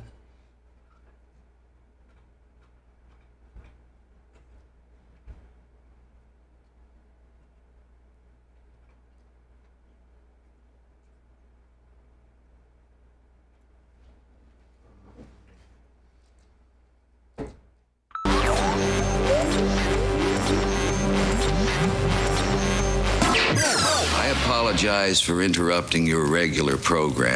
Yo, Power Break. Hello. Should hit these with everything we got, sir. Living vicariously through his bizarre world. Imagine how much protein's in my body. This is the Bubba the Love Sponge Show. It's just a quick in and out. We'll be at Twitch. Twitch.tv/The Bubba Army about 10:20. We do every Tuesday. Tuesday's Twitch. We spread ourselves thin. We're a bunch of whores. Grady's going to be arresting us soon for whoring. Are you radio whoring? Yep, I am. Got my hand out on the street corner. I can't breathe. Please help me. Go to our Facebook, to our X/Twitter, and to our Instagram, and look for the link of me appearing on a podcast called The Skinny. It's with my buddy Rico from Fatheads and his guy. And I told them, hey, listen, I'm Bubba the Love Sponge, and I got a large audience that does what I say and loves me. But I think guys in the Bubba Army are like a bunch of Swifties. I think I'm their Taylor Swift. They love me. Oh, of course you are. Yeah, like Creatine Travis and Big Red and Iggy and You're Joe, definitely Dan Swiftie. Joe from the West Side. I don't know. I think Big Red jumped off the Skyway. Oh, was he mad at me? I don't know about you. Maybe Macho with his damn TV overhead. Oh, the TV overhead deal might like create like a little bit of a YouTube sphere kind of. Sphere, what's it called? Oh, the Las Vegas sphere? Yeah, this is the Bubba Army sphere. And I'm Bono. Go watch the Skinny podcast on several other different places because I told them that I had a big audience and my fans are rabid. So please, drop a comment and more importantly, watch it. It comes in 2 parts. First part just released. Second part gets released later this week. And it's going to replay on MAV TV 5 p.m. on Friday. That's it. Jay, we love you, buddy. Love you more. We'll see you on Friday. Yes, sir. We'll be back on twitch.tv /The Bubba Army. Go to our Facebook, our Instagram, and our X and find the link so that you can go watch the Skinny podcast. And we get some really big numbers. And then they realize how much of a big shot I am. See you in a little bit. Thanks for letting me finish. You've been listening to the Bubba the Love Sponge Show, starring me, Bubba the Love Sponge, co-host and show historian Lummox, co-host Anna Hummel, co-host Dr. Dan Diaco Esquire of Council, co-host J. Diaco Esquire, the Spitting Cobra of Council, Brett, the Filthy Ginger video editor. Yeah, back here wiring up. It's Mini Macho. The BRN agent, Thomas Buttoned Up B. And for everything else, go to thebubbaarmy.com. Now, time for the legal disclaimer. Exactly. The Bubba the Love Sponge Show is intended solely for the enjoyment of our listening audience. Any rebroadcast, retransmission, or other use of this show without express written consent of the Bubba Radio Network is prohibited. We must dissuade him of this delusion. Until next time, always remember. I repeat hello.